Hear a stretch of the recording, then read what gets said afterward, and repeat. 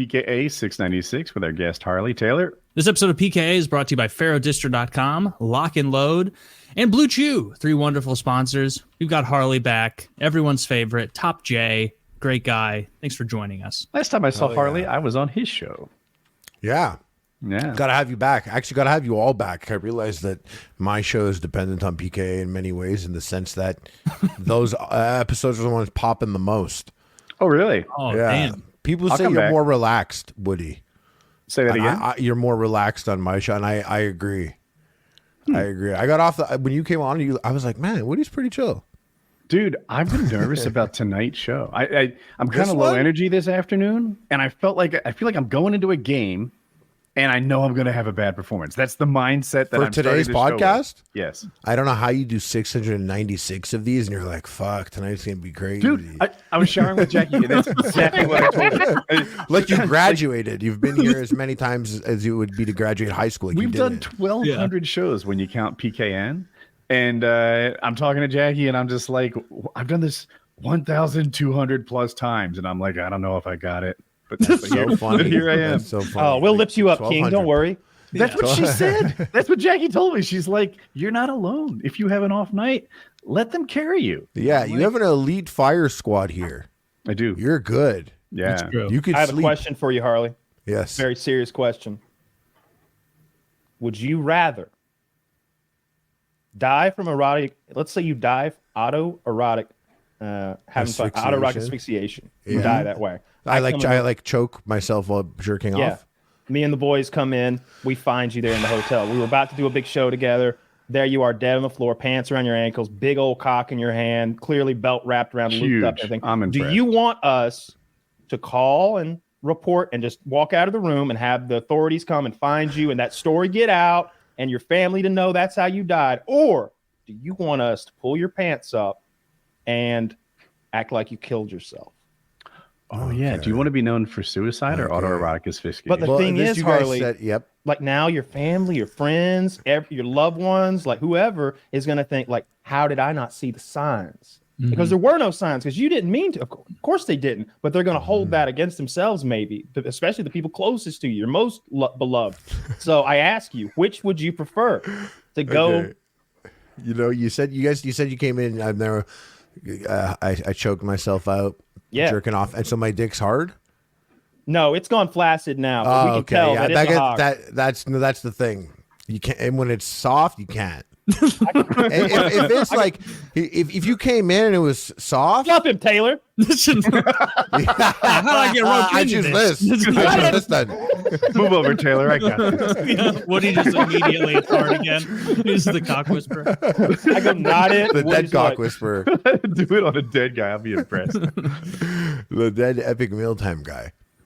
So what was your answer? Where are you going to land on this? I am serious. Like if you guys come in small, soft cock, I don't want that's small, soft cock. I don't want you guys seeing that. Mm-hmm. I don't want anyone to know. That's the thing that would go. Dude, that's the thing. I would lie on your behalf.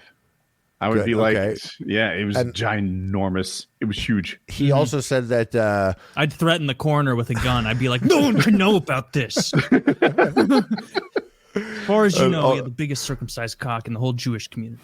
The biggest. The bar is low. The bar is low. No. Yeah. But and then also people being like my friends and family, they would be like, oh shit, he did that. They wouldn't be like, oh, the signs weren't there. They'd be like, yeah, I guess he would. Pretty freaky guy. He would do some shit like that. It's the internet strangers. Like I don't want it on the subreddit.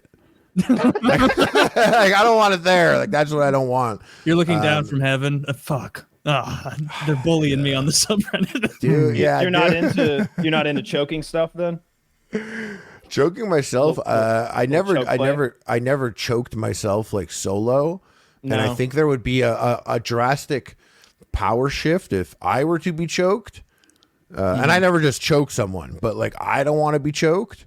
I don't like to be attacked or someone trying to hurt me during sex. I find that like... Oh, you don't attack. You just sort of slowly squeeze and cut off the blood supply. Yeah, I don't want them to do that to me, trachea. That's not cool. I don't like, sometimes like let's say they tie you down and they get on top. I'm thinking Kyle like knows a how to choke a 90s hoe. sex movie. He does, yeah. I'm seeing it. I'm sorry. No, I don't want them to do that. I'm like, no, you sit down. I'm gonna slowly undress. Did he ask the question? I don't think I know the answer. But I think he'd rather be found jacking off. Because the you know people what? you know would like it'd be much more upsetting for all Do your. I get to loved leave a ones letter? be Do like, I get "Oh, to he leave a killed letter? himself." No, you didn't leave a letter. We could forge one, I suppose, but I think we're going to mess that up. We all have very recognizable handwriting, frankly. Mine especially. Yeah, I think I choose the boner thing, because then people around me, they'd be like, The truth. shit, You want yeah. people to know the truth. You want Yeah. people to know that you auto-asphyxiated and died. Okay. oh, so it's not like I killed myself. That's not the other No, option. that is an the other- option. We can pull your No, pants you up fake and it, let the though. world believe. Yeah. it. Oh, that's Fake going that to you killed compromise you guys. No. We would just pull your pants up and say we found you, and end of story. Yeah, no, I should do it. We move the lotion, we move the tissues. That's No, not, it should be me. That's You not can't- criminal. Realistically, you can't be in a position where they're questioning you about another dead friend of yours sitting in a chair. Like, I really, I don't. That is dark. All right, I didn't but put that together. I can't have any of that happen. I can't have you guys doing it. I can't have my family being like, we should have been nicer to him. Just I jerked off, I killed myself, and that's what happened. I made a boo-boo. I made a boo-boo. I don't want It would just be you and David Carradine. You'd be the two Kung guys. Fu legends. Yeah. If I did that, I think the better option would be for you guys to like stage a break-in and that I was killed in some sort of violent conflict that I almost won. All right, we're not like saying all right, now you golfing. now You we're look at your tattoo model. Wow, there must have been 8-10 guys in here. And you float He them was, off. it seems forensics was just in here. Seems he was attacked while fucking 15 hot supermodel babes. Yeah. Yeah, there's a bunch of Kyle, what would you carpet pick? going on. Auto asphyxiation or suicide? Oh God, I think let's let them know the truth. Let's let them know the truth. Just I mean, like maybe as long as like if there was some weird porn going on that I was like also watching, you can turn that shit off. You turn it off. But I guess they need to know. What if it's not weird, but it's gay? That I would mean, be whatever Do we it turn is, it off? Do we that turn would it off? be It's my- 2024. That's not even embarrassing. Yeah, That's what I'm saying. That's what I'm would- saying. Like, Whatever the porn is, turn it off. That would be my coup de grace final prank on you. Is putting the gayest, most reprehensible porn on there. Checkmate. Fuckers 9. I'm gonna assume you don't frequent the gay porn sites often, so you'd be like gay black in the search, and then just hit the first link with your eyes closed. You don't want to. You can't be browsing, because then at that point he's dead over there, and you're like scrolling through gay porn on Pornhub for however long Trying until to put you. yourself in his headspace. What would you watch if you were the gay person I'm framing him to be? Probably Okay, a real video talk. on how to revive yourself. I need to know. There's a lot I of need to porn know. in about the first 30 seconds of a how to revive yourself video on YouTube.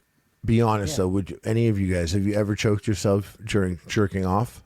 Have you ever No, thought- like that. I don't understand how you would even do it without it potentially David Carradining you. What you didn't? Because your reaction looked like someone who's lying that they didn't. Because I was like, "You ever jerk off?" And you were like, No, I was thinking. Well, I guess what Not happened that I was as you were remember. talking, I was like answering the question, and then when you got to yourself, I was like, "Oh no, I haven't done that."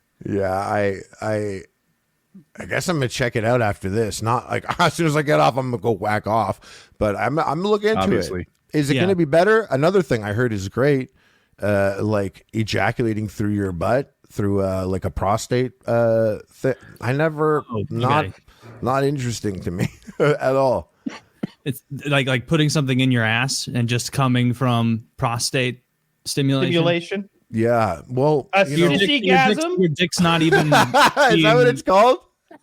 Is it? Or did you coin that? That'd be a Now I phrase. know what I'm That's putting That's on a your- new, you guys got new merch. If you made that word, it's like you got new merch. every time. Sissy-gasm. Every time I think I've coined a phrase, we Google it and it's like shit. Remember you're what was testing. what was my Arabic fucking burger joint that I came up with? Oh, Chic Shack. I was like, Sheik Shack. It exists. nah, there's already it existed. Shit. Fucking Holy annoying. shit! Sissygasm is a category on Pornhub. There you go. Oh, I bet there's a good subreddit there for you, Woody. r/sissy is. Oh shit, r/sissy. How long did it take you to learn how to sissy-gasm? Well, goddamn. These guys are practicing. Practice makes perfect. Think about the Google result. All right, I got to work out today. I got to take care of this thing, that thing, and then I'm going to practice coming from my ass. I gotta go. I gotta sissy-gasm at 6 p.m. Have a nice healthy dinner. So your dick's not even being played with. You just want to come with something in your ass.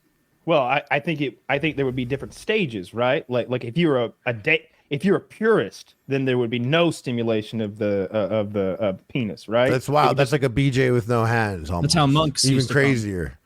That's how would be. Would that be a power that you would want to be able to just make yourself orgasm hands free anytime, like with the power of your mind? If I could take it, if I could take it. No, you're spat everywhere. Yeah. Oh, that doesn't seem. Lots of girls can do that. No, it's just a power. You can do whatever you want. It's the power of cum. Yeah, I guess it's a plus one. There's no negative to it. No other. Yeah, I'll take an additional power. Sure. It's just an ability. Yeah. But now you can't read. You'd lose your spelling superpower. It's one of those. Can you learn to read again? You relearn to read. You can never focus. You're just coming all the time. Yeah, it's one of those devil deals where. What is it called when girls no hands come? They just sit there and make it happen. You guys aren't familiar with this? Like without this is a fairly common. Not that familiar with women coming at all. Without doing something with their pants or like wiggling their thighs or. No, that's what they do. They slide forward a little bit so their pants put pressure on like their clit and pussy. That's called masturbation. Yeah, that's just. But it's like a hands-free thing you can do during class. Hypothetically, you might want to head on over to our Hold the Moan. I'm sure there's some ladies over there who are squeezing their thighs together or like on the treadmill getting off or something like that. I bet a lot of girls who bike come the whole time. I don't know how you. Oh yeah, I don't like that. I don't like that. Them coming on their bike, you don't like it? Bite. Yeah. I thought you said bite. Bicycle. Oh, bite. I thought you said bite. I was like, I don't like when they bite. How about this, Kyle? How much money? I don't want to be hurt at all. What kind of superpower would it take, or what sort of money in a trade-off would it take that you can only come from sissy-gasms the rest of your life? What do I?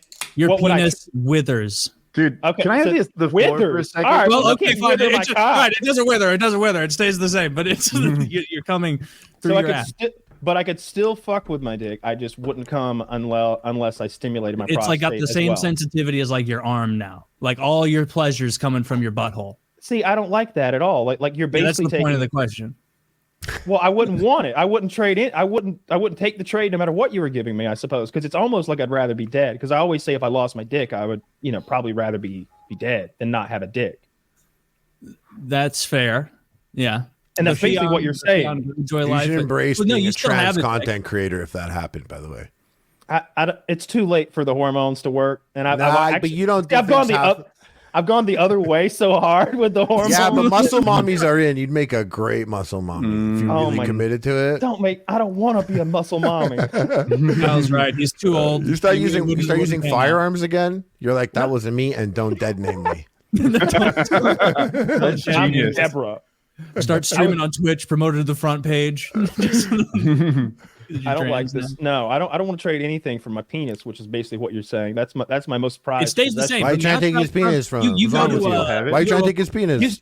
You say it stays the same, but you just admit it. It's now no longer a sexual organ. That it's basically my arm flesh. You can still fuck with it, and it stays hard and everything. And take no pleasure from that fucking. I'm not having sex for the other person. I mean, sometimes I am. That's part of sex. But like, you don't have to lie. I wouldn't be here if it didn't feel good. Yeah, Kyle, we're all telling the truth here until then. Yeah. now we're all fucking whoa. Look, this is the art of the deal here. Like we come. Nah, I feel like he does. I feel like he gives out orgasms, but he's still in his head. He's like, this one's for me. Girls don't orgasm. That's a myth. Female orgasms are a myth. Yeah, female orgasms bullshit. If clits were real, I'd have found one by now. I think your answer is actually salient. I should have thought of a better way to incentivize it. I would never put the anything in my ass because as a child, what I remember very clearly was I played football and I was too big. There was a weight limit and I was like a couple pounds off before the big final game. We really made it to the finals, and there was a weigh-in at the beginning, which was good, but I grew a lot. So at the end, I was about 5 pounds overweight. So we were regulating what I was eating, but then my coach told me to take a suppository. He put it in me. No, he didn't. But he told me to take a suppository, and my family and him, which now I think about it, pretty fucked up. But they got one, and I got it in, like, I put it in. You have to put it in your ass, but the thing is, like, I put it up to my asshole, and when I got to the part where it's supposed to go in, like, it's there, it's like a rocket shape, and so it pierces into it, but it's only enough, like, I'm probably like 8% in. It hasn't expanded me at all, and I push it further, my butt, my child butt opens more, and it gets to a wide part, and the whole point is, like, you put it in your ass, and then it, like, melts and makes you shit a bunch. Okay. But you know how, like, when you, like, if you could imagine my child ass, is fucking weird. Like you kind of like pushing it in, or like a big shit where it's coming out small, and then it gets to that part where it's that pop, where it's like, woof, now the whole shit's out. You know, it's like coming out a little bit, and then it's like wow. Yeah. I couldn't get to that part, that wow part at all. So I really just held that suppository, like, between my butt cheeks. So was the issue hours, and I was like, the poop was sideways in there? Is that what happened? No, it's a little torpedo, like a little translucent. That's just torpedo. A PKA lore joke. You just didn't push it hard enough in, right? I didn't. No, I couldn't get there. Lubrication I would get there, and I was like, huh? A little wine. Thing's like, it is lubed up a little bit. Maybe if I was. Can you imagine that coach gives you a glass of wine? Yeah, we need you. You're our best fucking guard. This was at home. This wasn't with the coach. This was at home. I had the same thing happen to me, Harley, but I was older. It wasn't about weight. I'd fuck that suppository up now, by the way. Because you're saying as you're old, I was a child. Now, dude, as a full-grown man, I'll fucking blast that shit in my ass for sure. I don't know if I'd be able to jerk off and come from it. Sorry, continue. Yeah, fair. Oh, do you want me to? So I was in college, and we were training super hard. We did winter training camp for swimming, and I was a butterflyer, which is like a little extra rough on your butt. Like, there's a big humping motion in that stroke, and your arms go over your head. Bottom line, it's kind of rough on your butt when you train like 6 hours a day. And in between training sessions, we'd go to the beach. My genius ass decided to, like, climb palm trees and shit like that, because I think we were in Trinidad. And sure enough, now I'm bleeding from my butt. And I didn't know anything about this. This was a brand new experience for me. I don't have the first clue. I think I have, like, fucking stomach cancer or something. Mm-hmm. And I mentioned it to my coaches, and they, like, somehow my fucking teammate Ziv found out about it, and he's like, I got you covered. And he gives me a suppository. And just like you, I'm supposed to put this up my butt. And he's like, yeah. But swimming is like everything to me. It's my life. It's my identity. It's my sense of self-worth. And I don't want to miss a fucking millisecond of training camp. And I try to ram that thing up my butt, and all I did, it was like smashing it on a brick wall. It starts as a torpedo, and it turns into a smushed up jelly bean. There's no way you could do it. Were you squatting? What position were you? I think I had 1 foot on a toilet bowl, and I just couldn't make it happen. See, that's kind of like the Captain Morgan stand. That's like a way to do it, like with a little bit of pride. I'm such a bitch. I was picturing myself, like, squatting over a mirror, like, and being like, "Oh, man, I didn't know." What if you found out your asshole was just a terrible one?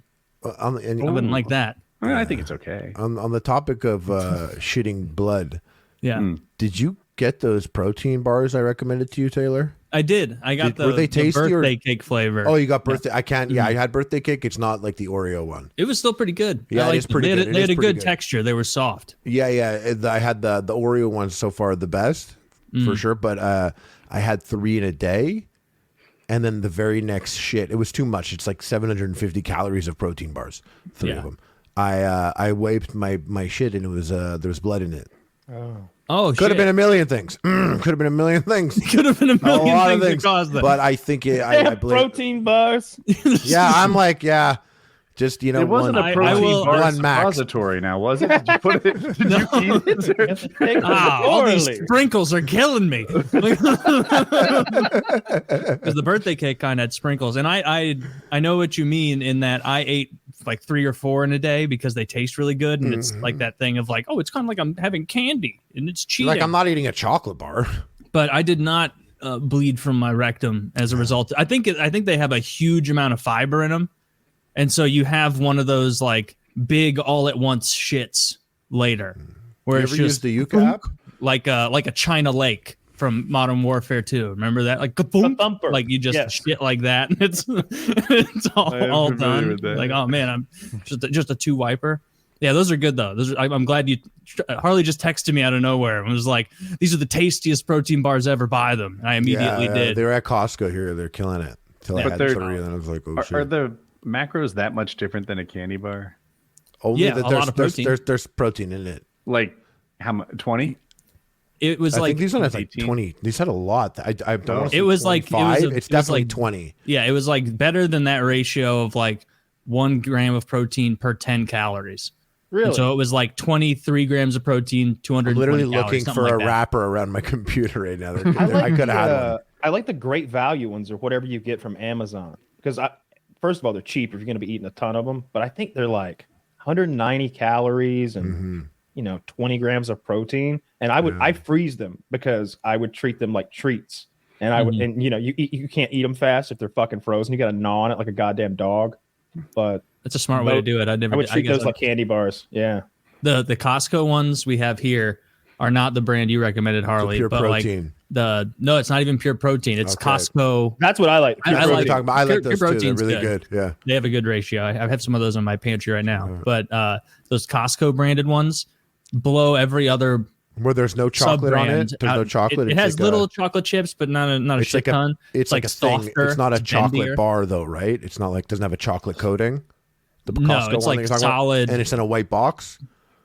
I think so. I think I know because they're the ones with like the best macros at Costco. Yeah, they're They're the solid, ones that are but the best, every yeah. single bar has like 45% of your daily fiber. And so if you slip up and eat like 3 of those in a day and you finish your evening with like a giant bowl of popcorn, Then like you'll make you just weight for the have football team. the biggest, fastest shit of your life the next day. Do you guys ever use the Yuka app? You could look at a never heard of food. it. You could look at a food, and it'll tell you on a score of 1 to 100, 0 being the worst, 100 being the best of this food. If it's good, quote unquote. Like if you went and you scanned, a Coke. YUKA? YUCA, I think. It might be YUKA. But you can scan things, and like a Monster energy drink, 0 calorie is like somewhere in the 40s or something like that. But then there's this other brand of energy drinks that are like, it says organic, whatever, and that's like 60. It's still like not the best, but you're like, oh, you just know. I think Taylor uses MyFitnessPal. I use Chronometer. I think Woody does most of the time too. And it has really detailed breakdowns for like, if you say a Granny Smith apple, it'll tell you, the vitamin content and just really break every food down. I like that app a lot. This takes like, so because I use MyFitnessPal. Last time I spoke to you guys told me that you all jumped to the chronometer one. I tried it a little bit, but I am a creature of habit. But it has all these things that I'm sure I could come to the conclusion that the Yuka app does, but they have a scoring system that they tell you. They take all that information. Like Weight Watcher points. Yeah, and they score it based like there could be one ingredient in there that really fucks the score up. Can And you in the see case this? of the What do I want? Top or bottom? YUKA, the bottom one there. Thank you. But the reason why I brought it up is because the grenade bar was the lowest scoring thing I've ever seen on it. It was a 4 on 100. What was in there that set the alarm bells There off? was like one thing that apparently, because I had to look, I was like, "What's in this?" And I was looking at people. there's a good deal of ass blood in What's this. Exactly. That was another thing. I already shot blood, so I was like, "Hello."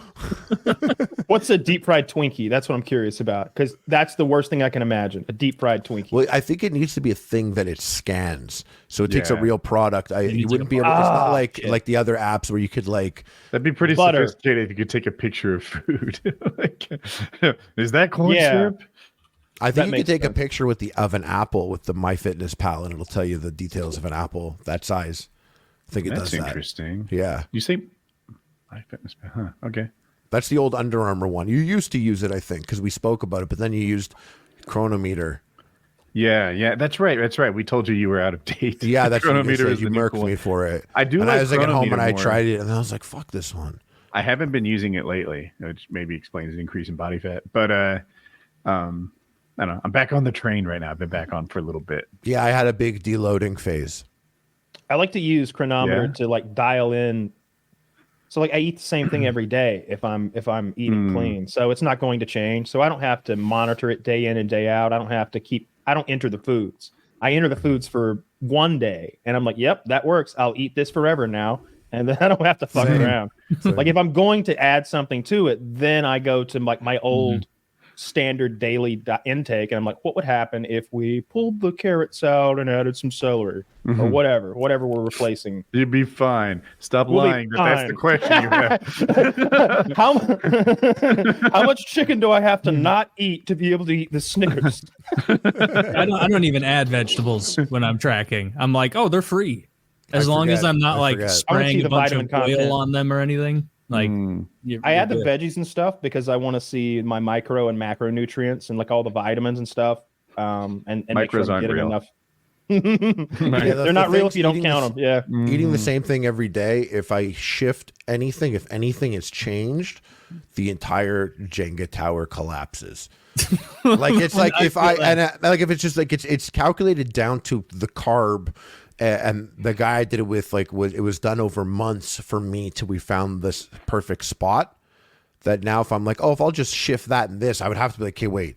So I got to take half the rice from these 2 meals, and I have to have an extra protein shake to make up for this miss. I would have to do so much calculating.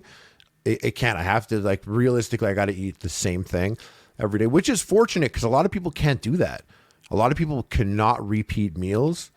I could eat eggs every day. I could eat tuna every day. There's quite a few You're the only person I've ever heard who has that same superpower that I do. I'll eat the same thing for lunch.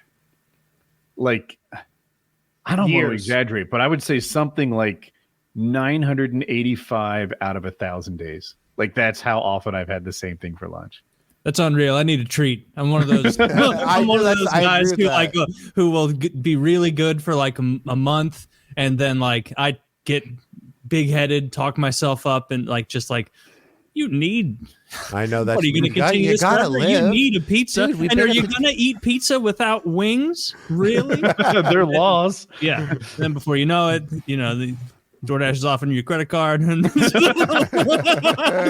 have the DoorDash credit card too? No, I don't. I got it. You said what's that? What on every order. That's a dark road. That is a dark road I will not go down. I got it. It'll enable my bad eating habits. I like to keep. I keep 3 credit cards. Dude, every 3 months, I uninstall every delivery app on my phone, and then 3 months after that, like an addict, I'm like, add them all back. Get them all back. So fucking funny to me. I can't wait to retell it to my wife. I hate when the app, when you're chilling, like doing whatever, and then the app's like, yeah, you want pizza?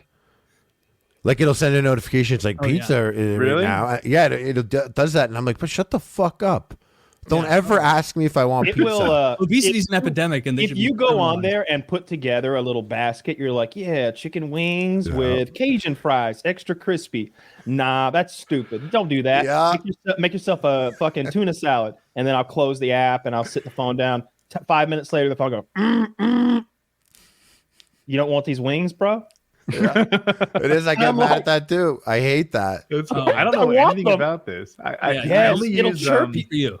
DoorDash. Like typically, I'm in a hotel. I've ridden my motorcycle like 500 miles that day, and I don't want to go out to dinner, which involves like getting redressed and maybe sweaty. That's when I use DoorDash, but it's not like a lifestyle.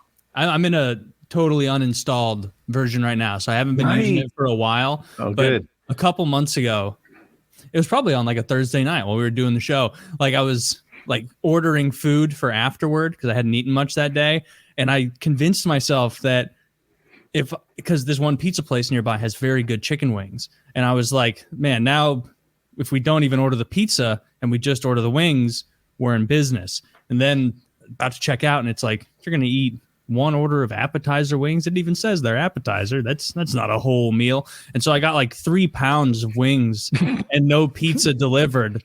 And I get like halfway through it in my feverish eating afterward while I'm watching a fucking Age of Empires video, and I'm just I like go to the bathroom to wash my hands. I'm covered in sauce, and I'm like, oh, this was what a negative this was. Why'd you do this? But you didn't have pizza at all. In the moment, it was great. Yeah, it's great for late night. and there's a Cuban place near me that's just so goddamn delicious. And it's so cheap. So a lot of DoorDash places will do this shitty thing where when you get to $12, the delivery's free, and the service charge is less. So you have to get to 12. You would never get $10 worth of food. You might get 14, but you'll never get 10 or 11. So they'll make the thing you want $11.99. And then they'll make the next cheapest item on their menu like $2-3 fucking dollars, and it's like, God damn it. So now you're like, well, I don't want that $3 bottle of water, so I'll take the $3 that I apparently have to spend and tack it on to my entree, and I'll get the one with 3 sides. Oh, but wait, for $1 more, I get 2 meats and 3 sides, and now you're at like $18 fucking dollars when you wanted 12. This place doesn't pull that bullshit. Their $12 combo is this Cuban pulled pork with onions, rice, and beans, and 3 of those fried plantain things. That sounds so good. Delicious. It's so fucking good. It's so muy good. authentico too. You can tell they're in there like there ain't no white dudes in there. I guarantee it. They're talking Spanish in the kitchen. They're speaking Spanish in the kitchen, like talking that. shit on Castro. They're How old are these chefs? those people never forget. Those are good people. Those are conservatives most of the time too. Oh, I wanted to talk. So Trump's trial has been, or whatever they're doing. They're picking jury selection right now. They finished that, yeah. And the liberals in my life are like, every day, they're like, did you hear? Trump fell asleep again today. Did you hear? Trump fell asleep again today and he farted. Did you hear? Trump fell asleep today and he slipped out of his chair and he said, Mama. And it's just like, that's when I sent that meme to you, He's also Taylor. bad. Yeah. Taylor of Ralphie going, I heard your dad was so fat he ate the restaurant, and then there were no more fish, and he ate the fish, and he ate the man who owned the restaurant. It's like, what are you? Look, Trump is clearly on. He's having an embarrassing trial, sure, and I definitely saw that picture of him appearing to doze off Twice, but yeah. Who cares? Isn't that the time to doze off? So look, I take it. I agree, and I would probably sleep in court too. But I haven't spent the last 4 years making fun of Sleepy Joe and That's true. This guy and that guy. That's true. And Maybe a little hypocritical in some ways. Here's what I didn't like. I heard today. I actually saw Biden speaking before. I don't know who, but I saw that he was going to cry, so I watched it, and he's got his real old man voice on. And but he said that Trump called dead veterans suckers and losers in France, and I didn't like that. So I kept doing more and more research, and it seems that Trump was supposed to visit some like Allied graveyard in France when he was the president, and he didn't want to go because it was raining and it would dishevel his hair.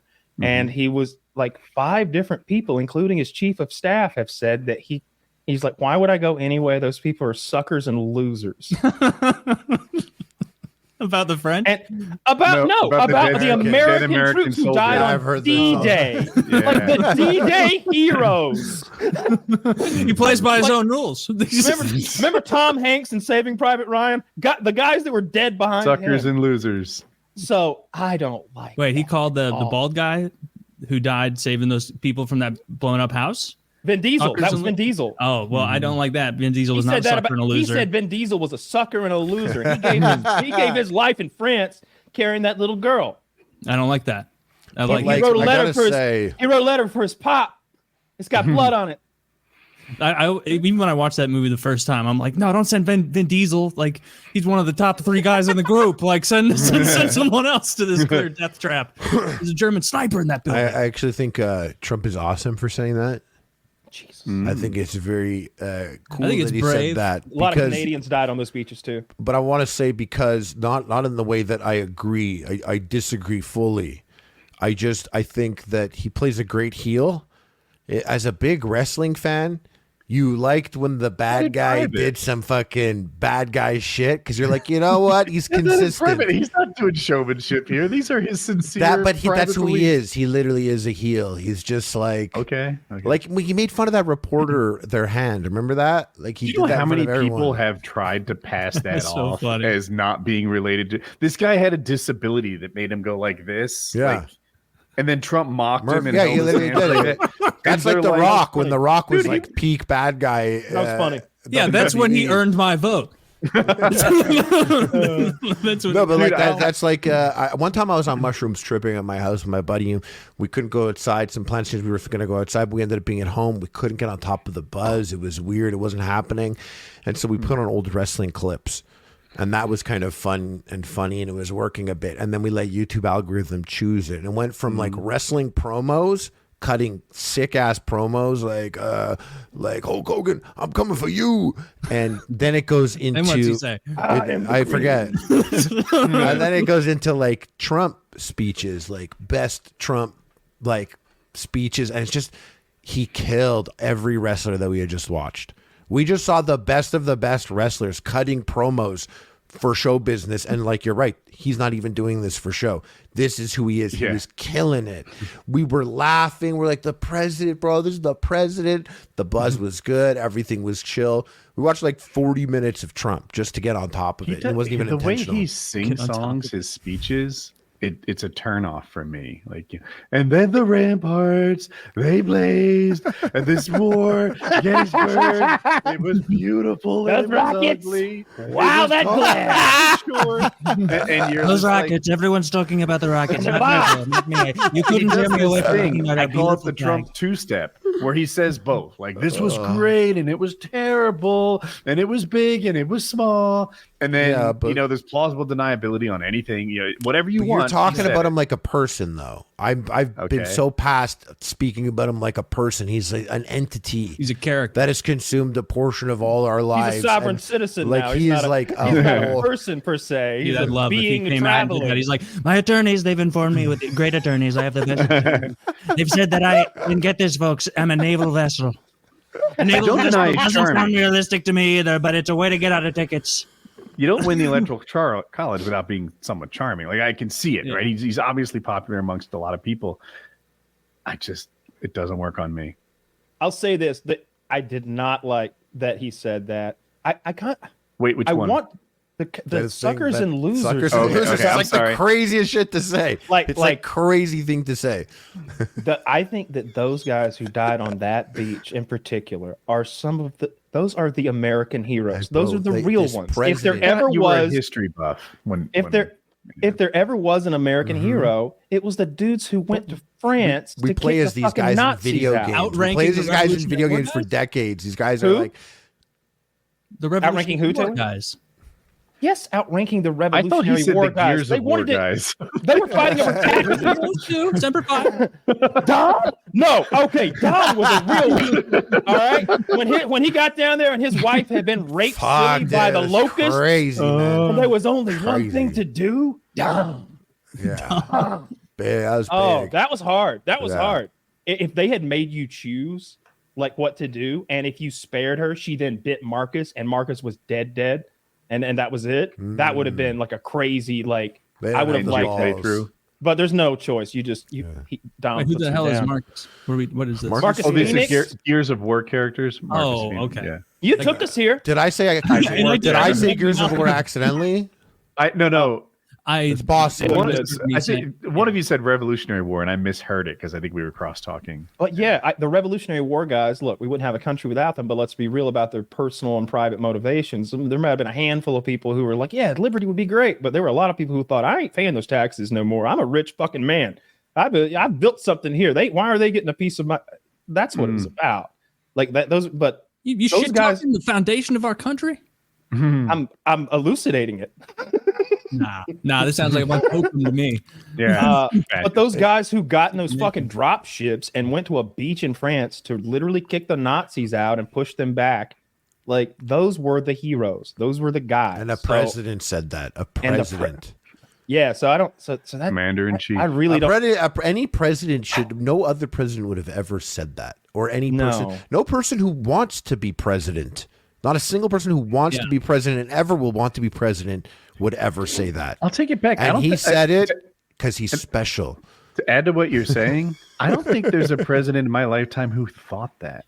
Like, back off saying it to fucking Mark Milley or whoever he's talking to. Yeah. But no one thought it even or believed Carter it or ever will. Reagan would have ever had that feeling. No, they think the opposite and would have said the opposite. There's plenty of people who would think maybe something like that about Vietnam. About like y'all got tricked into this. Y'all think you're doing this one thing, but really it's not that.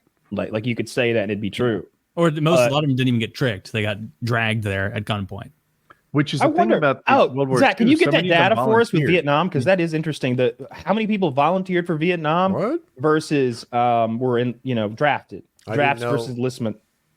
For Vietnam. Yeah, there was a Okay. draft. Oh, okay. Draft. Yeah. Yeah, because a lot of people. That's why they needed a draft, because Do nobody they call it wanted a to draft in Canada? Has there been one? Because what do they call it in Ukraine? Conscription. Conscription? Is that what they call it in Canada also? I don't know. Okay. They avoid war up there. Yeah. I mean, wide scale war, but they were like you guys. We sent the Canadians had a whole beat. We sent money over there. I think the Canadians had a whole beach on D-Day. Just saying. I think they fought the northernmost beach because they're used to the north. Oh my! Can I want to read this because I didn't Beach. expect it. Mm-hmm. I don't Just know a second. Common belief is that most Vietnam veterans were drafted. Fact: 2/3 of the men that served in Vietnam were volunteers. 2/3 of the men that served in World War II were drafted. Approximately 70% of those killed in Vietnam were volunteers. Wow. So 2/3 of them. Oh, no, that does time. Yeah, 2/3 were volunteers, 70% of the dead. Yes, the ratio. Yeah, I thought it was reversed. I made a Slightly mistake. higher, though, still. Yeah. That's crazy. And it makes sense that there were so many draftees during World War II just because of the amount of men sent. The millions who were. I mean, when I was in school, they made it seem like people were begging to go, lying about their age to get into World War II.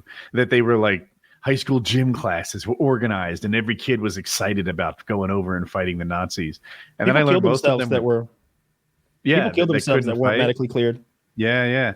But since most of them were drafted, this is not what I expected to hear.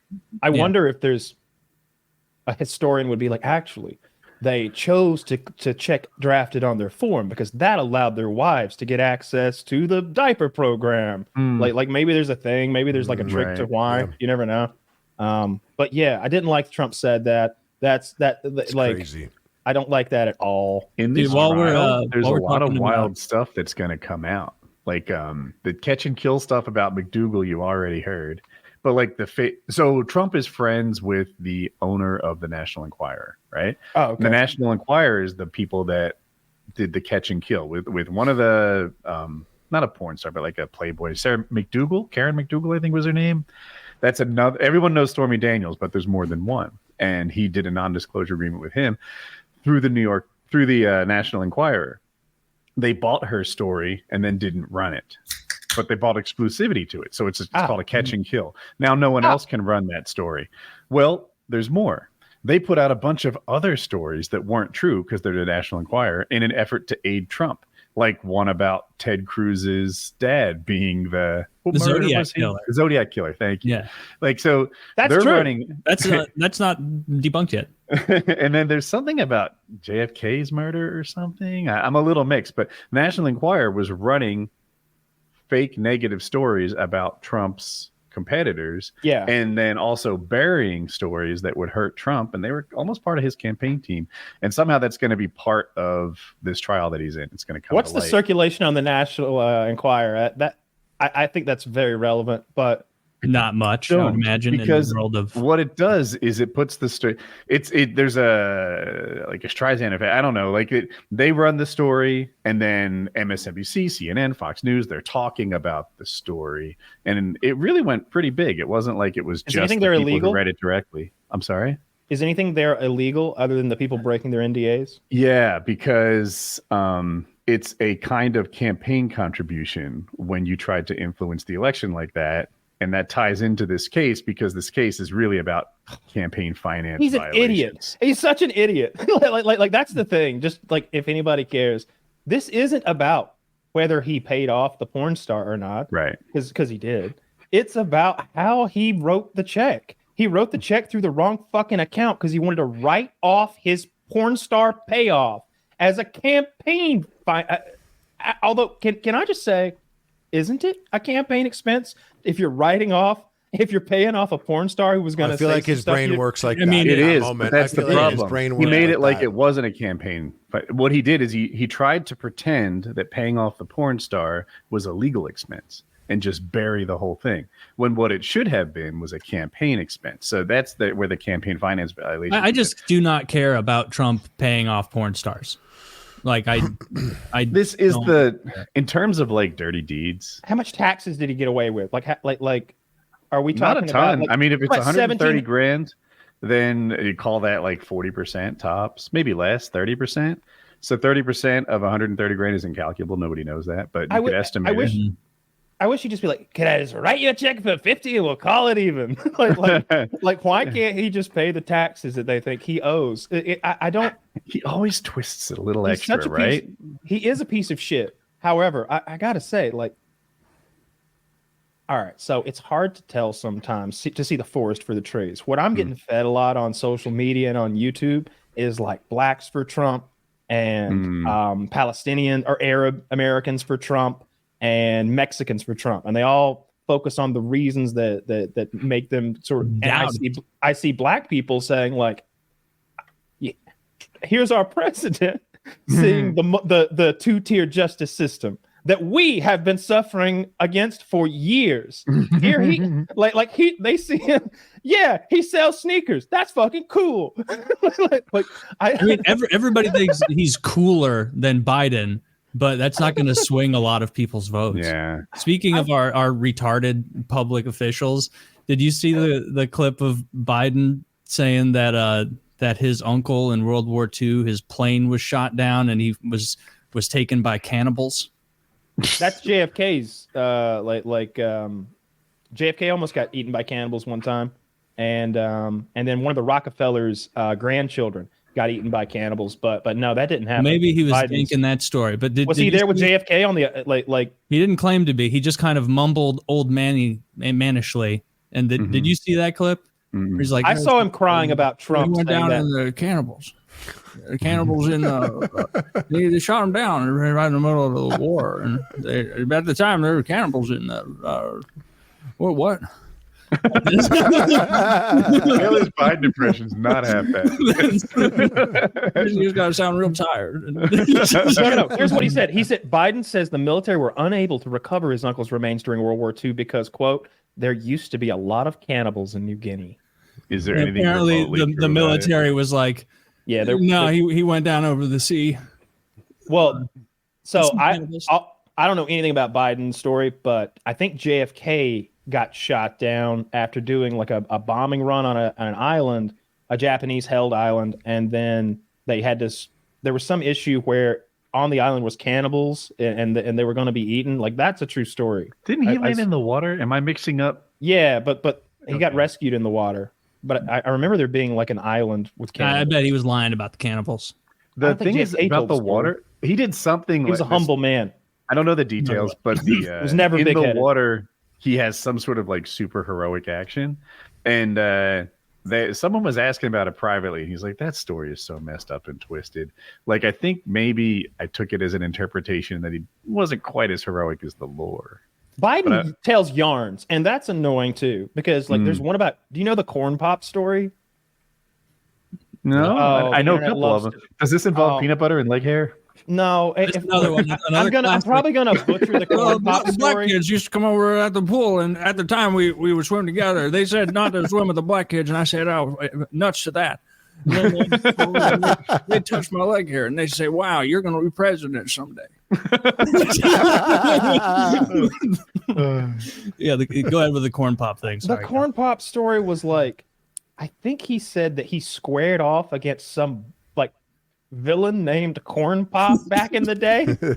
And I swear to God, it was at the I think he's surrounded by black children when he says this, and I think it's the same clip, Taylor, where he talks about his leg hair.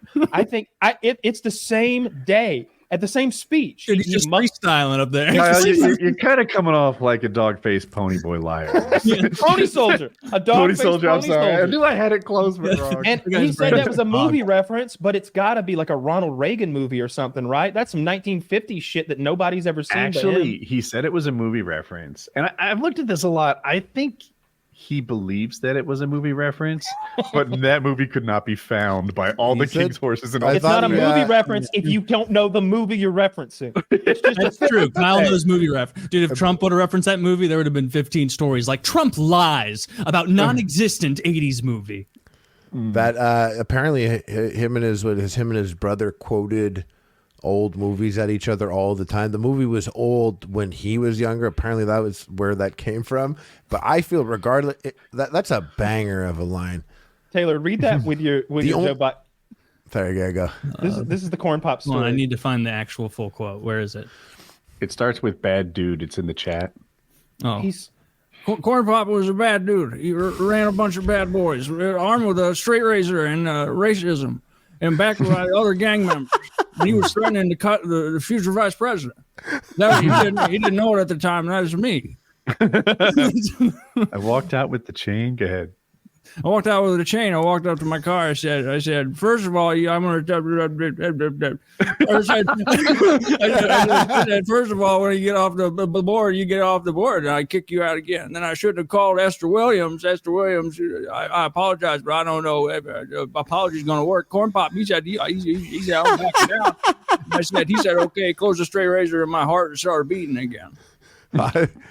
So he took down a bad dude with a straight razor with a chain and some good threats. Okay. He's Steven Seagal. Holy shit. Nothing more than me and my command of the English language. I stopped. I mean, like, why? I hate those yarns he tells, and I hate like 80% of his policies. Dude, it's the only thing I like about Biden are the totally made up yarns, just like old man style he spins. It's funny. I think he, like, because I was talking before and I said, like, man, Trump just makes such a good heel. I do think Biden makes a great face to counter that heel. I can't think of anyone else that could compete face to face other than that type of energy. To be able to ramble and stuff and not be affected, because anything Trump does, it like bounces off him because he doesn't process it. He's like the perfect dude to have gone like that. But we're setting up the perfect battle like that. That energy is the only energy that I could think of, and I never would have thought of it before until I saw it. Oh, that energy can counter Trump energy. Yeah. I want to do a Trump thing. Hold on. Trump said that he played football and baseball, and that he was the best baseball player in New York, the state, and that his coach said he was the best that he ever coached, and that he could have been a professional baseball player. Kyle, you're familiar with baseball. Yeah. What do you think his batting average was? What do I think the batting average of someone who is what he claims to be, or what do I think Trump's actual batting average was? The second one. I would say probably 190. 138. 138 is he a pitcher? If your pitcher was hitting 138, you'd be like, hey, you need to sharpen up out there a little bit. Like, are you just you closing your eyes? 138. You're never swinging. Dude, that's so funny to be like an 80-year-old man who's like thinking that your little league coach was being honest with you. Like he's being like, and he would come over to me and say, look at me and say, you're the best we've ever had. That assumes that it was like even remotely true ever. Oh no, I was probably wrote meaning the pine, that like, and this is just completely invented. Oh, I don't know what age. I was imagining like an 11-year-old Trump here or something. I think it was high school, but I'm not. Probably just lies all the time and got like it just for like doesn't really process that everything is verifiable now. Yeah. So he's probably been rocking that little league life forever. Dude, I'm old enough to have had a lot of conversations before the internet. People who like knew everything were just making shit up. Killed it. Oh man, what a fun time to be now alive. People whip out their phones like, I don't think that's true. How many planets are there? At least 16, 17. Oh, I for sure have confidently shared information that was definitely not accurate. I think I've done it on this podcast a couple times. Oh, so much. Yeah, me too. The only one off the top of my head for you, Harley, is when you were sure as sin that there was a different sweetener in the zero version of sodas compared to the diet ones. I was like, that one's stevia, the Coke Zero. Yeah. It was so ingrained in my mind that I remember the moment that it was no longer true. So I too remember that. I won't forget that. What is in Coke Zero actually? It's the same thing. Same shit, just tastes different, bro. slightly different taste. I was telling you, I was like, oh, this was that. And that was No, Diet Coke has aspartame, and Coke Zero is also sweetened with aspartame. Thank you. Now I understand. Yeah. I'm looking for Trump's Gettysburg remarks because those were the one where they took over the airports.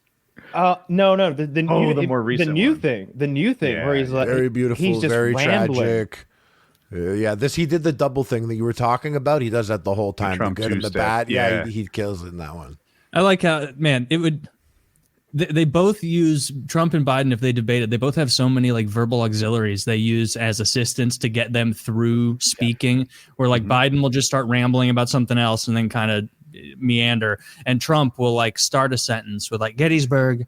My God, these guys, the bravest guys, the best guys. You talk to anyone from around here, they remember them. They don't you, folks? Listen to that. They remember him. They remember him. We all remember. And meanwhile, he's like, all right, where do I go from here? So weird. Like that the president or an ex-president of the United States was like, yeah, the veterans in World War II are losers. And to have like he said that while president. 2020. And have the president now being like just the whole Dark Brandon thing, posting the memes.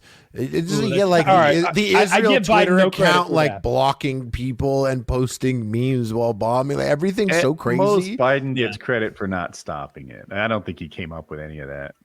100%. Yeah. Biden is not the quick wit in the room coming up with the zingers. There's no way you mean he's Dark in Brandon? Photoshop and putting Hurry up lasers with on those his eyes. tweets. I gotta go write for SNL this week. Like that's I got a meeting in 45 minutes. idea, I got to finish this up on Photoshop. working on my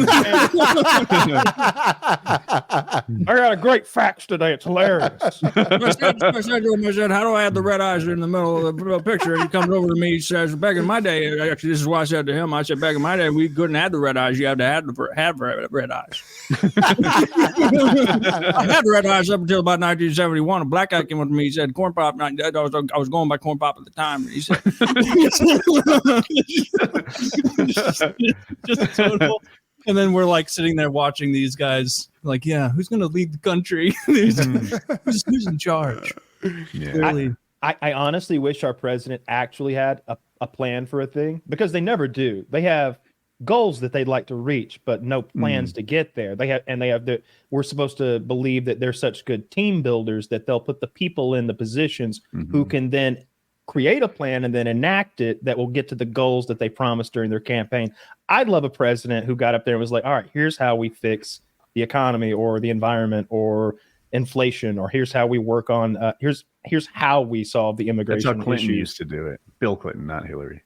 Yeah. He was a hands-on guy. When he was trying to get peace in Israel, he obviously didn't accomplish it. Yeah. But street by street, he's there, like working with leaders, trying to. Yasser Arafat, maybe. I don't know. Yeah. But and then other people are more executives, like W, for example. He put people in place who executed his will, didn't do it himself. And Trump went and put the U.S. embassy in Jerusalem. Yeah, I don't think a huge statement. Education and on that. But he just it's just something that was like something that was always touchy because it was picking a side in a way. That's as I understood. That's what it was, and he did it. But like, dude, he's crazy like that. When he killed that Iranian general, that's the kind of shit he would do.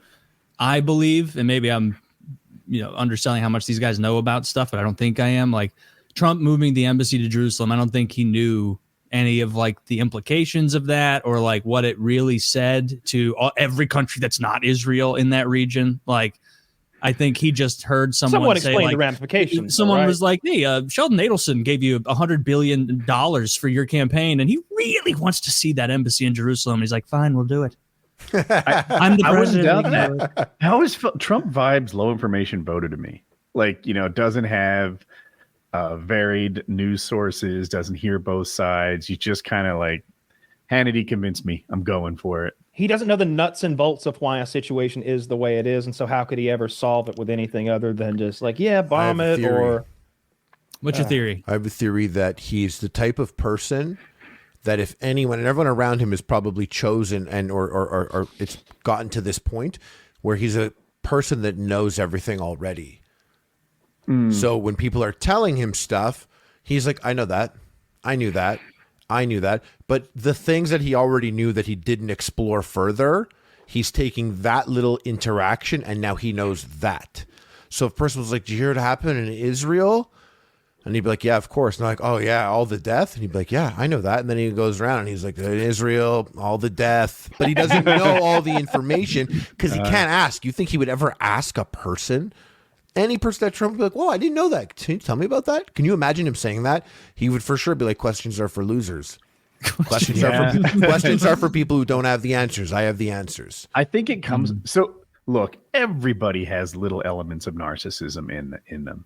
And that's doubly true for YouTubers, I think. Am I right? Yeah, I was thinking anyone that bought a camera and talks on it. Yeah. Right. But Trump's narcissism seems crippling. And the thing you mentioned about him being unable to ask questions and gather information is a symptom of that to me. Yeah.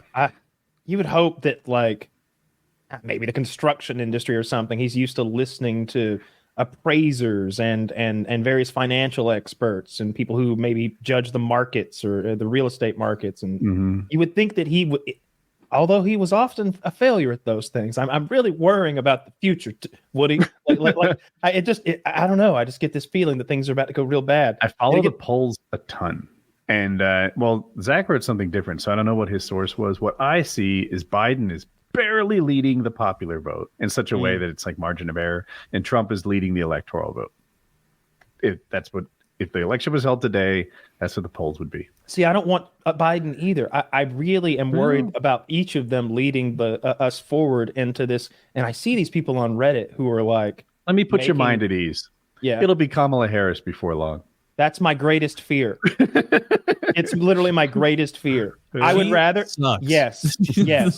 She is a morally bankrupt fucking bureaucrat of the highest order. She sucks. Nobody likes her. She's worse than either of the other two options. I really hope if Biden gets in there, live long and prosper. God, I wish he would just ditch her and pick a new, like, anyone. Oprah. I would rather have Oprah lead the country than Kamala 100%. Well, I mean, we could make a bigger list. No, it's Kamala or Oprah. It's either the lady who kept those marijuana offenders in California in fucking prison after the fact when she knew it was. I want a president who doesn't just wipe out. Plus, then we win Chicago. I want a president who isn't just going to wipe out your gun charges.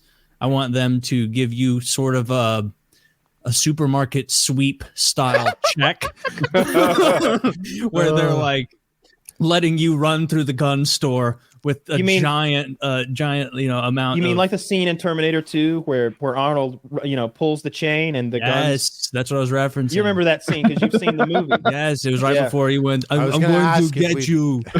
I'm going to. You may think I am not a robot, but I am.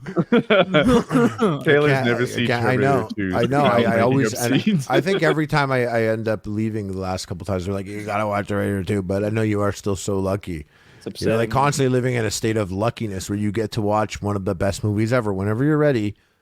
That's cool. To have that ability whenever you're ready, you can watch one of the best movies ever. Oh, I'm actually up on. Okay, I'm not up on Shogun. I'm like 2 episodes behind. But Fallout, I watched the whole thing, and because I saw it came across my feed on Twitter and whatnot, like a pretty equal mix. And you're like, I have 8.5 hours. Yeah, I have 8.5. I watched it over the past week or so, and so it was. I didn't like guzzle through it, but I saw a lot of people online being like, oh, this isn't Fallout, or other people saying like, this is the best adaptation of all time, and it was freeing as someone who has so little knowledge or intuition, and I don't know anything about the Fallout universe, just watching it as someone and just being like, I guess whatever this is the lore. I want 15 seconds before I hand off the floor.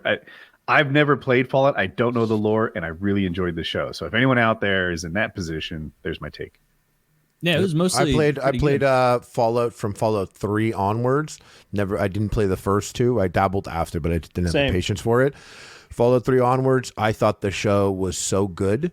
Leading up to the show, I saw a clip, and it was very just like shitty Disney vibes. It was the vault dweller, and she had this thing where she was like, I'm going to assume you're the aggressor. And according to that, and it just felt like TikTok-y, it felt like Disney humor. And I was like, oh, I don't want this. Yeah, that was a bad But then when scene. I watched the show, I started watching the show, and right when that raider like wipes his dick after having sex with the main character, and there's weird dark jokes and gore, and just how crazy the like the ode to the VAT system, which is the slow aiming where heads blow up and stuff. Now that part that I thought was weird and bad ended up playing in nicely, because Fallout, every game basically has this trope where you start as a vault dweller, except for New Vegas, and you leave the vault and you've lived a coddled life, and now you get out there and people are eating each other and there's ghouls and it's crazy. And the show was good at that. I thought it was so good. And I actually think it might be one of my favorite video game adaptations ever, because like I loved, like there's two types of adaptations basically. Like there's Last of Us, which I loved. And then there's Halo, the series, which started off, decisions were made. I didn't back it, but where it is now, it's fun. It's a fun show. Halo season 2 was very fun. Not my Halo, whatever. But then there's these two ends. You have Last of Us, where if you've played the game, you don't need to watch the show. It's identical. Identical. And then you have Halo, where it's like, you play the game, you might not want to watch the show because it's going to do some crazy shit. But then you have Fallout, where there's no main character because you make that person. So there's no attachment to a specific thing quite like there is to the vibe of it and all that. And I thought it was perfect. Like the universe they nailed it. I love that they put money into it and they meant it. I found it funny. And I watched one episode and then I watched the rest of it like the next day and a half. I did sit down and watch like 3.5 hours of Fallout twice. And it was easy. I know I'm coming from a place of low information, but I think it's kind of neat that they made a new storyline, a new show, obeying the Fallout universe's rules mostly, instead of just retelling the game you saw. But that's the beauty of Fallout. Also, like the benefit is like, you're going to tell a Fallout 3 show? Okay, use my character.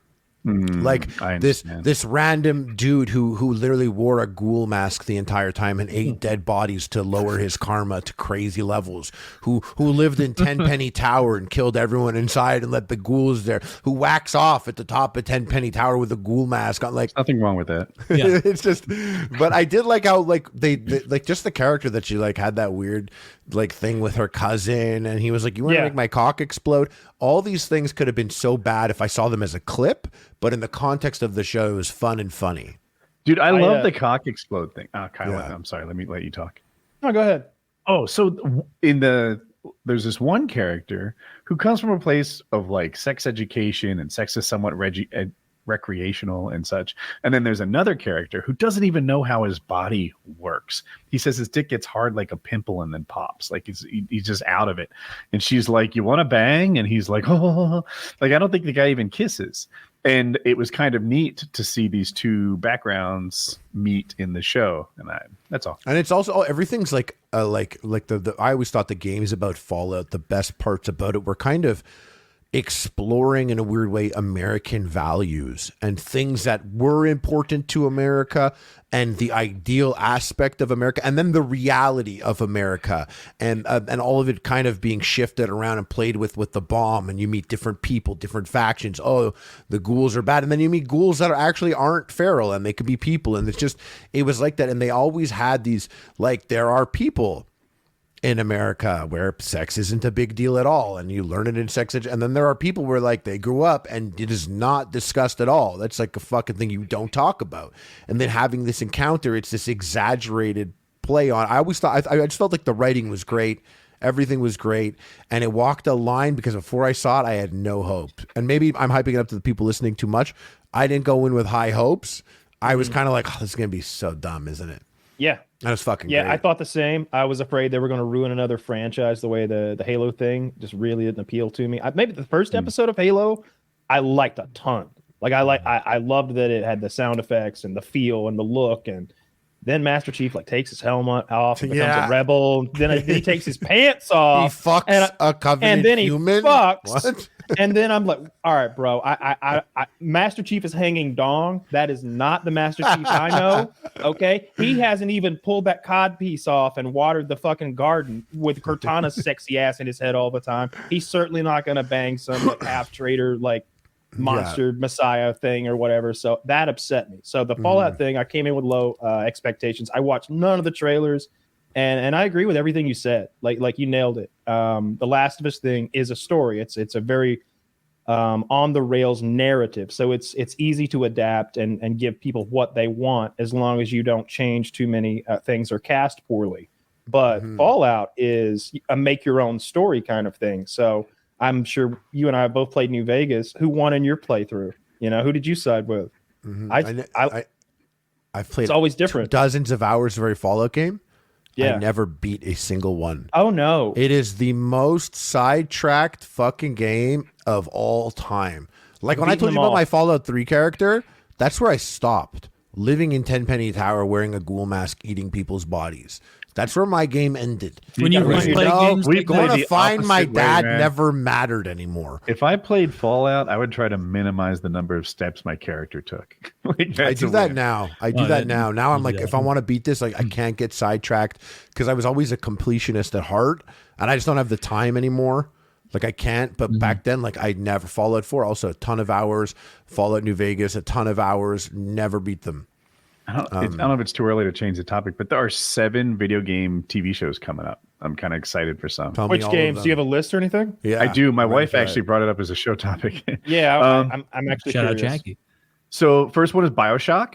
And these are, by the way, like greenlit. These are all. Who's making them? Do you have that info? What sucks for BioShock is my hopes are high now because of Fallout. Yeah, like, and I hold those games like very high in my mind. So BioShock is top tier of video game stories as well. Like it's very good. So Netflix confirmed BioShock, so I know that one. Okay, another one coming up, Gears of War. Netflix confirmed that one too, and it's officially in development. Another one. Can we take a second? By the way, yes, please. And cast that. Who are you putting as Marcus Phoenix? John Travolta.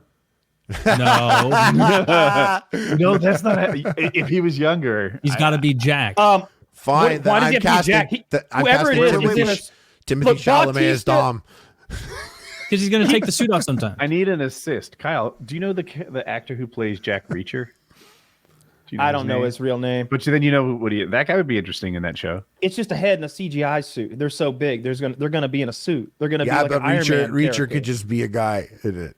He's big enough. That guy. So you need somebody with a big neck. You need like anybody with a big neck and a big head can play this character. I feel. Batista. Okay. Yeah, Batista. Look, I'm just thinking physically. He's got a big head. He's got a big neck. He's jacked. He's got that wrinkly head thing, though. It grosses me out. What's he look like now, though? My buddy said and it's true. He says he always looks like he's upside down underwater. His face. Kind of bubbly, yeah. The top of his head is really wrinkly and disgusting. I saw him in that Knives Out Glass Onion movie. You like that meatball thing he's got going on? Oh, it's so it looks like a testicle. It looks like a cartoon testicle or he's something. He's just really tan. BioShock was the first game that I think I played where that's Pitbull. You sort of choose your own adventure. If people haven't played BioShock, you're this big, strong guy, Big Daddy, I think is your name, and there are these little girls. And if you that's BioShock 2, isn't it? Kyle knows. It's not BioShock 1. There's no little girls in BioShock. In BioShock but you're a person. You're a plane crash victim who stumbles upon the light tower and you swim in and then you make contact with a character who's like, come on down, mate. You do have the sister thing in BioShock 1. You choose to harvest them or not, right? You choose to harvest them. That's where I was headed to. If you harvest them, your character gets a little stronger from it. But if you don't harvest them, then they become kind of allies. And there's pros and cons to each. I wonder how the show will go. Yeah. Oh, they won't. Yeah, okay. They better not harvest a single little sister in the show. Yeah, that won't be. That guy better not. They're not going to. Anyone who harvested the little sisters was fucked up. Yeah, they're not going to harvest any little sisters. That won't be a repetitive. They'll probably drop that repetitive game mechanic, but they're going to do just a cool their whole story. The ending is great. The ending but that's the thing. You think they're going to do a Last of Us scene for scene? what I want from it, I don't know if it would do the game, but what I want and all I need is I want before the Rapture, when BioShock was thriving, and I want that for pacing to be like countercut with what's going on now after, because just like Fallout. Because exactly, I want a lot of that before stuff, but I don't want to wait through 5 episodes to get to the last 5 where now it's BioShock. You know, I want them. I'm just happy I don't have to write that shit. I agree. That works really well for something like this. That's essentially post-apocalyptic. You know, BioShock is its own kind of little apocalypse they've had down there. That'll be good. And Gears of War was the next one. I don't even know what the story in Gears of War is. The Resonator. There's locusts, and they're the monsters. Yeah, there's monsters underground who come up and sort of cause an apocalypse, and they've used weapons of mass destruction against them and further destroyed the world. And there's a big twist ending about where the monsters actually came from, the Lambents or whatever. And it's probably all a big allegory for oil, like most video games are. But all that matters is you've got like 3 badass dudes fighting monsters, really 2, you know. But I would want the full cast. You'd want that. Who's the blonde guy? I want him in there. I want you know who? Coltrane, baby. Coltrane, Bob Sapp. I've cast him. Bob Sapp can't fucking act, Woody. But he's big. Cool. You know who plays Barrett, eh? John Cena. He's so funny. He's the funniest. Dude, did you guys John see Cena's Ricky one of my favorite Stenicki? actors right now. Ricky Stenicki on Amazon Prime actually cracked me up. I have not seen it. I've not watched it's a movie, and I haven't watched like a 90-minute movie that makes me laugh 6 times. Can you say the name again? Ricky Stenicki. Thank you. Yeah, it's a good one. And John Bernthal as Dom. Ricky. Okay. No. Dude, the next one, Borderlands. I don't know how they're gonna do. Why'd you thumb that down, though? By the way, why'd you thumbs that down? I just don't like it. I thought they were doing a movie. Weren't they doing a movie?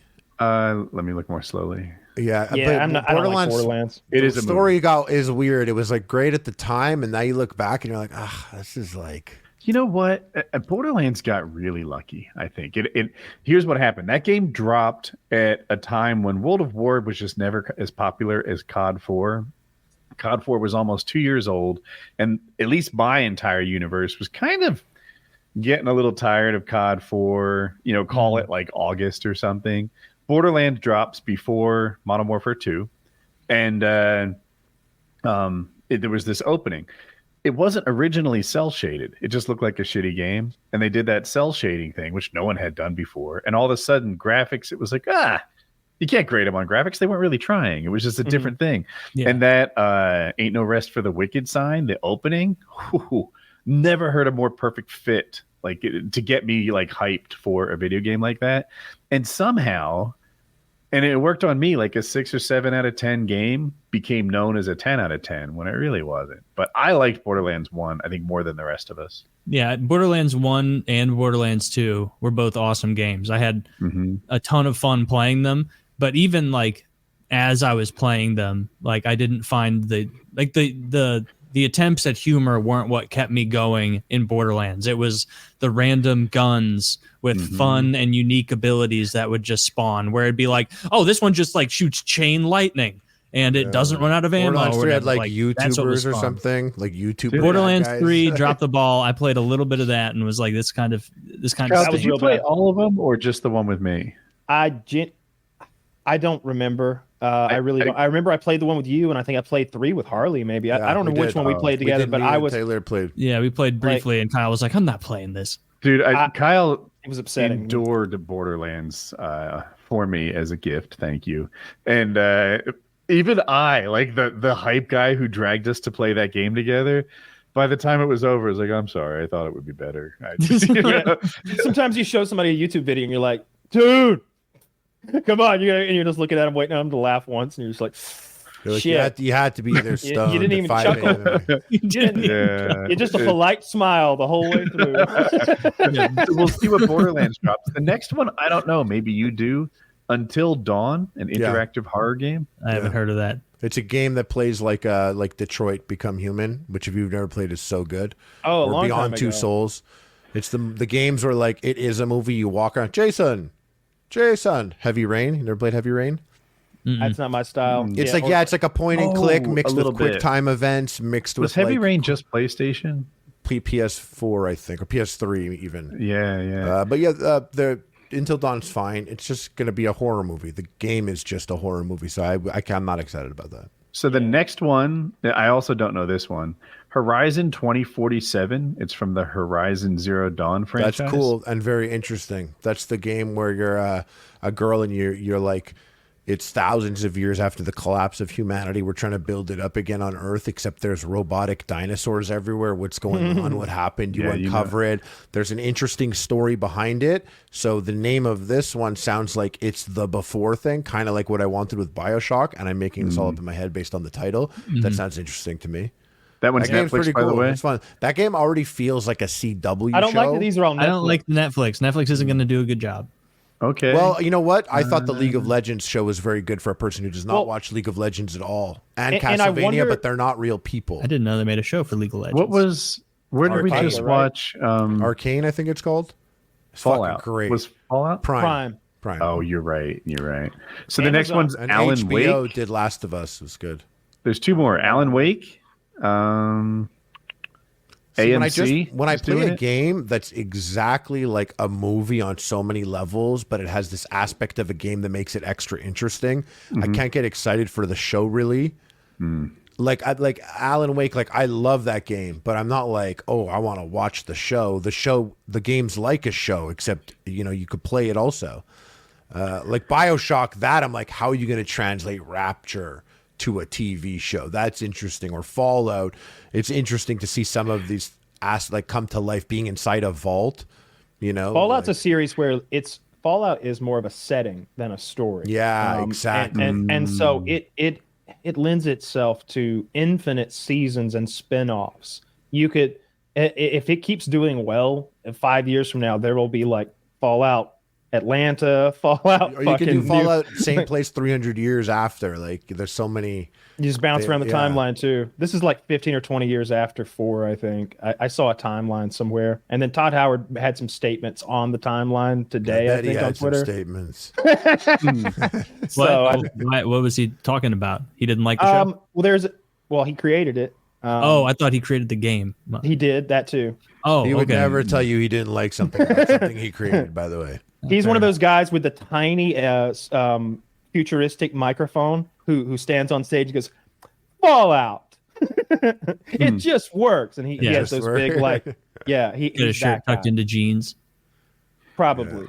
Yeah, but definitely brown leather jacket on top. But of it. he sort of clarified the timeline a little bit, because I think when some people saw there's a chalkboard at one point that Goosey is looking at, and some people misunderstood the chalkboard of the timeline, because it says like Shady Sands and then an arrow to a nuclear explosion, and I don't know. I think some people online were misreading it and then thinking they had broken lore. They did break lore a little bit here and Shady there. Sands in the game. Yeah, I'm pretty sure it is. Okay. It almost certainly You think it is? All right. Was it last game? Huge, but I've never played it. God of War. That'd be fun. Ooh, who's making it? Oh, stand by. Amazon Prime. Oh, Yeah. Who's going to play Kratos? I want Jason Statham. Timothy Chalamet. Ooh. Jason Statham isn't jacked enough. He could be. He could be. You're trying to drag me into Yeah, they You don't want it have to any sound like casting. you want Kratos to sound like Elvis at all? Because then What about the Austin guy who Butler would be played- great. Remember the guy who played Ragnar in Vikings? Like, that guy looks like him. He's a little old now, though. I Okay, guess. that's actually pretty How about good. that UFC fighter from UFC 300 with the red shorts, the Viking dude? Oh, with the samurai dude. Oh, Yuri Honestly, I think Prohaska. Kratos should be black. No. You're painting him white How anyways. woke of you. Nah, he's got to be Greek, and he's got to have a tenuous grasp of English. I'm actually with you on this. He's got to be fully Greek. I think you're right. I Kratos think black? Kratos should. Well, he's voiced by that big, giant, blackish colored man. I don't know what Darth he is. Vader it. Darth Vader. Wait, what do you want to do here? You want to use a black voice on a white man? That's what they did. Wait. It is. You're correct. That's what they did to Darth Vader, That's yeah. Darth Vadering it. I'm just clarifying. All right. So I Jason think, Statham, but with Jamie Foxx's voice. What Yeah, about there you go. Morgan Freeman's voice? No, get that. I don't know if you guys saw Halo season He is 2, a but god. the gay blind Spartan. The gay blind Spartan. He's like albino black guy. Just that type of vibe would be great. Like a white black man. A black man with white skin. You know what I'm saying? Oh, an albino black man. An African albino. Yeah. They're tough to come by. Pink eyes. Yeah, we also need it to be an actor and very jacked. It has to be jacked. Has to be an actor. Has to be a black albino African who's Greek. Maybe we can. They shouldn't let us cast this. Can you infect someone with that? We'd all be starring. No, I'm Kratos. Whoever it is, they're going to have makeup on. They have to have makeup on for the most of it because a ton. It can't be a black guy then because I will not abide whiteface. My culture is not a costume. Kratos' kid in it? Because I just think it's hilarious to cast Taylor as like a 9-year-old. That'd be good. Yeah. Just a giant 9-year-old. BO. Yeah. No, that's like video game adaptations are weird, right? Because you want to maintain your installed audience. You don't want to piss them off because the property is clearly not going to be big enough just to make new Halo fans. I don't know how Halo's staying on the air. They say it got good ratings, and I heard it's great. It was so much fun, so much better, dude. But I listen. This is actually a great thing that's happened for me. I invested so much emotionally. Exactly. I invested so much emotionally into Star Wars, and I do love Star Wars, and I'll always love Star Wars, but I was so caught up that when the new trilogy came out, had the new trilogy hit, I would probably be a Star Wars YouTuber today. That's how much it was. Like it was, and I put so much, and then decisions that were made by people that didn't care as much as I did resulted in me having these scars that still haven't quite healed. So I'm never again going to put my emotion into other people's hands for decisions that they'll make ever again. Now, the down part is my hype ceiling will never reach as high as it was episode 7, 8, 9 and all that. I'll never get excited anymore like I once did, but I'll never be annoyed when they do shit now. So if they're like, oh, they're making they're doing a Ninja Turtles, Power Rangers, but except the Ninja Turtles wear the Power Ranger suits and all the Power Rangers are gay Jews. I'd be like, whatever, let them take a crack at it. I'm not mad. I'm not like, oh, don't do. I'm not protective of my shit anymore. Do whatever you want. And once I let go of that, and I'll tell you, for me and Halo, this shit, I read all the books. I loved Halo. Halo took up like 30% of my personality for 8 years. So it was like my number one video game franchise. But because I went through the shit with Star Wars, by the time Halo came around, I put it on. I was like, watch this. He's going to have his fucking helmet off, wearing a turtleneck, fighting at some point. Come episode 2, I was like, holy shit, I didn't think it was going to happen that fast. But there he is, fucking a Covenant human. What is happening? If it were the old days, I'd be furious at this. But now when decisions made are bad decisions, that's a laugh for me. Now I laugh at that moment. And when I put that aside, now I watch Halo Season 2, some things happen. I'm like, yeah, that's weird. Or I'll look back at something from season 1 that they have to continue doing. I'm like, yeah, that was dumb. But the action's great. These scenes are fun. If they want to succeed in like the video game world, like or adapting any old IP, like they have to stay somewhat true to it, because like the Lord of the Rings show is a good example. That show flopped. Like it didn't do well. They're making another season. They're making another season because they were already bought in, but it doesn't matter. It did poorly. I'm looking at an article right now that only 37% of the people who started the series on the first episode finished the first season, because it was just I didn't finish it was just a ridiculous nonsense adaptation. I didn't begin out of protest, and I didn't begin out of protest either. I'm like, no, we're not fucking watching your woke Lord of the Rings. I want Tolkien. I want from his lips to the screen. That's what I want. Just like Peter Jackson did, a very good representation of Lord of the Rings. Well, for the most part, he really did.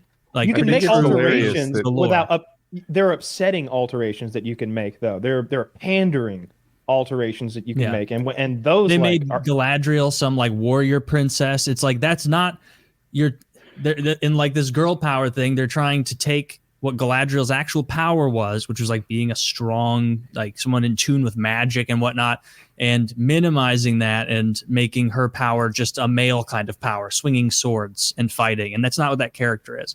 And so Lord of the Rings failed.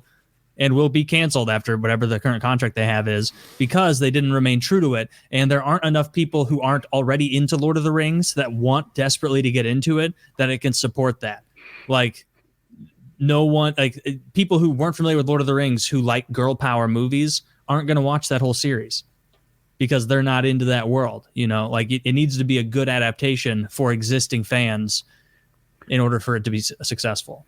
I'm still hung up on Harley's movie watching baggage, right? Like I'm with him. My mind has been fucking racing on this ever since he said it. He is the Taylor Swift of movie watching, right? She's 34 years old. She's single. She has enough baggage to fucking fill the undercarriage of the airplane single-handedly. She has a song or something called Forever is the Sweetest Con, right? She'll never love like she once did before. She'll always view these things suspiciously. And Harley will never be as excited for Star Wars as he was when he was nothing 10 years ago. Yeah, I never get excited for anything too now. much baggage. I get excited, but the ceiling Harley, used how to did the be Emperor very high. return? Harley, how did the Emperor return? Oh, somehow. Somehow, thank you. Yes, that is the answer. I always think about that. What's crazy about that? Survey that says. What's so crazy Somehow. about somehow he returned is like that happens at the beginning of the movie. And so he's post having that and he's like, yeah, somehow the Emperor returned. So let's say if you were a guy there that were nearby, and let's say that somehow the Emperor returned, like let's say you heard Poe say that, and then you got on a ship and you were traveling to another planet because that's what you're doing, you're a courier or whatever, and you get to this other planet and it takes 5 days to get to that other planet. You sit down and there's a guy there and you just, a buddy, you're like, yo, did you hear? Somehow the Emperor returned. 5 days later, after this 30-year buildup of the strongest Sith ever, whatever, he'd be like, oh, somehow the Emperor returned. This guy, after 5 days, would be like, oh, no, he's dead again. Yeah, they killed him again. So somehow he returned after 30 years, and he also gets beat that same week. Yeah, but then they have like a big return. crazy battle, right? Like the Emperor probably used like lightning on everybody, and like maybe from the sky, like the whole sky became lightning hands. They like shoot the Death Star a thunderstorm at the Emperor. encircled him, maybe like some Voldemort end game shit. Mm-hmm. They didn't just like cut him in half or anything, did they? No, he didn't even stand up and died. He killed himself. He was on the toilet. He killed He himself. died the same way Tyrion did, just like a crossbow while shit. And she literally, like, he was a troubled man. He was OD'd. electrocuting her, and she had a lightsaber, but then she took a second lightsaber and made it, like, put them together, and that somehow bounced it back. And it was just so dumb because as a huge Star Wars fan, it's like you're gonna beat him with two lightsabers. The lightsaber is like, and I know a lot of people go crazy with my take that I liked Episode 8, but I did want them to cook. Last Jedi, when they were doing weird decisions and stuff, I was like, hold up, let them finish. Let them finish. Then when they finished, I was like, oh, this ended so bad, everything before it was bad. But in Episode 8, I love that they, like, that Luke Skywalker threw the lightsaber, and I love that he beat them at the end of that movie by force projecting himself in a super like nobody was hurt. He stopped this huge army from destroying all his friends, and no one was hurt. No one got hurt. And that was cool. That's like next level of Jedi. Taking two lightsabers, like a lightsaber, it's just a fucking tool. And even the Emperor, like he only used a lightsaber to insult Jedis by beating them with their own tool, but he never had respect for it. So it just it was cool. just the wrong emphasis on shit, and I hated it. It really bothered me. Is that what the Emperor really did? Like he used his own lightsaber to insult the Jedi. Like whenever he would Quigley beat Down them with Under it. as well. Okay, that's cool. I I didn't know that about the Down Emperor. Under? I've seen it. I think we watched it together.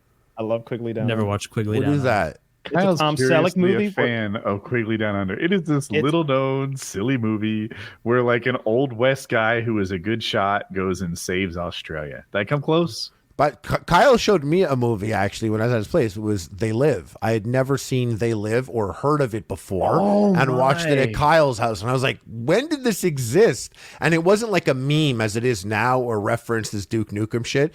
Mm-hmm. So I saw it and I was like, what the fuck? It was like a whole new thing. I was like, that's where he wears the glasses. Yeah, and you can see. Okay, I've actually seen They Live. That was a good, probably on Kyle's recommendation too. That was a good movie. So that's Roddy Piper, the wrestler, like acting and doing a hell of a job.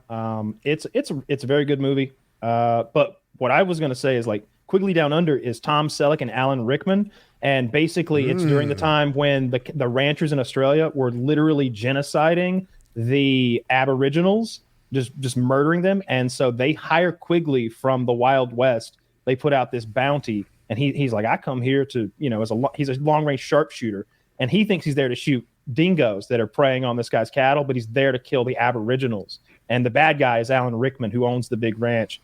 And the fun part is that Quigley can shoot 1,200 yards away with his ridiculous custom made rifle. And so that they beat the shit out of him and they leave him for dead. But he happens to get the rifle, and they're riding as fast as they can from Quigley because they know he's got that rifle back there. He's looking back behind him, faster.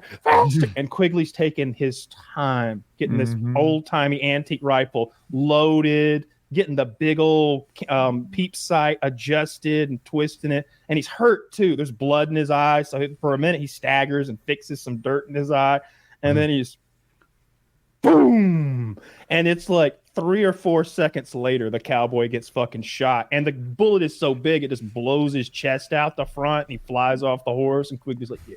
I'm literally gonna watch this, by the way. It's pretty fucking hard. Oh, And the ending is great. Wait, I was gonna tell the ending, but he's gonna watch. Wait, no, I'm actually gonna watch it. Yeah, the ending's fun. Yeah, Tom Selleck, good. He's a good fucking actor. He's still alive on it. He's one of those actors that managed to get a TV show that they just make infinite seasons of. And I think old people watch it. There's a show called Blue Bloods. They've been making, there's 20 seasons of Blue Bloods or something where he's a police commissioner or something with a mustache. I laugh in Supernatural. He was drafted to the Vietnam 20 War, seasons, you're adorable. You know what you're going to be psyched for, Harley? I bet I'm the first person to tell you this is happening. There's going to be an R-rated live action Ninja Turtles movie called The Last Ronin. Yeah, I don't want it to be R-rated. Wait, I did like the newest Ninja Turtles movie. Was great. I realized I like my. That was kind of cool. I like my Ninja Turtles when they're teenagers. It was great. It was fun. But this story, I never read this story, but I know what it's about. It's about the other Ninja Turtles. 3 of them die or are killed, and one of them is alive, and he wears their colors as a reference point, and he has a broken I think it's Raphael, and he has one side, he has the bow, he has a sword, he has leftovers from the turtles, dead brothers. And it's always sounded like such a dark and crazy story. So I'm you know what, dead? Cool. He's got to be. I think he's the only thing left. Here's what I want it to be. 90s. I want it to be shut up.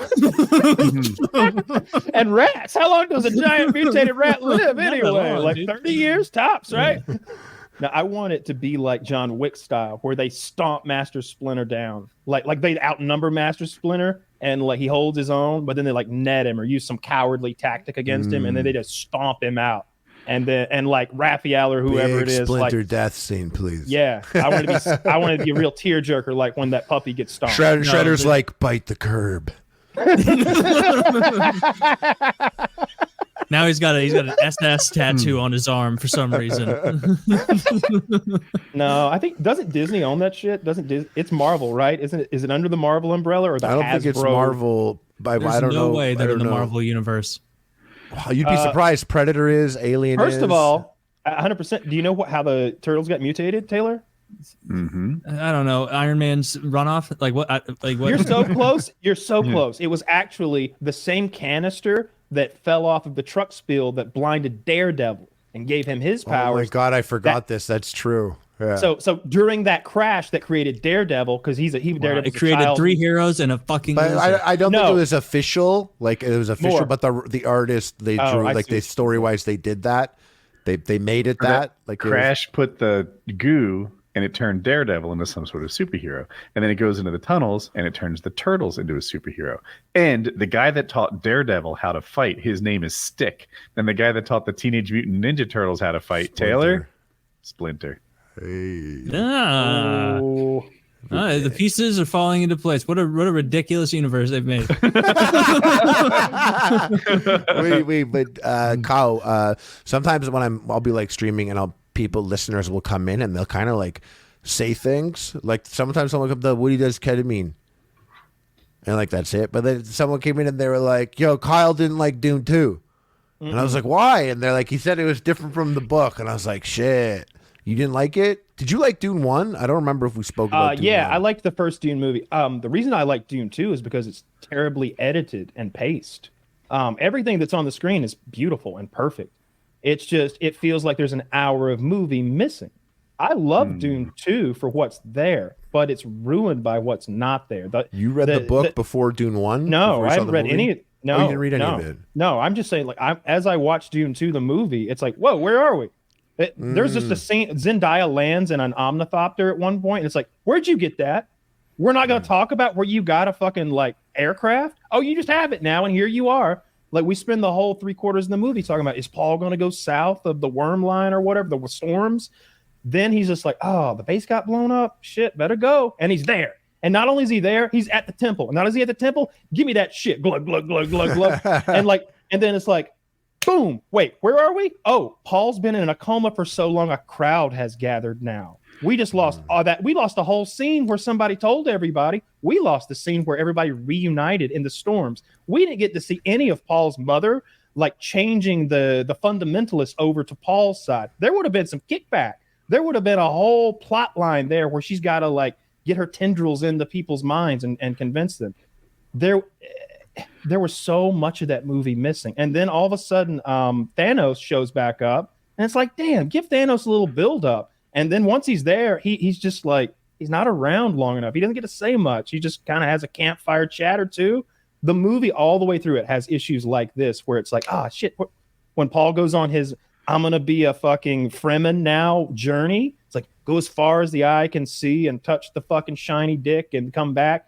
Beware of the serpents and the genies and the monsters and the ghouls. And, oh, you're back already and you didn't even go? You just been chilling with your girlfriend. We just skipped the whole journey, any growth that would have come from it, and you're learning how water filters work now. That was 30 seconds ago. It upset me because I was expecting so much and got so little. It's missing an hour. Did you like Blade Runner 2049? Love it. Yeah. Oh, I didn't watch 2049 yet. What is it? Blade Runner. What's it? Oh, the first one you saw. I've seen the first one on all the cuts. I've seen like the definitive cut and the director's cut and the fucking cinematic cut and the Blu-ray cut and the fucking Laserdisc cut and all that shit.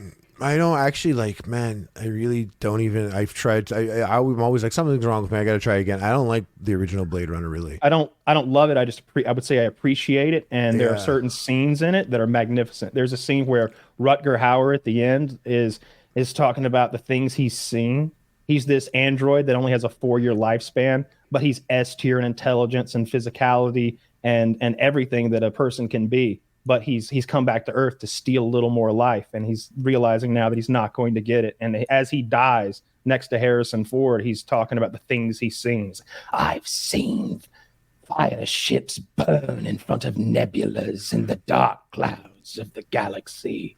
And he's just like going through this crazy life that he's lived in 4 years and talking about the hopelessness of it all. And then I love that scene, and I love like 2 or 3 more scenes. And the rest of it, I'm just like, I'll sit here for it. Yeah, Blade Runner 2049 I thought was so good, and I loved it. But there's like, I'm also looking, and I'm like, oh, I could cut 30 minutes out of this movie. And in Dune 1, I thought Dune 1 was great, but I hadn't read the book. So I saw Dune 1, and I was like, that was so awesome. Then I read the book. And there was a lot of things in the book where I was like, oh, that's what the movie was showing me? And now that I know, that's as good as you could show that in this movie. That's a great job. And then so when I saw the second one, I had read the book. And there are certain things in the book, like, you know, Paul has the guy that he kills, Janus, that he kills, like he raises his child and it is with his wife.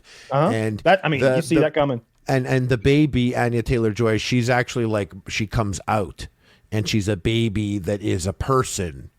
And I was just like, I wonder if they're going to put a fucking Snapchat filter on a baby. How are they going to show this? Well, that's how Paul's little sister is supposed to be too. Yeah. Or at least that's how she was depicted in the OG film. Yeah, that's how she was supposed to be. She was supposed to be very like that, upsetting. So, yeah, that she's like, you know, she kills Baron Harkonnen and and so they made changes, and they made changes. Yeah, and I when I saw the first Dune, I was like, oh yeah, that was great. And I tell people, like, you see Dune, and they're like, I don't know, it was long. I was like, yeah, or they're like, I thought it was boring or confusing, and I'd be like, yeah, but when I loved it because my main piece of reference, and not that it's any good, but it's the OG movie from the 80s. So I've seen that many times, and I've seen the extended version, so I know the fight at the end and how it goes and all. I was watching the entire 3.5 hour movie or whatever it is, waiting on that sword fight at the end. I wanted to see Paul face down against whoever Sting was going to be. And by the way, like that final villain that Paul has the sword fight with, why was he introduced so late in the story? If you're going to make Bautista be a failure, essentially, and just like the muscle, the heavy, like he could be in the background and have this guy with the big bald head be like the brains all along. And like, or at least have him there and be like, you get a lot actually, like the book. Of course, he does come later in the book, but then when he comes, you literally get as much of his perspective as Paul's. Like you get a lot from his point of view. Yeah, I love that actor a lot, Austin Butler. He was upsetting looking. He was crazy. He killed that scene. All of his scenes, but he's just the whole thing. Like I thought when I saw Dune 2, I actually thought better. I have a hard time because I'm actually an Austin Butler fanboy now, so I can't even. But now I'm looking at I saw Dune 2 and I was like, my takeaway was this movie was so good. I loved it so much. When I tell people like you see Dune 2, they're like, "No, I didn't see the first one." I'm just like, skip it. Go see the second one. You're gonna catch up. It's really not that like. That's fair. Like there's really like someone could sum up what happened in 4 sentences. And that's all the information you'll need, because all the sexy little intricacies and fine details you wouldn't get from the first movie anyways. You would get if you read the book. Mm-hmm. Like there's a lot of things, like even the Gom Jabbar, the needle at the neck. Like when I read the book, I was like, oh, that's what's happening. Oh yeah, you did it perfectly. You depicted it perfectly. But if I had to guess from the other way, which I did, I don't know what the fuck's going on. And there's a lot of things like that, because the whole plans within plans thing, and this is what's hard about the adaptation, is something like the plans within plans, like Leto's, he has someone that's trying to assassinate him. Paul Atreides' dad. Someone's trying to assassinate him. And in the book, the Mentat, the guy who are like the computers, he thinks it's Leto's wife, Paul Atreides' mom. And so in the book, because you have the benefit of a book, Leto really doesn't believe it's his wife, but he's acting like he thinks it's his wife because he wants the assassin to know that he's not still looking for the assassin. Now, try and show that in a scene is hard, and it just comes off confusing. But then you go back and you read it and rewatch, and you're like, oh, that's good. So I did have the benefit of the second one of having the book to like explain all these things, and then I started to like decisions. I'm like, oh, I'm glad he didn't have to have Janice's wife and kid. I thought what they showed of what's it called, Prime, Gaethje Prime, the plan. I thought it was sick. Oh, that was crazy. That was we so go to cool. the Harkonnens. We go to the Harkonnens planet, and they just say that they have a dark sun, but it's sort of like they have no light spectrum there. It's just black and white. And so the fireworks are these, I've seen fireworks like that kind of. They do these like backwards fireworks for daytime fireworks. Have you ever seen them? It's kind of like a smoky thing. No, that sounds sick though. These were like negative light up there going off. That was cool. But I was disappointed. I was disappointed. But if people like it, they should like it. My opinion doesn't matter. I'm not going to like everything everybody likes. No, I thought it was like exciting. I thought it was more like your thing with the pacing is interesting because you're like, I need more from this. Mm-hmm. And I'm like that. You give me a 3-hour movie and I'm like, oh, I looked at my watch and there was an hour left. I was like, fuck, I wish there was 2 hours left. Shows kind of spoil us because we get to go into everything. And this Dune could have benefit from being deeper dive, but a lot of people aren't advanced like you. They don't look at a 3-hour thing and go, wish I had more. They're like, oof, that was long. I wish the entertainment model had a third tier, because right now you've got movies which are 90 minutes to 2.5 hours if you want to be marketable, somewhere in there. I don't know what Oppenheimer was. It's definitely on the high end of that. But then you've got TV shows, which nowadays make 8 to 12 episodes a season with almost, unless you're talking about Law and Order or procedural drama or something like that. But I wish we still got shows like Star Trek with 20 fucking episodes a season. Yeah. But then there was that third tier, those 8 episode seasons for things like Shogun and Chernobyl, and some of the Stephen King stories lend themselves super well to an 8-episode miniseries. The Outsiders was really good. But like if you were going to do Salem's Lot or anything like that, it's like, bro, you cannot do Salem's Lot in 2.5 hours. It needs to be a 8-hour like masterpiece thing. Yeah. I loved I just thought it felt like an action movie. It felt more thrilling than the previous one. Like I feel like do we all agree Dune was boring as fuck and not good? I thought after seeing Dune 2, I could see why people would find Dune 1 boring, let's say. But but then again, like I'll look at a shot and this is like what happened with Blade Runner is it hangs on some shots and I know a normal person, I know it's 4 seconds too long for them, that shot. I'm aware of that.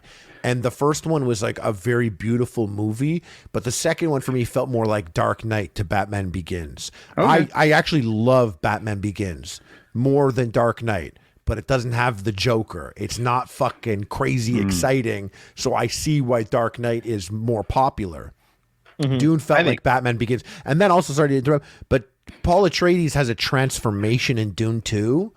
And when that transformation happens and the actor does it, he embraces it so well that I'm like, oh, whoa. He turned it on. It felt like the whole previous movie and a half was a muted performance because of how much he turned it on now. So now we got the character and now it's over. He spends the whole movie denying that he's the guy. Like, it ain't me. I don't want it. And then all of a sudden he's like, I am him. I am him. And somebody's like, no, you're not. He's like, you wet your fucking panties at night thinking about your dead granny, boy. And he goes, oh, you're him. You're fucking him. Somebody goes, I'm not so sure about that. He's like, your wife has a dick. Your wife has a dick and you suck it. Oh, you're him. And it's like he melts the opposition with humiliation. I love that scene, but that's fucking hilarious. Yeah, like, exactly. I'm not him. I'm him. This is the first thing about Dune I found interesting in years. I'm like, if we keep talking about Dune, I'm going to get my pull-up rack. I'm going to set it up behind me. I'm going to hang myself. Dude, they got a Dune MMO coming out that looks sick. I will auto asphyxiate myself to death back there just so the audience has something to watch rather than this Dune talk where it's killing me. I apologize. He did it. So it was me. It was me. It was me. I'm just hitting it back. I'm just trying to fix it. Can we talk Star Trek? Wait, we didn't even get into Helldivers yet. Harley, do you do 3D printing? You strike me as a guy who's no. I wish I was that guy, but it just misses me in terms of like my character build. It's like I'm not a guy that could take like a recipe of a thing and programming and put it in my machine and then have these pieces clipped together. I'm gonna fuck it up. I'm just gonna. I just ordered my first 3D printer. I don't know shit about shit. I just did deep dove into the research. And it is horrible. This is the dumbest thing I've ever done, yet here I go. People are like, look at this. And they made like a tiny little plastic boat. Check out what I did. And it's a Goku. Kyle, there are so many Gokus in the 3D printing community. I don't know what the fuck is it with Gokus, but they're all lame. If I gave you this toy for free, you'd throw it away. But people are so proud of what they're doing. No, see, I want to make like a Helldiver about costume. 10 inches cube. I saw like how you can make a Helldiver costume, like a helmet and the chest piece and the shoulder, and it has the recipes online. On this, right? Like I'm like, honey, look how stupid that. I'm watching reviews and they have like 6 toys that fall down at the start of the video showing all their printing success. And I'm like, honey, all these things are so stupid. And she's like, that's you now. I'm like, are you guys still gonna fuck me when I make my Iron Man mask? And she's like, yeah. So you're gonna make an Iron Man helmet? No. What are you going to make with it? Actually, there's 1,000 things having to do with. I'm into saltwater reef tanks. I was going to say you're putting it in your aquariums, right? Yeah. So not like as decorative, but like for example, where I thought it was decorative. There's a tank up top and a tank underneath called a sump, and where it returns, you want to have all like the flow is very important. There should be flow coming from everywhere. Every coral should be having a bad hair day. Well, they have like random flow generators on the return outlet.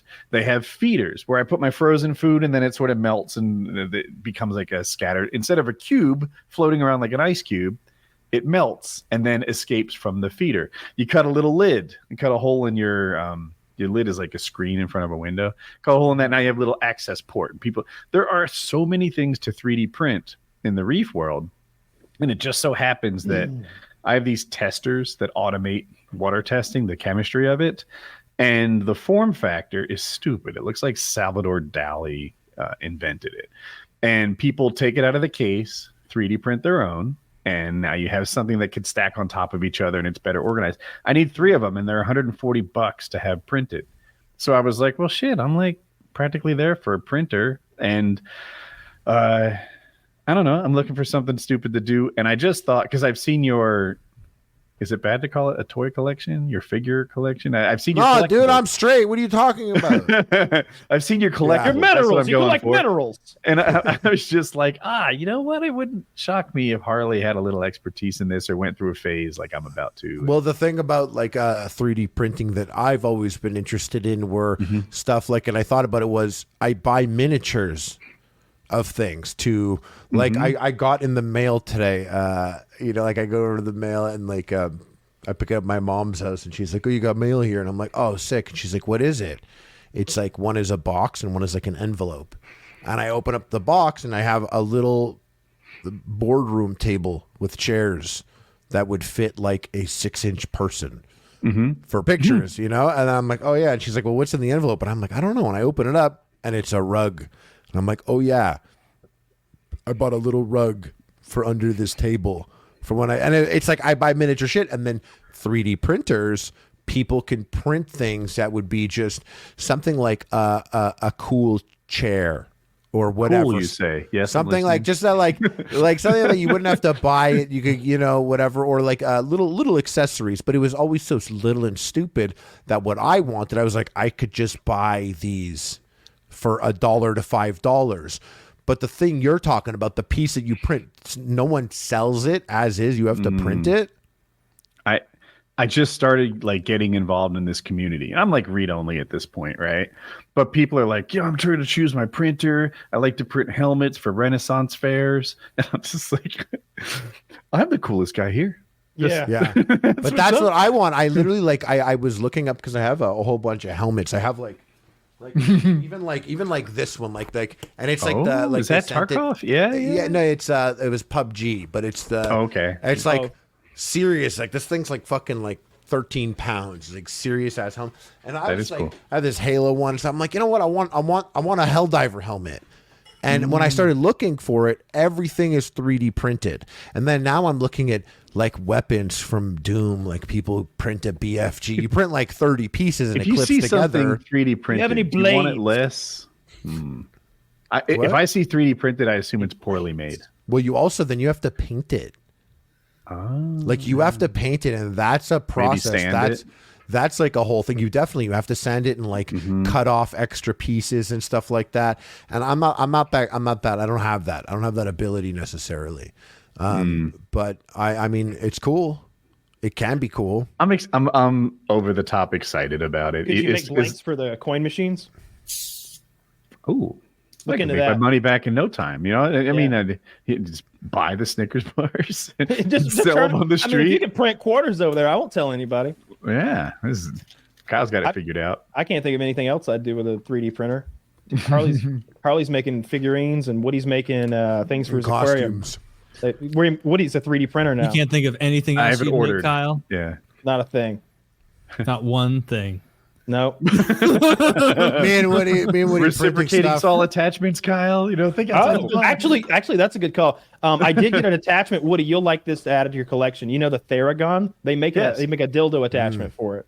Oh. That Theragun is powerful, man. Yeah, but you've got a digital. I got the cheap Theragun, and it's like $35 on Amazon, and it's got a little digital power scale. So put that thing on 10 and go to work. Dude, the first massage gun, I wore it out, so I bought a second one. But I think it's called the throw, like how far the little massage percussion thing moves. It was a little weak. It was like just a little more than like a vibrator. So my next one has more throw. But it beats the fuck out of you. Like I actually like it at full speed. I have one too, because at slow speed, like the intermission between the hits is long enough to hit like you're pushing it into yourself. So if it hits slower, it hits deeper. The fast one almost vibrates on top. So I needed to go fast because it's a lot. Mine was expensive. The second one anyway. Yeah, I stopped using mine because it was like your dildo. Maybe my dildo because I was like, oh man, why don't I worn out. Yeah, I'm never gonna get there with these sissy gasms. And so all the time, like this thread. Yeah. Cards for me. But that Theragun I bought, I think I bought the same one you did, Kyle, not the uber fancy one, the Amazon one. And like after just like maybe 3 sessions of using it on my quads after leg days, I was just like, this sucks. Like, this is, I just did a hard leg day. That's the punishment. Now I have to come up here and like pummel myself for some sort of benefit. I need to 3D print a wall mount for it. Huh? Because sometimes I ever see that they make that. Oh, dude. And he can make it. They make this curved thing that you like put it in. I've seen it somewhere. I swear to. Oh, I saw one that they literally make a suction cup wall mount that goes up. You know the rotating brushes that cows will go to in the field to like rub their necks on it. I guess a happy cow is a productive cow. I don't know what the scoop is, but I want one, but it's a Theragun where I can like walk up to it and put my lower back on it and wiggle a little bit. That would be just cool. Look like a bear scratching yourself on a tree. You make those, you're like, oh.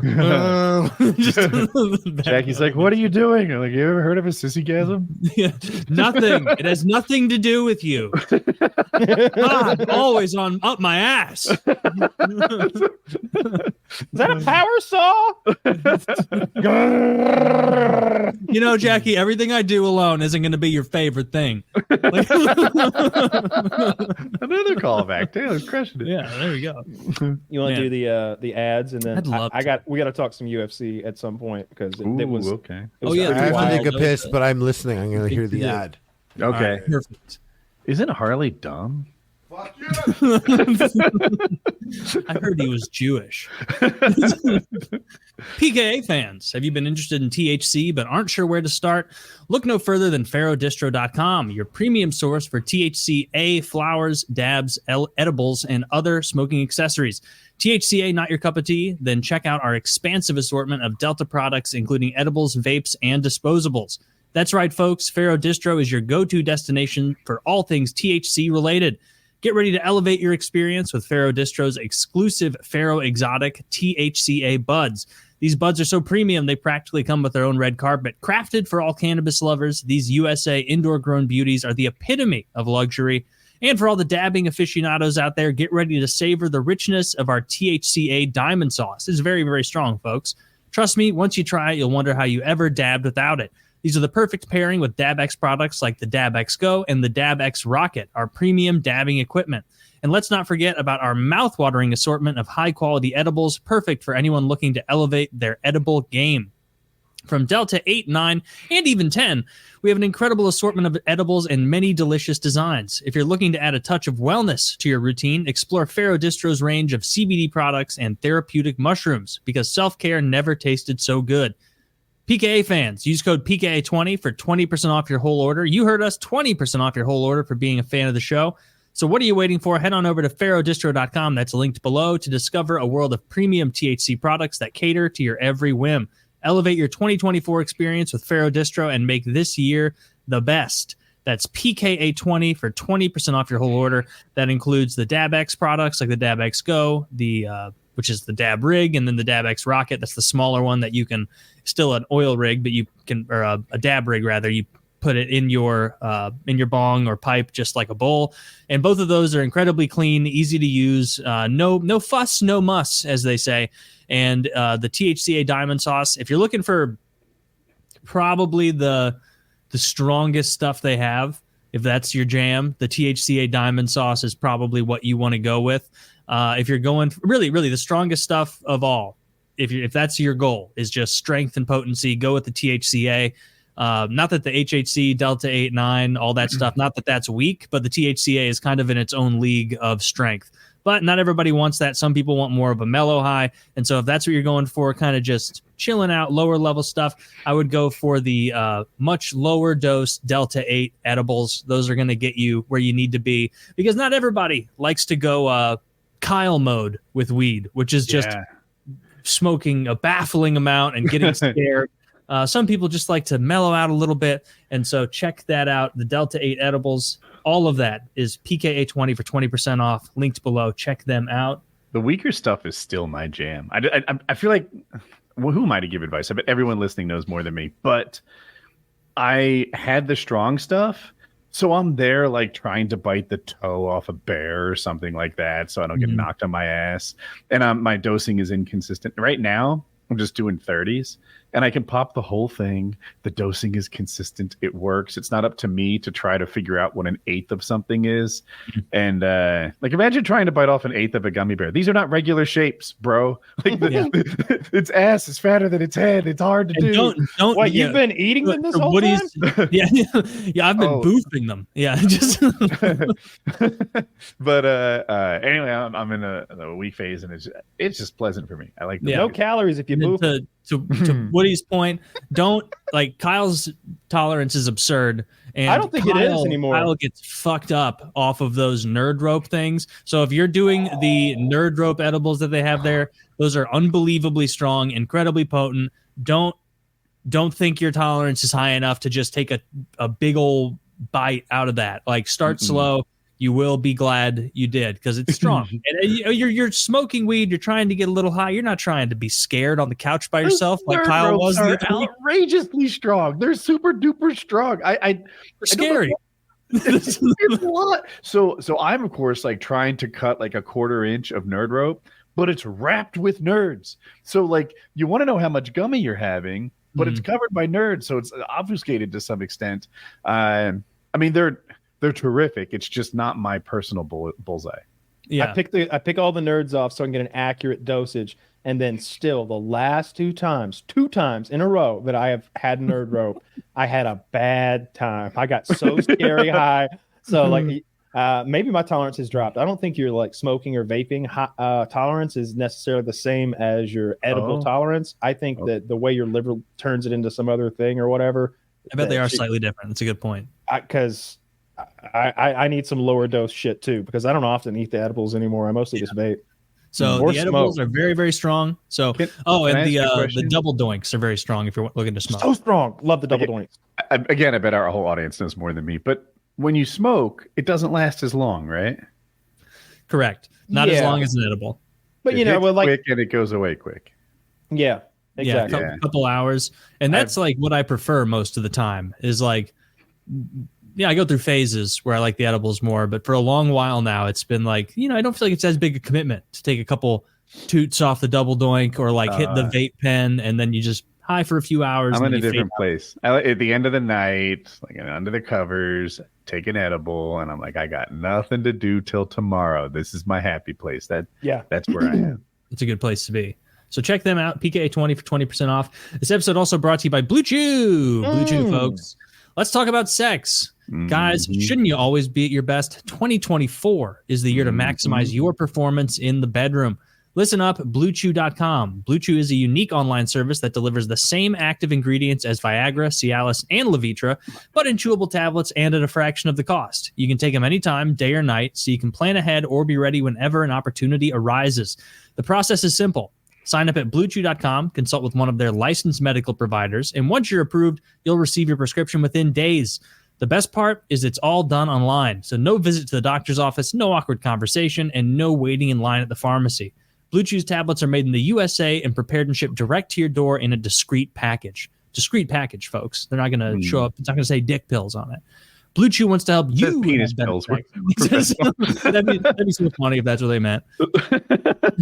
We didn't put any words on it. It's just a picture of a floppy dick and a sad face. Blue Chew wants to help you have better sex. Discover your options at BlueChew.com. Chew it and do it. And we got a special deal for our listeners. Try Blue Chew for free when you use promo code PKA at checkout. Just pay the $5 in shipping. That's BlueChew.com, promo code PKA to receive your first month free. Visit BlueChew.com for more details and important safety information. And big thanks to Blue Chew for sponsoring the podcast. Again, try it for free. Just the $5 in shipping when you use code PKA at checkout. And as always, do what you think is right for you or whatever the medical professional says. But Kyle has never led us astray with the tadalafil recommendation.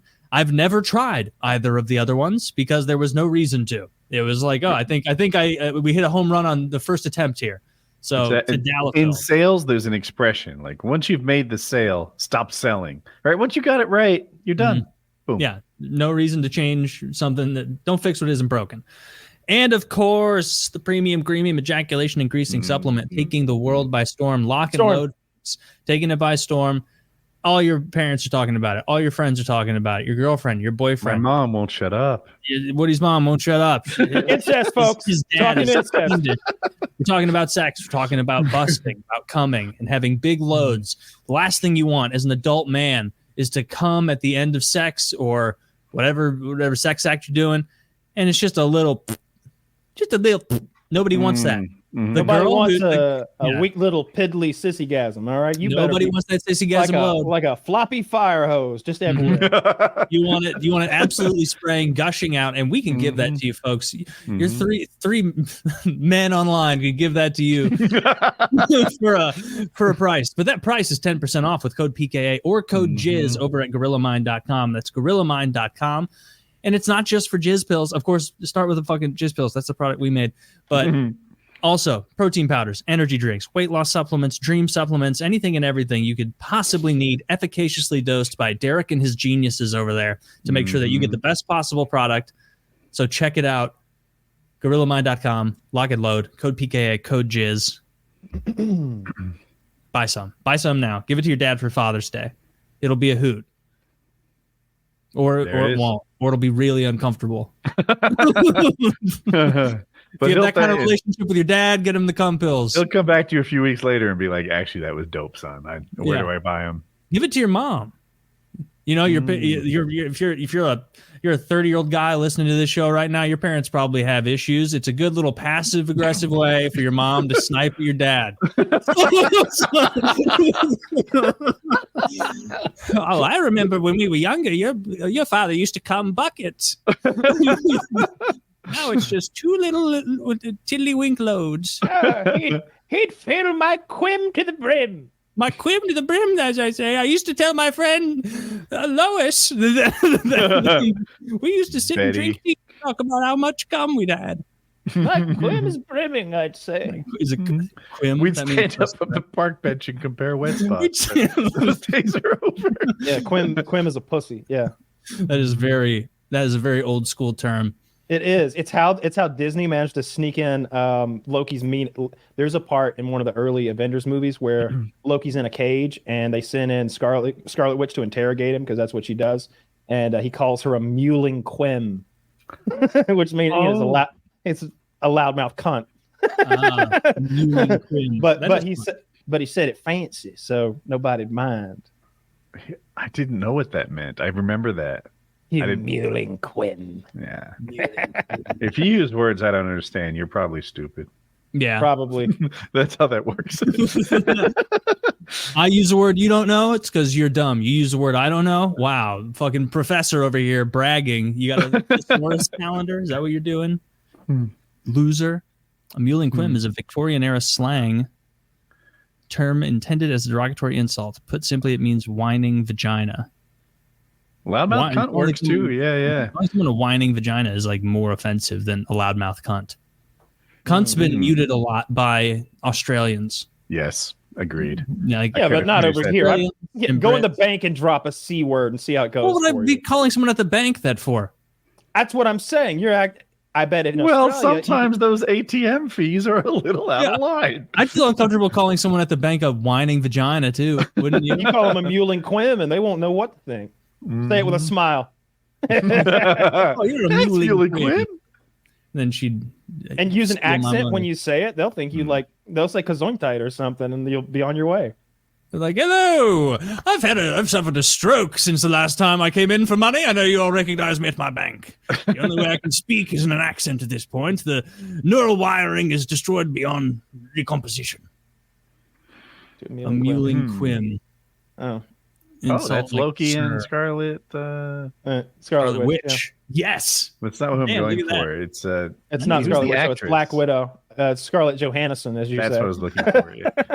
I didn't even know it was wrong. Call her Scarlett Johannesburg. That's funnier.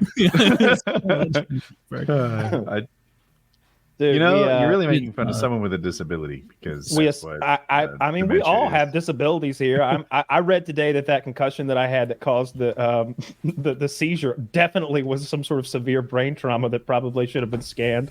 So we're all diminished to some extent. But we watched Scarlett Johannesburg. Yeah, Scarlett Johannesburgstein. She's Jewish. She's my favorite South African actress. Johannesburg. There's a city in South Africa. I knew that. I'm an idiot. We do use a lot of big words. That. So yeah. We all assembled in the $50 patron Discord this past weekend. There were, I don't know, 15 of us or so, and we fired up we all paid and watched on our own streams, of course, for UFC 300. And sick. I had a fucking blast. I watched from 6 p.m. until 2 a.m. That's how long it fucking took to get those fights. My wife was laughing at Kyle's jokes the next day. There were two in particular that tickled us. One was the coach was like, "Put your arm around it. Get up." And Kyle screams back, "He won't let me." And everybody was rolling. And then there's a Patreon in the chat who was advising the fighter on what he needed to do to get the W. But everybody appreciated that. And Kyle's like, maybe fucking get his coach on the line, send a text or something. Help this guy out. I got Trevor Whitman's fucking number. Let's text him. Aim for the chin. Because that's what the guy was like. See, where Gaethje's messing up here, he's hitting Holloway in the body. He should hit him in the chin. And we're is that what he said? Shit, we gotta tell him he doesn't know to hit him in the chin. I mean, it's just Justin Gaethje. You ever Justin Gaethje's best fight ever? He fought a one-armed man. You ever see that? And it's in like no, I know nothing about this. He was in Strike Force or like Professional Fighting League, whatever that thing he was in. The dude was missing most of his left arm. Like he had. Oh, that guy's tough as fuck. He hit you with that nub. Yes, yeah. Dude. Gaethje didn't seem to take him down. He doesn't take down anybody, but he just banged with this guy, and I think it went 2 or 3 rounds with this one-armed man. It was crazy. I talked to Lozon about that guy, and Lozon was like, long story short, he had Joe's full respect. That guy is a good fighter. I mean, fuck, he's got one fucking arm. Like if you do anything, he has one hand. He kind of has 2 arms. Okay, that's fair. He has a stub that's like half. It's not long enough to. He has 2 elbows, I think. There you go. He's got elbows. I'm watching a clip of it right now, and he'd be better if he had a second hand. I'm calling it. I'm calling it. You should call his coach. Imagine this guy. He should get a hand. Should they give him a hand the way that they gave that South African murderer blade legs? The Blade Runner. I think he got out. Did he? Yeah, I think he's out. I think I read Jamie Lannister recently. Crawled through a. But we all assembled and watched the main card for sure. Everybody together. It was okay. It wasn't great. I didn't think it was. It was good. I thought the problem was the ladies' fight was I don't think anyone in our group who was comprised of UFC fans of I don't know. Some people care a little. Some people care a lot. Nobody cared about that fight. We just don't care about those 2 Chinese PKA ladies patrons. Yeah. And they care about a couple yellow women. They were hot, but they did either speak English? Yeah, Wei Li's learned a few phrases.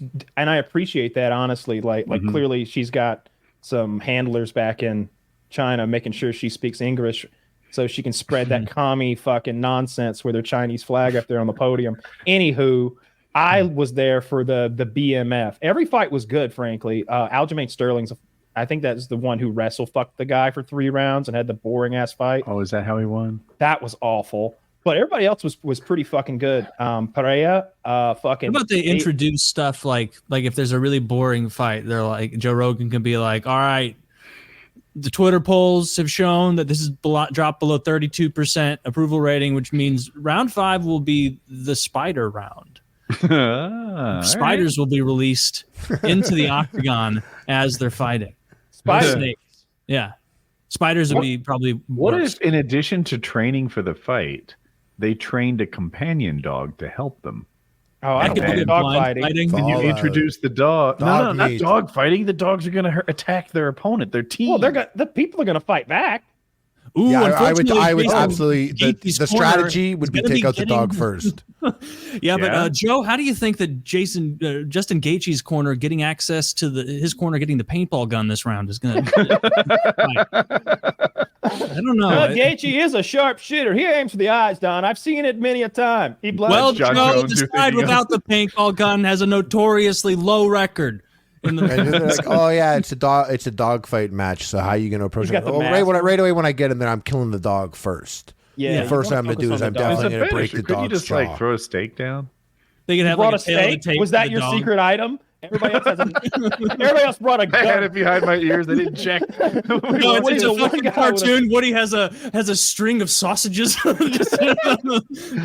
I coat my opponent in like bacon grease. And then Yeah. both dogs Oh, go this is for him. brutal. He's painted an open train tunnel on the side of the cage, and now a train is barreled into him. You don't like to see that, folks. That's not the sport I remember. That's disgraceful. His face is covered with that black sooty smoke, and his hat has exploded. My goodness. Yeah, that's how I'd improve the sport. Something, I think. The main event for most people was the BMF title, the made up bad motherfucker belt, and they had Justin Gaethje, one of the hardest hitting 150, probably the hardest hitting 155er, fighting Max Holloway, former lightweight or former 145 pound champion of the world. And everybody was counting Max Holloway out because he was too small, or he couldn't hit hard enough, or he couldn't absorb the strikes, or he couldn't deal with the leg kicks, or whatever it may be. I thought so as well. I was there to watch one of my favorite like hero fighters, Max Holloway, like a really good guy fighter, like genuine nice guy. No one has a bad thing to say about him, and he's funny and well spoken, and he represents his people. I like all that shit. I was there to watch him get destroyed, and somehow he beat Gaethje almost every round, I think, badly. He broke Gaethje's nose at the end of the first round with a spinning back kick to the fucking face, and it was downhill from there. And with the win secured, with 10 seconds to go in the fight, all he has to do is just nothing. All he has to do is defend himself for 10 more seconds. He says, right here, and he points to the center of the cage, and they stand at arm's length from each other, and they throw hands for the final 10 seconds. And with 2, maybe 1 second to go, he fucking knocks Justin Gaethje unconscious, bloody spittle flying through the air, knocked out, laying there, still unconscious, knocked out. And the best part is they made the bonuses for that night $300,000. And I was screaming. I was like, that's $300,000. That's $300,000. Gaethje takes the mic. $600,000. Gaethje takes the mic. He's like, I want performance of the night and fight of the night. Well, 600 grand. And then I woke does. up I'm sorry. Holloway takes the mic. Oh, did I say it wrong? I'm sorry. Yeah. Holloway took the mic, and then I woke up the next morning wanting to know how it worked out. I couldn't stay up any longer. It was already like 2 a.m. But I woke up the next morning, and sure enough, he got all 600 grand as bonus. In addition to his like $1.5 million, like for the fight. He got a pay-per-view cut. I didn't know that. Yeah, I sent those numbers the other day. Everybody got paid very well. Even the bottom guy, which was probably Lopez, the guy with the funny haircut from Brazil. I think he got like 62 grand or something. Nobody on that card lacked fan appeal. And of course, when you're a prize fighter, that's what gets you paid. How many people want to watch you fight? Alex Pereira might be the GOAT. Alex Pereira might be the fucking GOAT. He's only fought like 7 or 8 UFC fights or something like that. He had 2 belts at 2 weight classes in kickboxing, and now he's come over here and secured 2 belts at 2 weight classes in the UFC, and he's wanting to go to heavyweight now. And I don't know. Yes, he wanted to go to heavyweight at the next event. I didn't. At 301. What? Yes, they said no, but that's what he was asking for. He wasn't hurt. Like no. So a lot of times people don't know the reason you can't fight at the next event is because you got a little banged up, and they make you rest for 60 days or something. But he wasn't banged up. He secured the 205 pound belt by beating that ninja, that Prohaska guy who had come back, and then he's defending his belt against Jalen or whatever. Anyway, big black guy. That guy used to be the champ, but he relinquished it right after Yuri relinquished it because he ruptured his Achilles playing basketball. So like, he's a former champion at this weight class, rightfully so. And Pereira destroyed him. Not close. He put that touch of death on him. It wasn't even some big, like, perfect left hook that clipped him and you saw his head do that twitch thing. He punched him kind of like in the middle of his face, like under the eye and to the left of the nose. and just turned that big dude's lights out. I can't believe Israel Adesanya beat him. I think he beat him once in 3 tries or something. 1 out of like 3, two in kickboxing L's, and then the one UFC L. So 1 out of 4, right? Because he has a W. 1 out of 4. Yeah. So well, 1 win, 3 losses, but yeah, even that is like, damn. And Pereira is much bigger than Adesanya, so that's part of it. Yeah, he's a giant. It's a pretty cool time for the UFC right now. I'm looking forward to seeing Conor McGregor is coming back. He's fighting Chandler in July or something like that. I'm the date always is suspicious. Date's posted. Apparently, the UFC's been icing Conor, trying to make him sign an 8-fight deal, thinking that maybe he does 4 of the fights, but no matter what, he has to retire with them, and he doesn't get to do his like boxing promotions or anything like that. And there's been like that's what's been tying it up. Yeah, he can't go make another 50 mil out there, 100 mil out there. You know, imagine if like he had a good fight with a Paul brother, like one that boxing people enjoyed watching. The icing. Well, one thing that I know is they have to offer the fighters, I think it's 3 fights a year. So unless Conor's deal is different, Conor's been turning down offers. Now, what they can do is offer them fights he hates. You know, like we're not giving you Conor money, right? Often, like Conor might have a contract that says he earns $1 million, but he expects 10 million because he's Conor. And they're like, all right, we'll let you fight someone no one gives a shit about for 1 million. And Conor's like, no, I'm not gonna do that. Like, I beat this guy, no one cares. It like diminishes me to beat this guy. But still, the idea that they're icing him, I don't know how they'd ice him. They have to offer him fights.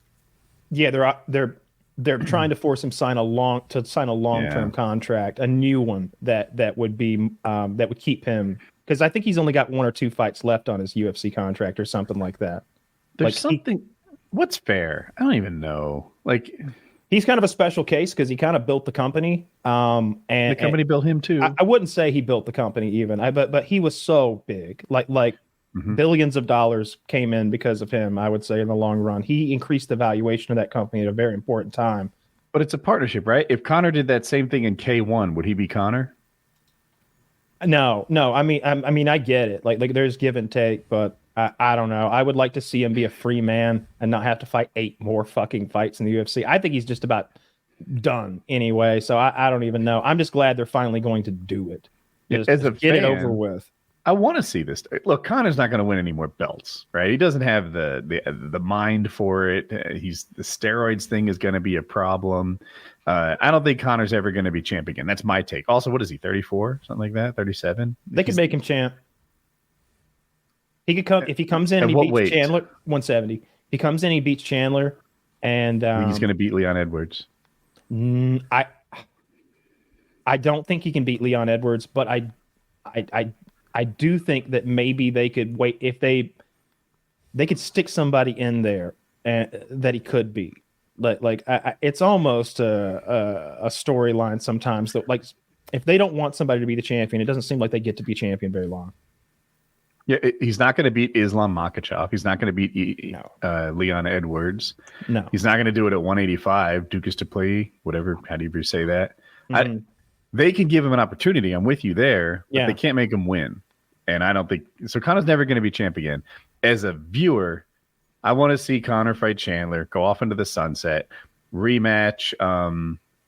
Who's the greatest boxer of all time? Money Mayweather. Yeah. Rematch Mayweather. Go fight Jake Paul. Go fight Mike Tyson. I don't give a fuck. I'll watch. Yeah. There's lots of streams I'm willing to pirate. Mike Tyson might not be alive in time. like I strongly think that Jake Paul is going to smoke Mike Tyson. I think he might knock him the fuck out. I don't know what people are thinking. That man is 57. Okay. And Jake Paul is 26 or 27 or something like that. And Jake Paul is juiced to the gills. And they'd be like, Mike's on juice too. You think Mike is on a cutting edge Olympic style program? Because I promise you, multi-millionaire Jake Paul is. He's got the best dopers there are souping him up. He is a fucking chemistry lab in a muscle suit. Like you don't. And he looks. Look, I don't know anything about boxing. He's hitting them pads hard as fuck. He looks fast. Like he's. I don't know enough about else. boxing either. I know he's favored. And I do know a little bit about getting old. Who's favored? Subject matter expert. Jake Paul. Paul is. He's favored in that fight? Yeah. Can you fact check me, Zach? Yeah, he's like I'm pretty sure. By me? No, that but What was it? I lost my train.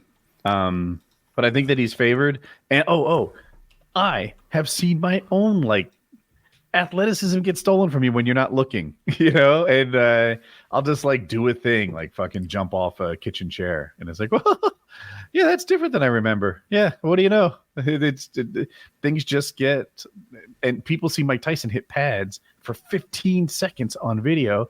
One, sometimes his videos are from a long time ago, and they don't realize that. Yeah. And two, Mike Tyson looking like Mike Tyson for 15 seconds is light years different than him looking like it for 12 rounds. So let's see. Ladies Jake Paul rounds, and though. Tyson odds reveal a narrowing gap with Paul holding a 62% chance of victory. Okay, so he was a heavy favorite, and now he's a favorite. Yeah, they're trying to cover their asses that there's so much money on Paul. Yeah, well, people are going to bet on Tyson if he's that big an underdog because the payout's better. Yeah. Okay. That's fair. But I just That's think crazy. I'm shocked. I actually like nothing you said was wrong. But I just feel like this guy's been boxing his entire life. Mm-hmm. Like he's been doing it for like he's 57 years. But heavyweights, their existence is later. Most heavyweights exist in boxing in their 30s, and I know he's double that. But it's like he's a little heavyweight. Tyson fought at like 205, yeah, he was 210 or something. He was a little heavyweight, but it's.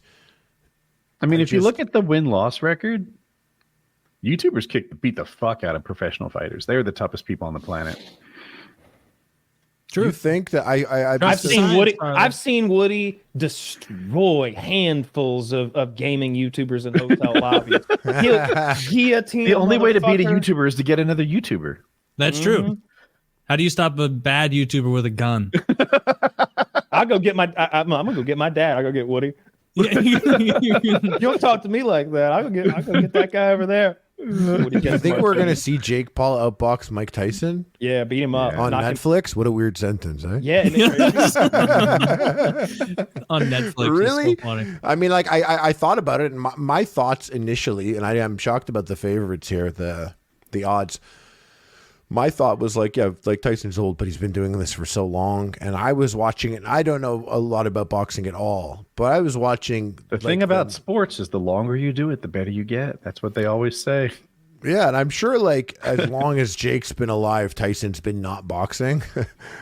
But like, it's like I imagine in my head that if that this was going to be a game of pads, they're doing like it's an exhibition. There's not a big deal. But I was thinking that if you were Jake, do you take that clean hit if you find the opportunity and punch Mike Tyson in the face? Jake Paul's definitely there to knock Mike Tyson the fuck out so that he can be the guy that knocked Mike Tyson the fuck out. Of course, right? So he's going to try and do that, right? But then so Mike Tyson's going to turn it on, and there's only 2-minute rounds. But like, you don't think Mike Tyson would fuck him up? No, I don't think he's got to switch anymore. I think Mike Tyson fucked me up, and I wouldn't even know it happened. I just wake up, hopefully. Let me do this. Jake Paul's going to destroy him. Jake Paul's. I like Jake Paul. He looks great. He looks so great. You ever seen him in real life? Compared, yeah. He's big. I mean, Harley. All right, so this is a good question. I'm sorry to interrupt. You're big, Harley. Jake's big, right? Like not tall. Like not as tall as you, but taller than everybody else. In my mind's eye, like in my mind's eye, FPS Russia is taller. Like the same? FPS Russia is bigger than Jake Paul in my mind's eye. I did a thing with and I met both those guys. I did a thing with Logan Paul, and Logan was so much bigger than me. Logan Paul's much bigger than Jake. Yeah, that's what I meant to say initially, by the way. What was like that guy was shockingly big and like well built. Like he's just got good genetics. It's like, dude, your neck is like my thigh. His neck is so. He's like Captain America after the serum. Yeah. So Harley, let me ask you this. The top basketball player in the nation right now in college is this guy named Zach Edey from Purdue. You probably don't know much about him. But take this guy, the #1 college basketball I'm not taking player. Any guy, bro. Just hear me out. Straight, dude. You think Larry Bird can beat him? I think all athletes today go through a harder process than athletes like today's Larry Bird? Yes, that's what we're doing with Mike Tyson's today. I just saw Larry Bird in a car I thought in a you meant commercial. in his prime. I just saw Larry Bird in a commercial. Let me tell you, he's got old face now. You can barely recognize him, and they didn't let him say a word. he used his height to like find out what was like creeping around in the attic. I don't know. It was like a pesticide commercial or some shit. So no, Larry Bird cannot ball anymore. Maybe his Dr. J. He's 3-point. good shape. If we do 3-point contest, I bet Larry Bird blows out like maybe tons of NCAA players. But can we take Michael Jordan? I think Mike Tyson's more of a Michael Jordan in his space than he was a Larry Bird. So I get your point. Because the skin. Yeah, how old is black. Jordan? Yeah. I think Larry Bird is way older than Michael Jordan, right? He Larry was Bird's before him. in the 70s. Jordan's 61, so that is a fair comparison. I don't know. I bet Jordan loses to the top college player right now. Oh yeah, for sure. Yeah, for sure. He's 61, man. Maybe if Jordan had devoted his life to being good at basketball at 61, that'd be a different story. But that man likes to play golf, gamble. We're banking on that. Like you said, he doesn't have a switch anymore. We're banking on the fact that he's not a killer anymore because that's a big factor. No, he's on TRT. He's got a 19-year-old's fucking endocrine system right now. So he's good on like the hunger or the fire or whatever. I just don't think he has that confidence. I think he lost that like 25 years ago. And I don't think his like body's gonna keep up. Jake Paul beats up Mike Tyson, that's crazy. That's crazy. I don't have a bet yet, but I'm going to make one for sure. I at this point I would bet on Tyson 100%. And I don't even gamble, but now I'm kind of like I think I should gamble. Here's the problem. Dude, that's what I thought when Tyrone Woodley fought Jake Paul. I was like, this is such a mismatch. I almost put $10,000 on it. I was like, if I'm going to win money, I'm not going to win $13. I don't give a fuck about that. Like, I want to win actual money. Wait, who'd you bet on? I didn't bet, thank God, because I would have chosen the loser. I was so confident. How sad would that Discord call have been, Woody? Man, I'd have been like, shit, man, dropped in a bucket. Fuck that shit. I'd be like, damn. And Dirty would be, double down, Woody. Double down. Let's play some Baccarat. We'll get it right back. $200 a hand. We're gonna gamble our way out. That always works. I've seen Dirty gamble his way out of problems before. And that's a long-term solution. I won't going to keep paying. Some of those degenerates that we would gamble with would go on, and after the poker game, whether they lost a bunch of money or won a bunch of money, they go play Baccarat, and it'd be like these crazy swings, and people would be like in trouble financially. Taylor, I mean, like can't order food tonight.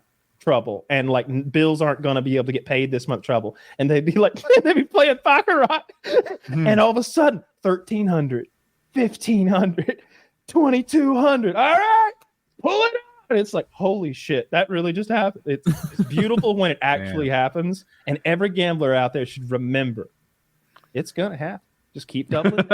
You can't win if you don't play, gamblers. Can't win if you don't play. It's like that meme where the miner was so close to the gold or the diamond or his victory or whatever. Don't be that kind of gambler, boys.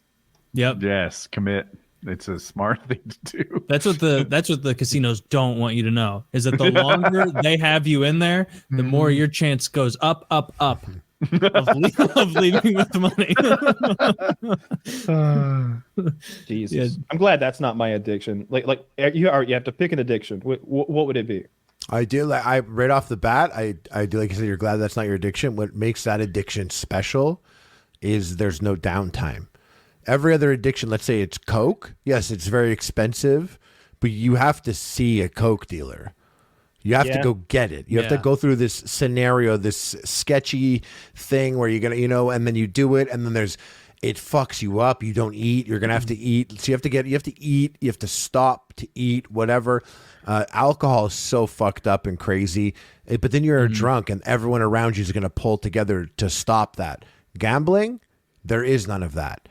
You can lose your savings at lunchtime. One time, like gambling there is no middleman, there is no down period, there's no hangover, there's no Coke dealer, there's no plug. It's directly into your pocket. You don't even have to go to the bank. You can just siphon it all out right there, and it's a crazy one. That's a Did crazy. you see that video on Reddit of the guy the guy? I want to hear what addictions people choose. But go ahead, Kyle. There's a video of a guy on Reddit. He's playing slots, like video poker or something, and you see him do a bank transfer, and he slides $20,000 onto that slot machine, and then he hits it. I think he's paying like $700 a hand or something, and it's going 700, 1,400, 2,100, 20, and he's just boom, boom, boom, boom, boom, eating through 20 grand as fast as we're talking right now. I did that on such a small scale. I was a teenager with a fake ID, and I had 2 rolls of quarters. And how many quarters are in a roll? 40? I lost right. 80 times in a row. About coins. You can ask me about fucking coins right now. Yeah. I lost 80 times in a row, and it was like I'm making like minimum wage at this point. It was That happened to me too. I put $25 down on blackjack, the minimum, lost that $25, and I was like, I'm never gambling again. Damn. It's a good way to do it. But if I had to pick an addiction, I'm thinking sex addiction. Like, Yes, what's me the too. downside? Sex Your with jaw's women. sore, then you're fine. Sex with women. I think sex. Well, then you could catch some. You can get AIDS or something if you're like really addicted. Like if you're like I've listened to enough Opie and Anthony of Jim Norton talking about his sex addiction and his prostitute addiction that I was like, oh, this is a world I didn't know existed at all. And he has so many funny clips where Anthony or someone, it's like 2006 or something, so they can get a little wilder. And Anthony's just early in the morning, like, Jim, you seem a little tired. You good? And Jim's like, didn't sleep at all last night. Was having a great night. 10:30 p.m. rolls around, and I'm ordering prostitutes. And they can't make a house call, and so I'm having to go out to whatever the fuck neighborhood, and now I'm looking for prostitutes and I see cops around, and I'm trying to pretend, and I have a really good face to for someone who's just befuddled and lost. You know, I do befuddled, lost. Oh, where am I? He really does. I'm out there looking for prostitutes, and I find one. Ends up she's a man. I do it anyway. Like, and so he's hysterical. You guys committed to the cause. Very funny. Yeah, he doesn't care. But it's like it clearly caused his life a huge number of problems. I would say that's shocking to me because you can order an escort that'll just come to your place like as easily as you can order something off of DoorDash or any other fucking app. Everything's in your pocket, really. Like escort services are legal. I've never used one, but like they're legal in every major city. If you search your city escorts and just click that first link, it's not a trap. Like you can go in there and chat with a girl and really. Like, what's illegal? What's illegal is body houses and like what is that? If my home, if you came to my house and paid me and I fucked you in my home, that is illegal. Like to have a place of business here like that, to run a whorehouse. But someone can do house calls. Someone can go to your house and come inside and and then you can come inside, and then they get the fuck out, and you give them $250. You can't stand on a street corner. This isn't legal. You can't stand on a street corner and what's it called? Solicit someone for sex. All I'm saying, and I want to clarify, legally, this is advice. Everything I'm saying is a written script, part of an interactive art experience where the audience gets to participate. Taylor, nothing is true. So in a lot of places, prostitution is legal anyway. Like Australia is just straight up legal. But definitely in the U.S., like the practice of escort services is this like happy median apparently that everybody's okay with, because those are prostitutes who come in like, and every hotel bar, or not every hotel bar, but every nice hotel bar has like prostitutes sitting there waiting. If there's a single lady dressed well, like sitting there at a hotel lobby, like it's 50-50 that she's a prostitute. I thought escort just meant prostitute, and so that like they'd be watching those sites too, because it's just what they're doing isn't illegal though. They're like, hey, would you need an escort tonight? Yes, I do. All right, and then you escort. She comes and you escort her over to the bed, and then of your own volition, it just so happens there's chemistry. You know what? I feel like a little half and half, as they say. Remember that phrase, Taylor? Half and half. Half and half. What does it mean?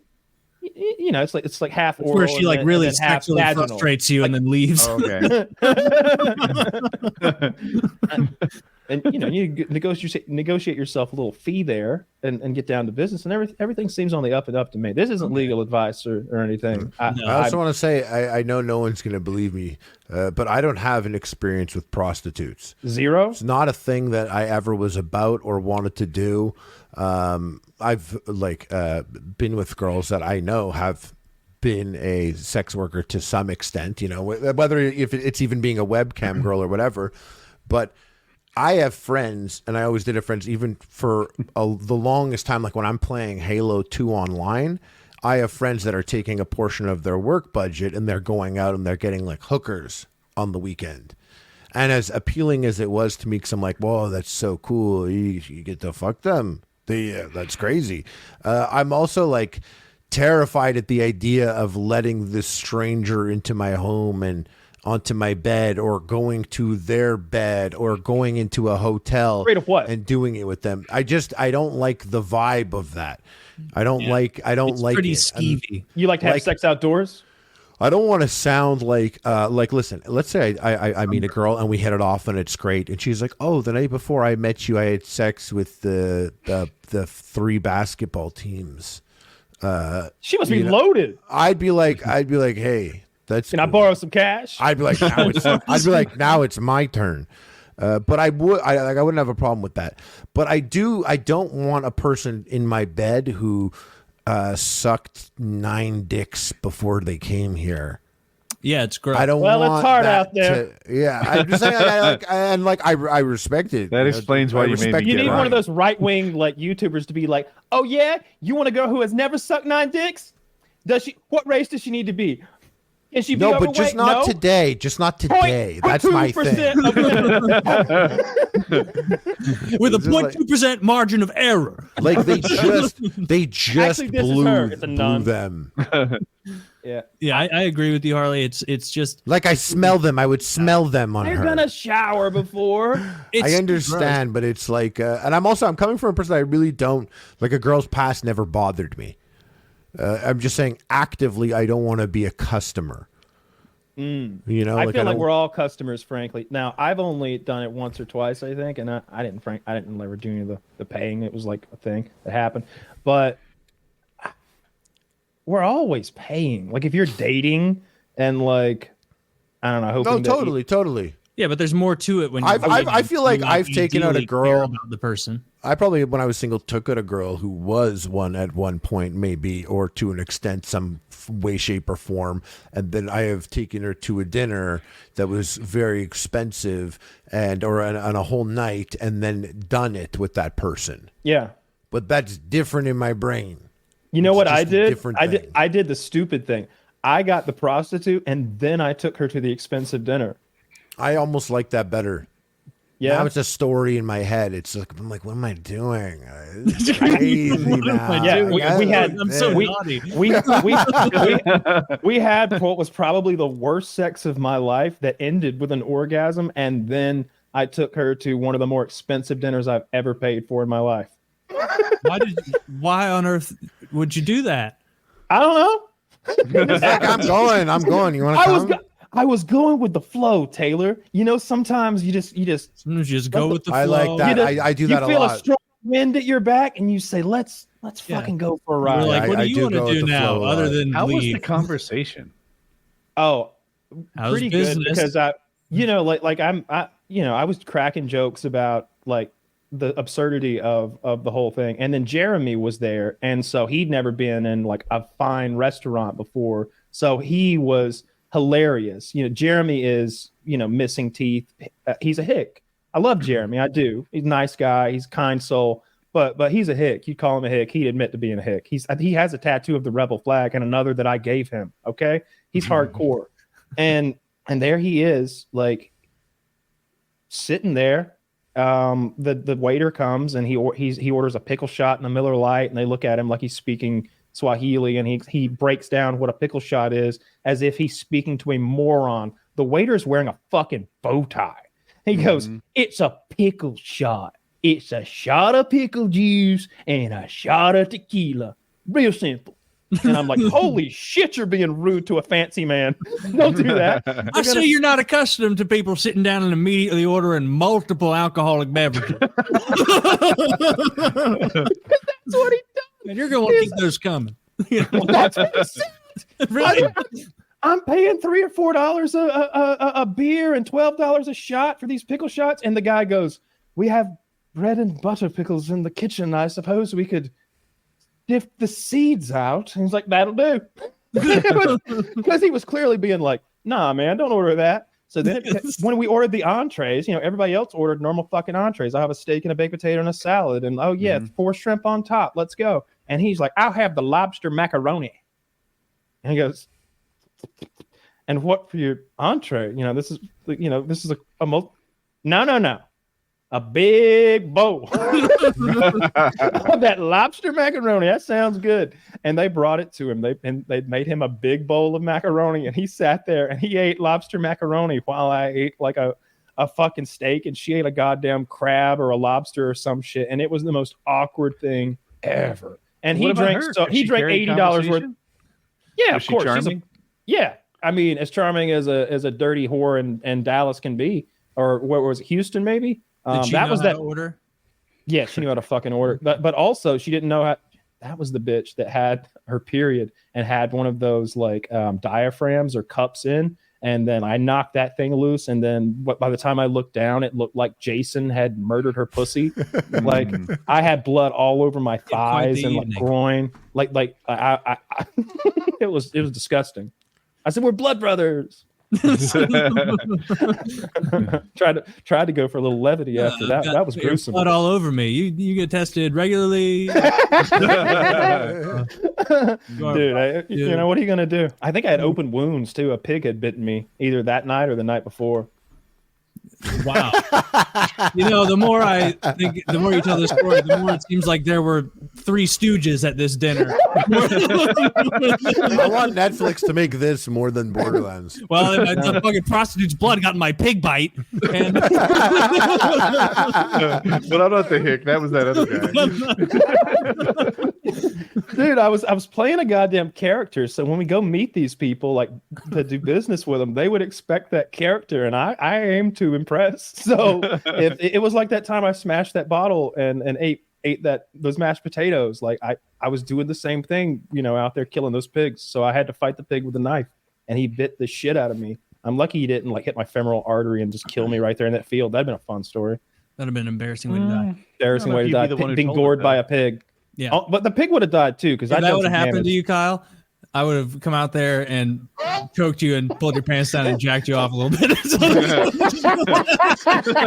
Tell people it was a bear. Tell people it was a bear. No. Just y'all move the big. You take the big pig I've been fighting and drag it away and put a little pig next to me. FPS Russia turned out to be a bitch. Bit by a chipmunk. Yeah, that's that was not a fun experience. I'm pretty sure that's my one and only like prostitute sexy time. That was just abominable though. Yeah. So I don't recommend it. It just seems like an easy way to get things done. Of the addictions, I feel like gaming, not gambling gaming, like being addicted to Halo or Call of Duty or something, that in my head is the most harmless one. No, the runner's high. I want to be addicted to a runner's high. I want to be out there running 5 days every day. Just working out. But wait, no, but you could be addicted. I look at some streamers like to success. Top streamers. Literally, I was going to say like top streamers or whatever, they are addicted to putting out their content or their work or whatever it is that the void is that they're trying to fill. You're hitting like 400 something hours a month streaming. Yeah. Oh, yeah. Speaking of, but even that's like work for them. If we have to pick a negative addiction, someone addicted to work. People are playing Halo for no money by themselves or with people online or whatever. That seems like the most harmless to your life overall. I don't know. It depends what's going on in the rest of your life, right? Like we see. I can't remember who it is, but there's that streamer where like you looked at his room and it was just Jesus. Asmongold. Yeah, he's a huge streamer and he blood on his wall. He posted pictures of it and it's disgusting. I saw a clip of him. There was a roach crawling on him. And you saw the blood on his wall? Was that him? It was, yeah. It was crawling on. How him. many of us are willing to move their webcam around? Well, let's not throw stones in glass houses here, boys. Nothing wrong with a hard-working streamer. That's what I always say. I mean, it was tax season, so there's personal documents. So I won't do that, nor will I do it next week. Move a few things. Hang on. I can relate. Yeah. He's got what's it called? He has blood all over his wall because he wakes up in the middle of the night and his teeth are bleeding. Is that a sex doll or is that a big titty friend? He's a big titty friend. Wait, his teeth are bleeding in the middle of the night? Yeah, he wake up in the middle of the night, his teeth would be bleeding, so he'd wipe the blood on his wall. Oh, that's so that all his teeth blood stains next to the wall that he leaves next to. Yeah, and there's let's break this down. So because honestly, I'm okay with it. I this is okay. So my room isn't anything like this, but as I look at this, it's not that bad. So up on the shelf on the top left, I see a bunch of electronic cases, graphics cards, and it looks like he built a PC. Find us the full photos, because there's a bunch of rotten food in the photo I see. Okay, yeah, because that's what I'm only seeing one thing of food that's clearly probably gross. There's like you have to look burrito the reflection bowl. on the screen. There's a cup there. That cup has Dr. Pepper in it. Probably I see two, Kyle, on the left near the computer. There's some like a burrito bowl or something like that. But if you look straight ahead by the monitor, there's more. Are those eggs? There. Okay. We hit the mother load.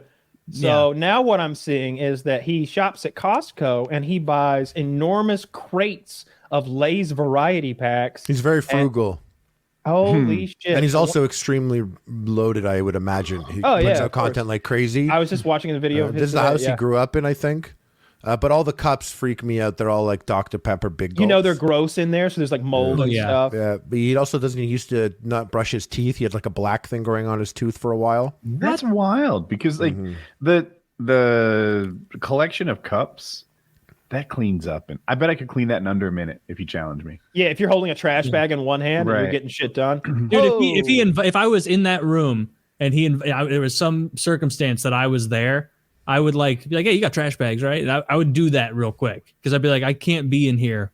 What do you do when you start finding gross stuff that you want to deal with? Get some gloves. I'm gonna be like, hey, let's if you want, make it a stream. Like let's get a little done here. Whiteboy used to do that. Whiteboy used to be like cleaning my room streams, or like he'd do like, oh, you remember Road to Commander? He'd do like Road to a Clean Bedroom.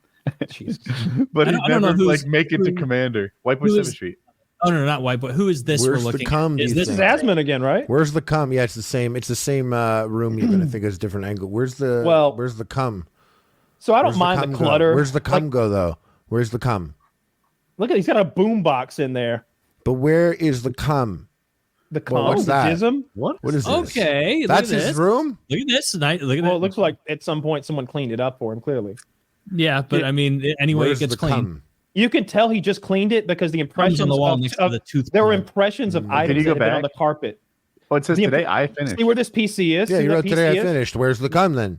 Yeah, look right there. See, you can see where the PC used to sit right there, and then above that another one. So he just cleaned this shit.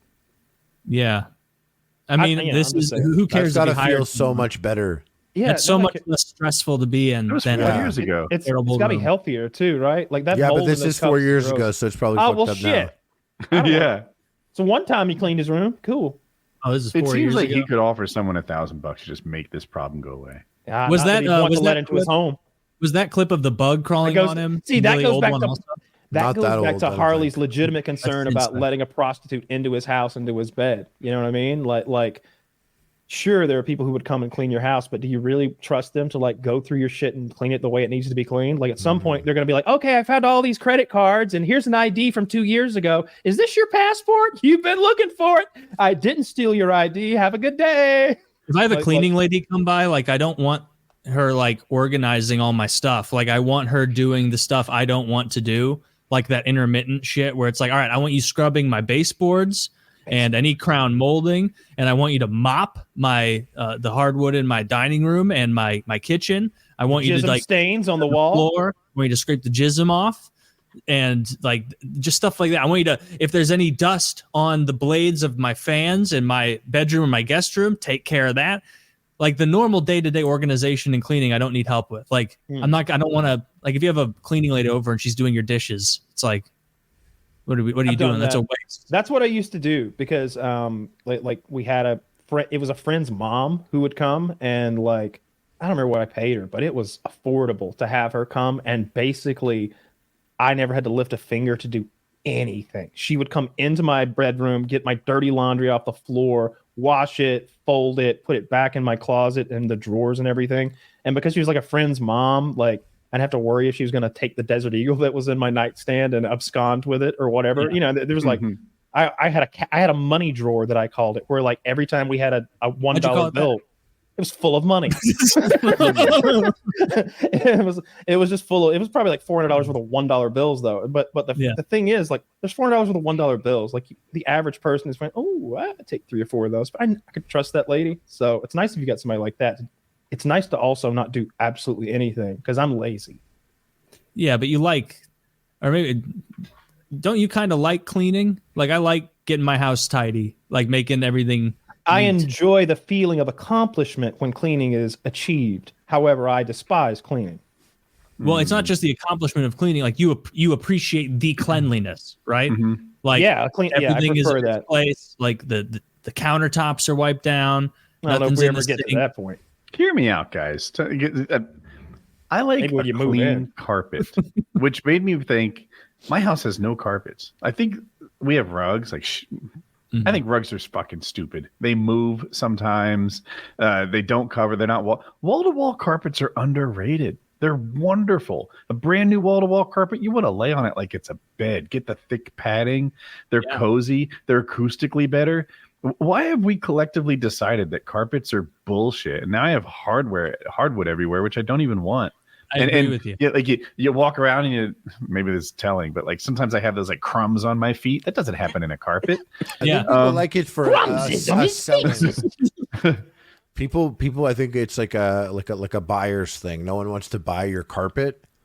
You know, like maintenance wise, I think it's like wood could last longer.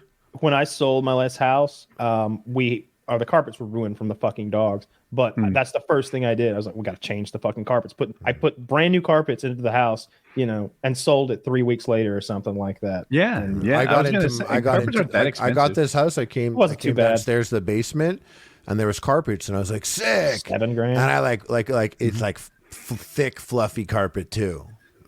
Sick. I like that. Like I need a carpeted room. Yeah, I disagree. And it instantly feels like if it's an entertainment style room, like if it's the room I watch movies in and I like hang out late at night, I would prefer carpet there to hardwood.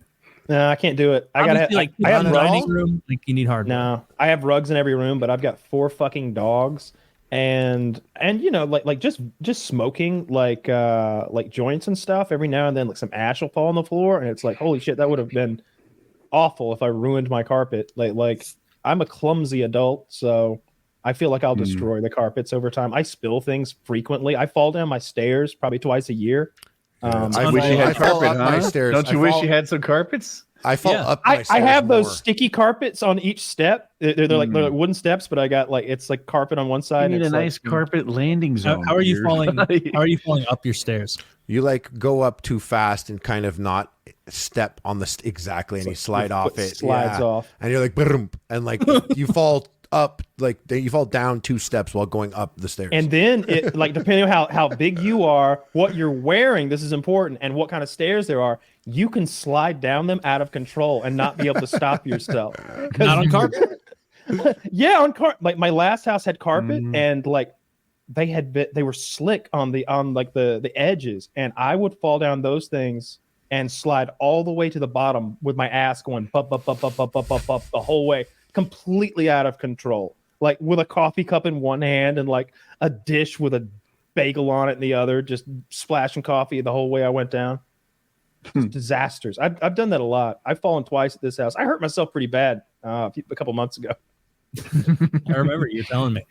The lights were off, so I didn't know where the floor was, so I couldn't land properly, and I just drilled my knee after falling off 3 or 4 steps. Yeah. I'm gonna be one of those old people that has like the fall, and then that's it. Like I'll be in a wheelchair or like have a gimpy leg or something. Then it's kind of a good way. Oh, I thought you meant die, because that could be a decent way to go. Where like you're just going about your day. You're 79, you're 83, whatever it is, and it's just like a brief moment of like. And like then you're gone. to the great beyond. It's kind of embarrassing to slip and fall. I don't know. If I ever find you that you slipped and fall, I'm gonna pull down your pants and strangle you. Damn it! I want to die in like a road rage incident. That's the videos I've been watching lately. Mostly road rage incidents. I like when the guys go crazy and start shooting at each other back and forth in the middle of the road and crashing each other. Those are real entertaining. I like only when I see those and the clear bad guy gets his comeuppance. Sometimes it's hard to tell who the bad guy is, but I like it either way. I like seeing a good fight.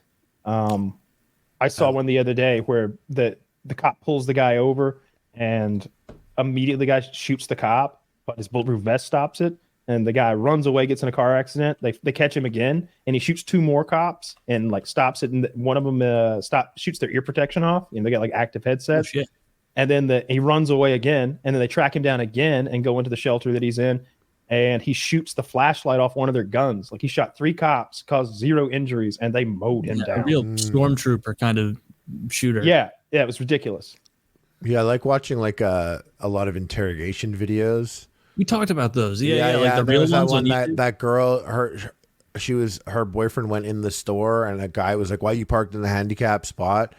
And like her boyfriend came out and he's like, "Why you yelling at my wife?" And the guy like shot him, like he pushed him away from the car, and the guy took out his gun and like shot him.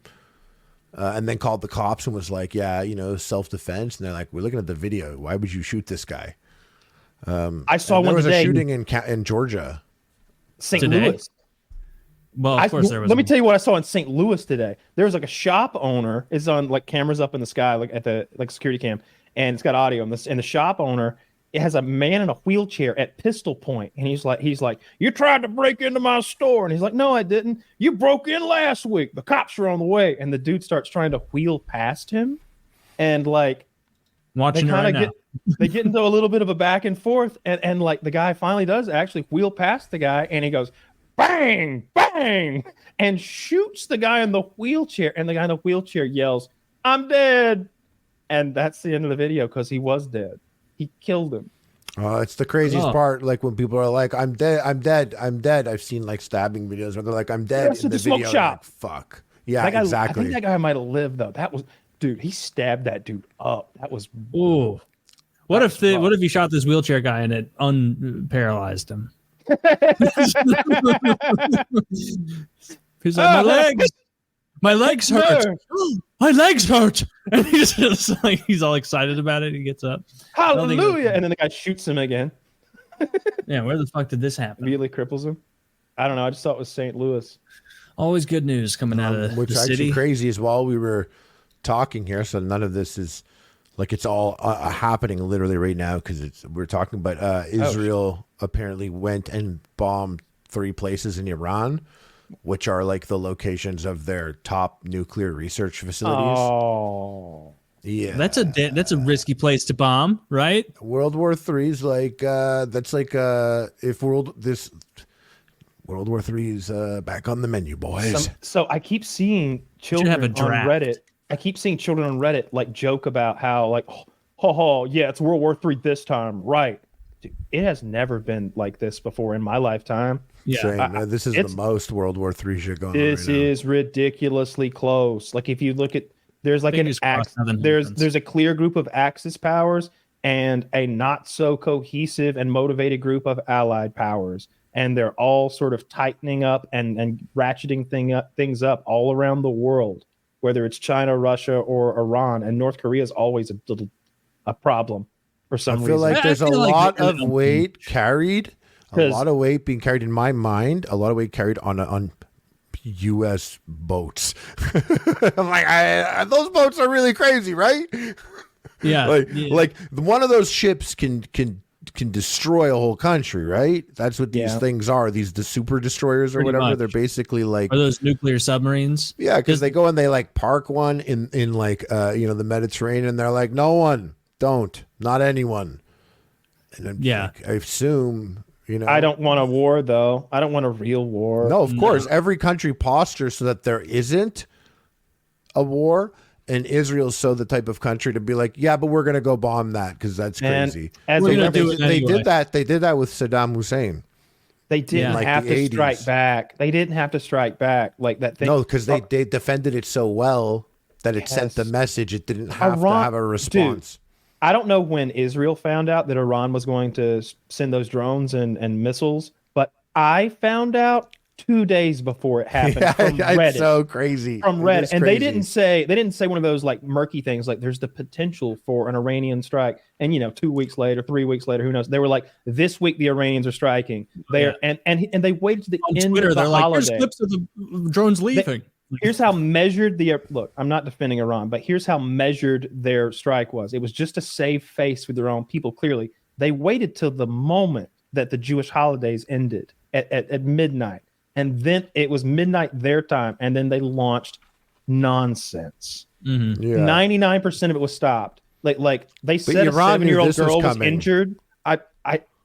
She's fine. I promise. I think Iran has like the capability to defend itself from like a on the ground invasion very, very effectively, but I don't think they have the ability to project power across the region. No, Like, they knew about that this was coming. They knew that Israel was contemplating targeting their nuclear facilities. But you, Taylor, Now you bought them stealth back. bombers. I bought them stealth bombers. I just sent out a check earlier this week. All the buy tax more money that you stuff. ever spent in your entire life flew one paint stealth job. bomber approximately didn't. 4 seconds. Yeah, not Yeah, even. It was the paint Threw job. it for an eighth of Paint a job. second. Not even the paint job. No way the Yeah. paint job. No. You paid Yeah, for no, like no, that guy's. yeah. Some senator's uncle, his firm got the paint job for $1 million per wing. Like one Iron Dome rocket is basically all the tax money that you like. Yeah, if not It's way fucked up. more. Like it's hopefully this does not actually So- pop off because a world war would be horrific. So Iran's going to Yes. hit back now, and they promised earlier this week that their next attack would be 100 times more powerful than their first attack, and so now they're going to attack again. Israel just struck Iran and hit 3 nuclear facilities. Unfolding. So that's what it said. The 3 places in Iran. So everyone's like, oh, those are the nuclear facilities there. I hope That's Biden pulls some support, right? Because the way my understanding, Genocide Joe. yeah. So Syria and Iran. what happened is Iran wanted everyone to say let me start over. Iran seemingly wanted everyone to think they attacked Israel. We all knew Iran was attacking. We knew it. The 4 of us all knew that attack was coming. So they launched some bullshit attack full of drones that are easily shot down. U.S. shoots them down. Saudi Arabia shoots them down. United Arab Emirates shoots them down. Then obviously Israel shoots them down with the stuff we give them. And nobody's hurt. A couple missiles fall harmlessly in the sand. Biden tells Israel, hey, take the win. Just like fucking let this settle. You don't have to kick back at Iran. Let this relax. They didn't really attack you. They pretended to attack you.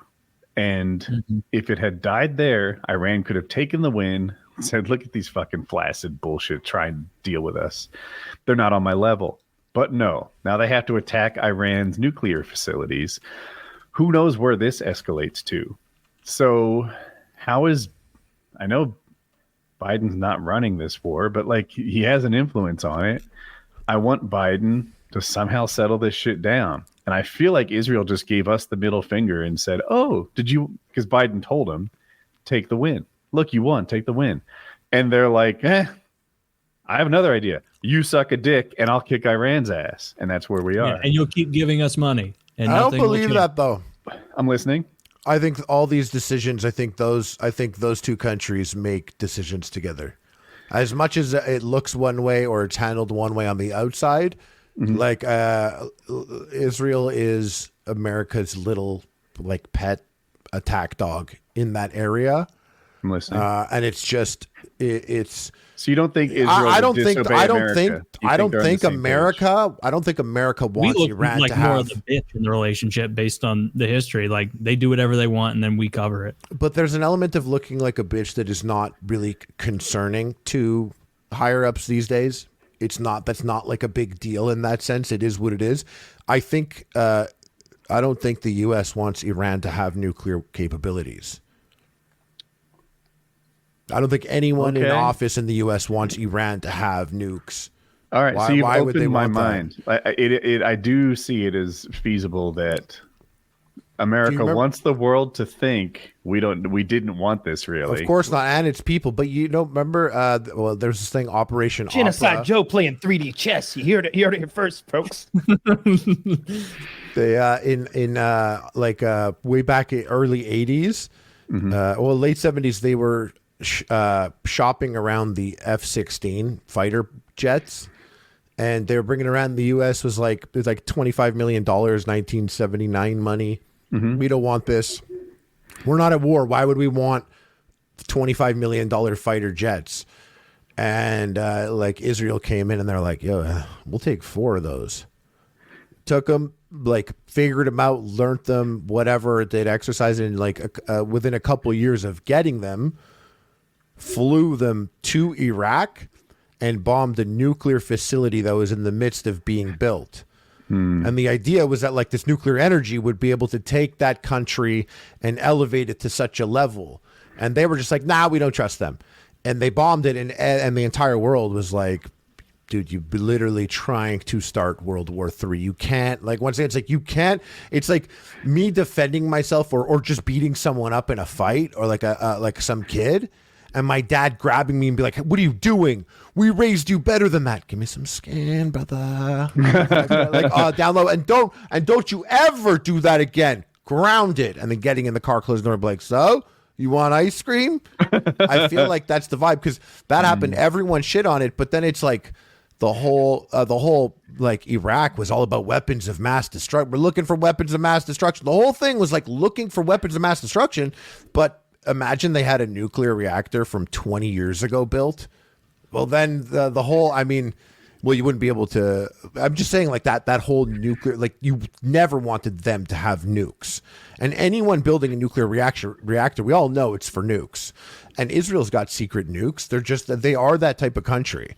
I don't think Israel had to enrich uranium to get their nukes. I think we fucking mailed them some nuclear weapons that say Acme atomic weapon number 3 made in the USA, and we had. I think they didn't make their own. There were some things, some reports, even the U.S. went to go inspect. They went to go inspect if there was nukes being made or whatever. They got into the building and there was whole ass walls built or that were there, and the guys are like, oh, on the blueprints there's supposed to be more room here. And they're like, no, that's a wall, dude. You're tripping. But it's they're hiding nukes for sure. If Israel was behaving at all at our behest at this point, or the Biden administration, however you want to put it, and it was them doing it in that circuitous way, the Biden administration would have been like, hey, nothing at all until after November. None of this. None of it at all. We're not going to jeopardize, because a big giant world war is not popular with the voting public. People don't want that, and so we're doing none of this. So it seems like Israel does. Kamala loses World War III. It seems like Israel often does whatever they want. Taylor, what if I said big wars always skyrocket a president's popularity? I think it depends on the war. At first it does. Know. Yeah. I don't think now we're at the information time where even the last war or invasion that U.S. was part of, we look back at oh, that was weird. I feel like America has war fatigue and there isn't a big appetite for it right now. But when I think of all the wars, Iraq 1, Iraq 2, Afghanistan, I'm too young for Vietnam. That's weird. But all the wars that I've lived through, God, people fucking rally around the flag. They love it. Will it happen Rock this time? Flag Eagle. It feels like they won't, but they always do. I don't think people want it. And so it would reflect badly on Biden and his guys if he was telling Israel to do this, which is why I don't think that. Well, you have two choices. Your government either you believe in your head that they don't want war, or they think it's necessary to take other countries' power away. Those could lead to the same thing. Essentially, I don't imagine that a country like Iran, which is a proxy to enemies of the USA, that they would want them to have and harness the ultimate power on the planet. Like that's the top power. They don't want them to have that. And that country fucking sucks. That's a shit. Iranian people are no. The country, fuck that country. The people are fine. The people are different from the government, and that we have to say that all the time. But the current government in Iran, this is the regime that, if you remembered months ago, the young girls out in public not wearing a hijab, so they beat her up, put her in a coma, and she dies in the hospital. This is a regime that routinely kills their youth for revolting or wanting freedom in any shape or form. This is the regime with the morale police that go around and actively, intimidate and scare and beat up and kill women and children for not doing what they're supposed to do as per, the religious doctrine. Yeah, I don't think any of us are Iran backwards. Yeah, I love Iran. But the thing is, it's not the people that are running it. I'll take that side with you. Let's do it. All right, first I need to figure out what are they all about? What kind of well, first of all, you should get the name right. It's the Islamic Republic of Iran.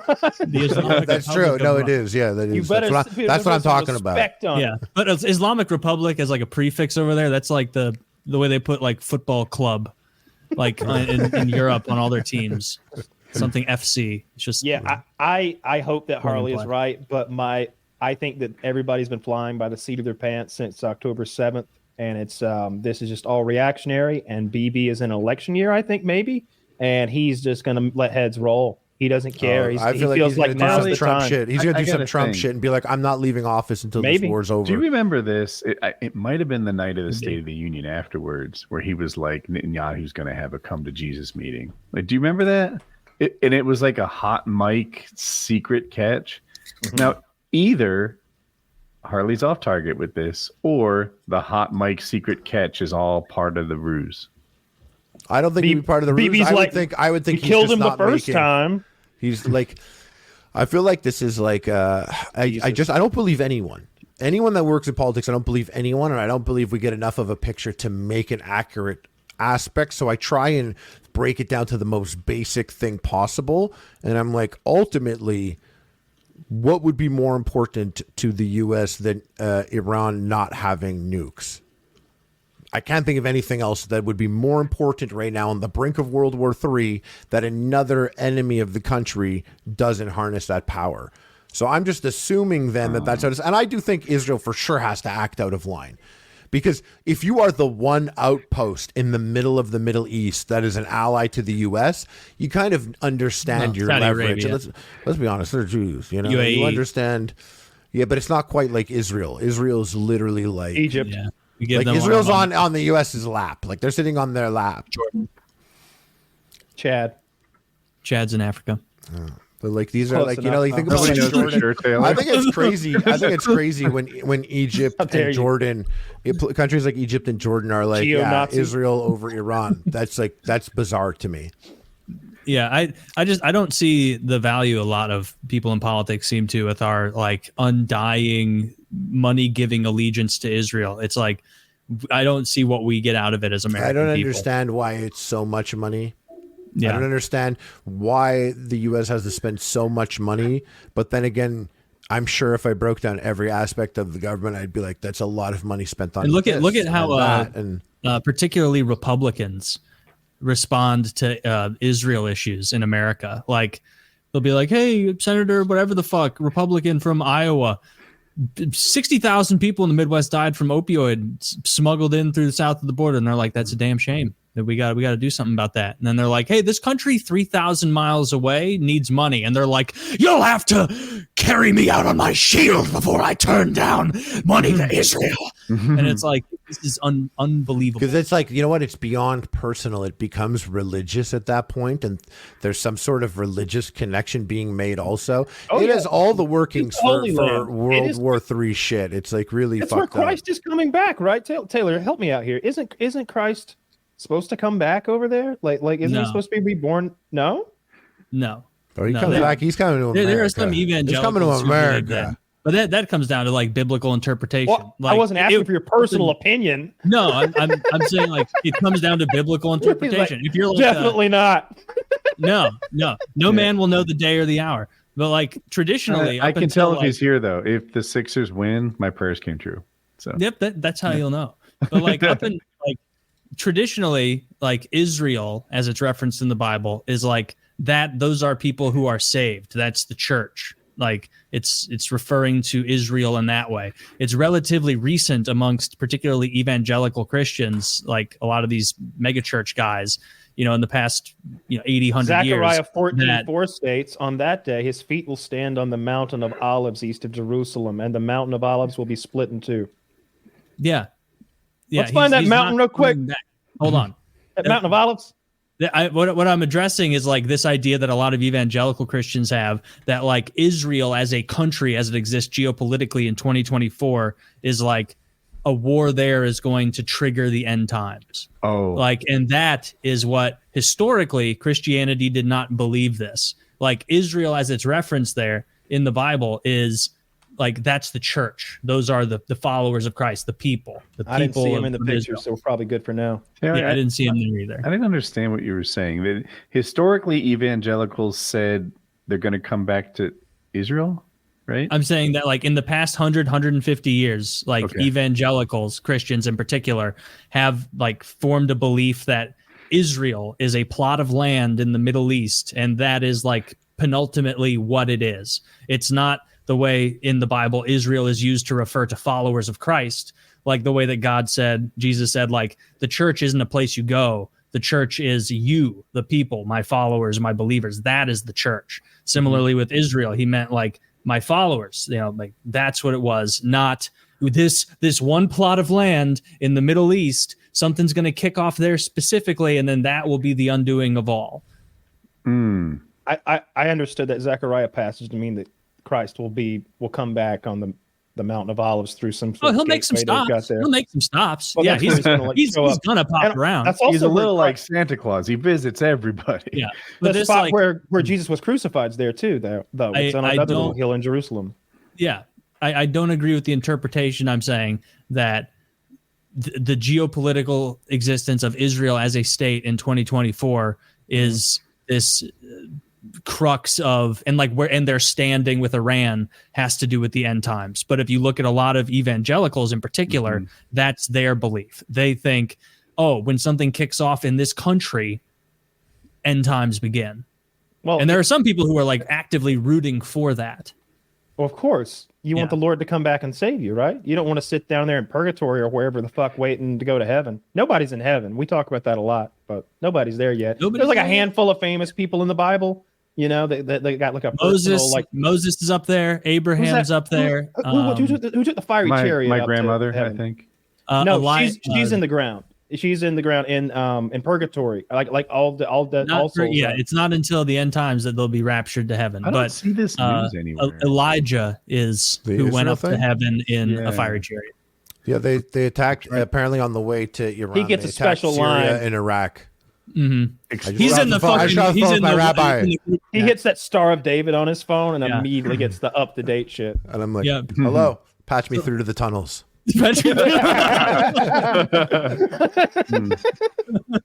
through to the tunnels. Careful, the Gentiles are getting too close. They're gonna figure out what we're up to down here. I wish they hadn't done it.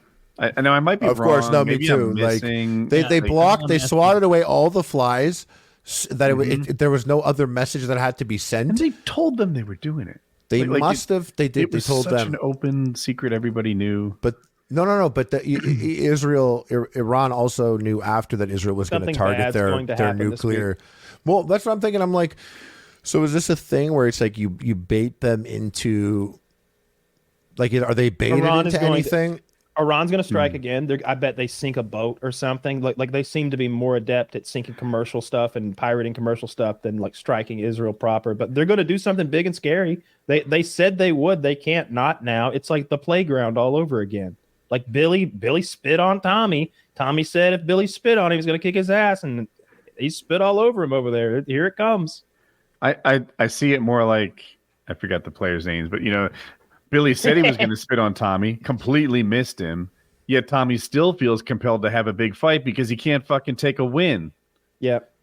It was just a little spittle. He missed. We deflected it. No one even got wet. There was wind or something like. It was wind. You know, it didn't get him. He missed entirely. He could just be like, yeah, you know what? He failed to spit on me. We're gonna let it in there. They could have. I can't imagine how off it is to be in Gaza right now. Like that's just. I'm glad we're here. My dad used to always say that. Like, and probably still does, I guess. But he's like, we'd be out on like a bright sunny day. He's like, so glad we're here. So happy that we're here and not like in Iraq or Afghanistan fighting for nonsense or any of the awful places on the planet there are to be. Just to be like out in a field, like I don't know, riding a tractor or something, doing exactly what you wanted to do. Is just so much of the world lives in just. I think I was watching. Maybe it was Somalia. It was some shitty African country, and it was a YouTube travel channel. Yeah, right. A YouTube travel channel went to. It was a coastal African nation that was poor as hell. They were smoking whole goats with tire fires on the beach. They were smoking whole goats with tire fires on the beach. It was the blackest, scariest smoke you can imagine. They were doing the same thing to fish. And he interviews this guy who speaks a little English. There has to be trees there. There's inexcusable. Like burn anything else. They ain't got no trees. The houses are made out of fucking van tops and hubcaps. Corrugated tin. Yeah. It looked like a favela on a beach. And he interviews some guy. And again, this is like rich travel YouTuber guy. It's kind of weird to even be going to a place like that. Like, how do you not feel guilty by existing? And the guy's just like, we need a lot of help here. We need, tell everyone you know, we need a big help here. And it's just like, you do need bigger help here. Dude, help is tricky. You know, like the classic example is this, like, oh, this town has no shoes, right? So now we supply them with shoes. Well, you've inadvertently put every cobbler out of business. You haven't helped them help themselves. There's no business, no industry, no nothing. As soon as the shoes you gave them are gone, they're gone for good. And meanwhile, you've ruined any shoe infrastructure they have. I'm taking it too far. But, you can't just dump aid on someone and hope that turns their country around. Holy shit. That tire fire thing Kyle said is correct. There's a Nigerian forum called Nairaland, and I just looked up tire fires, and here's on a message board. Looks like a clip from an article. Is there a link or a picture? Yes, it was a little sketchy. I had to click I was human to get on it. Here, I'll read what it says. General Manager of Abia State Environmental Protection Agency, Dr. Cosmos Ndukwe, has raised the alarm over health implications of consuming goats roasted with tires. According to him, the act could cause cancer, kidney problems, and even madness, among others. Speaking with members homosexuality. What could cause homosexuality? Speaking with members of the Executives of Correspondence Chapel of Abia State Council of Nigeria Union of Journalists, paid him a visit in his office in Umuahi. Ndukwe said efforts were on to relocate slaughterers from Aba River and to stop them from using tires to roast goats killed in the area because of grave health hazards, including but not limited to becoming gay. He also complained that wasn't in there. He also complained that despite repeated warnings, the slaughterers still roast killed animals with imported tires, thereby contaminating the meats with heavy metals such as lead, which he said could hardly be removed through boiling. That one dude with the blue shirt had dope arms and shoulders. They all are very cut. Yeah, dude. Oh, I didn't see the picture. I have a question, Are you by the way. envious of the African cutness, Woody? Yeah, I think I'm starting a goat and tire diet. Yeah. See how it works for me. Yeah, we can sell that like a pre-made meal called Mad Fitness. You'll lose your mind with fitness. Can you show that guy with the arms again, Zach? It was the shoulder really that was popping, eh? Yeah, the shoulder. That shoulder cup like that. Yeah. Dude, I was doing lat raises. I had that like on my most fit day ever, like being at a certain angle. At a certain angle. 5'7". Yeah, I need to see a full picture. I need to see what I would look like standing. Got a nice ass, You too. tower over this dude. Because they ain't got I no feel protein here, bro. Yeah. If they do, it's smoked in tires. Yeah, That and guy they're all would fucked steal up in my the tire girlfriend. I'm fucked. No, that guy's got AIDS. You know what? You think he's dancing? That's how he walks. He's all crippled up. He's all crippled up. He's got so much fucking tire smoke in him. Yeah, you know what? I'd steal his girlfriend. You know why? Chicks like money. There he is. Look at him go. Yeah, everybody's got to have hobbies. Jesus Christ. Once again, our national pastime has been rejected from the Olympic Committee.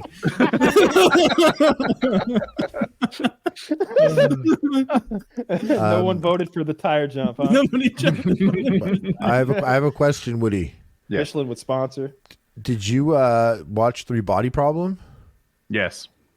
What'd you think? I liked it, and I felt like I liked it partly because of my bias, right?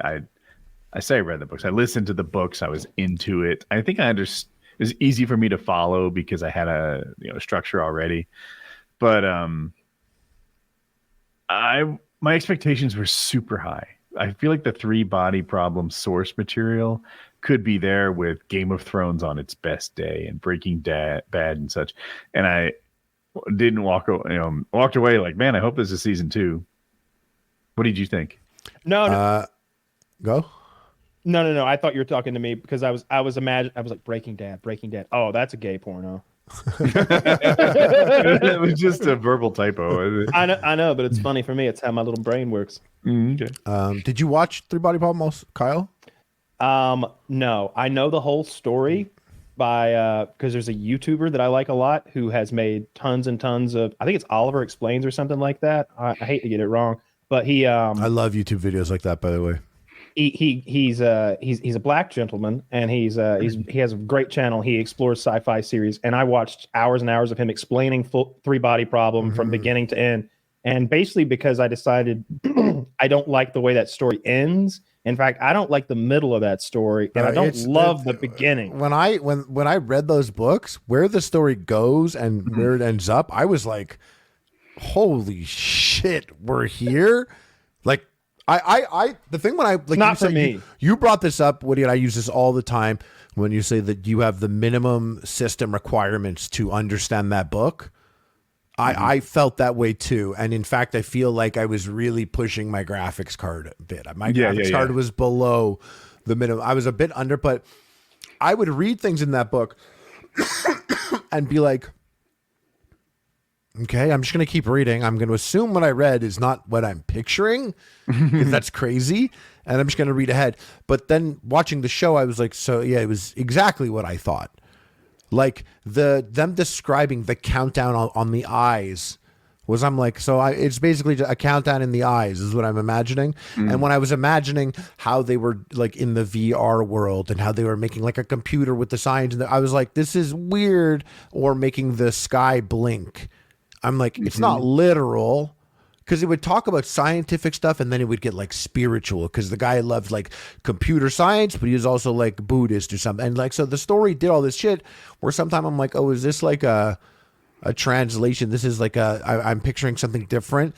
So watching the movie was so cool to be validated on these things where I was like, okay, so I kind of was picturing what it was. And then there were some aspects to it that I'm like I always found the wall facer aspect to be really compelling in the book. I love that story. I thought even just an isolated, it was all about the wall facer and their experience, and that's it. But these guys, the Game of Thrones boys, they're so big, and they are good at making people talking interesting. And then you couple that with some of the crazy scenes like the nanofiber wire and the boat, which like when I pictured it, I was like, is this as fucked up as I'm imagining it? Because it comes out of nowhere in the book, and then in the show, it actually comes out of nowhere again. And you're like, that's fucking crazy. And the concepts of it and the stuff, it was validating to see it. And although a lot of the characters I don't remember exactly, because a lot of them are Chinese names, and so they're not memorable to me, and they would mold together. The characters that they made, they took like some characters from like book 2 and kind of they mixed it up, and they mixed people together, and they made a different cast. But the cop, is that Benedict Wong?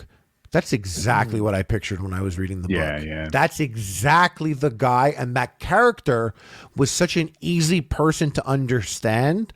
I felt like, oh, I can like track the only this. non-genius in the book. Exactly, and he's like, and it's like a cop.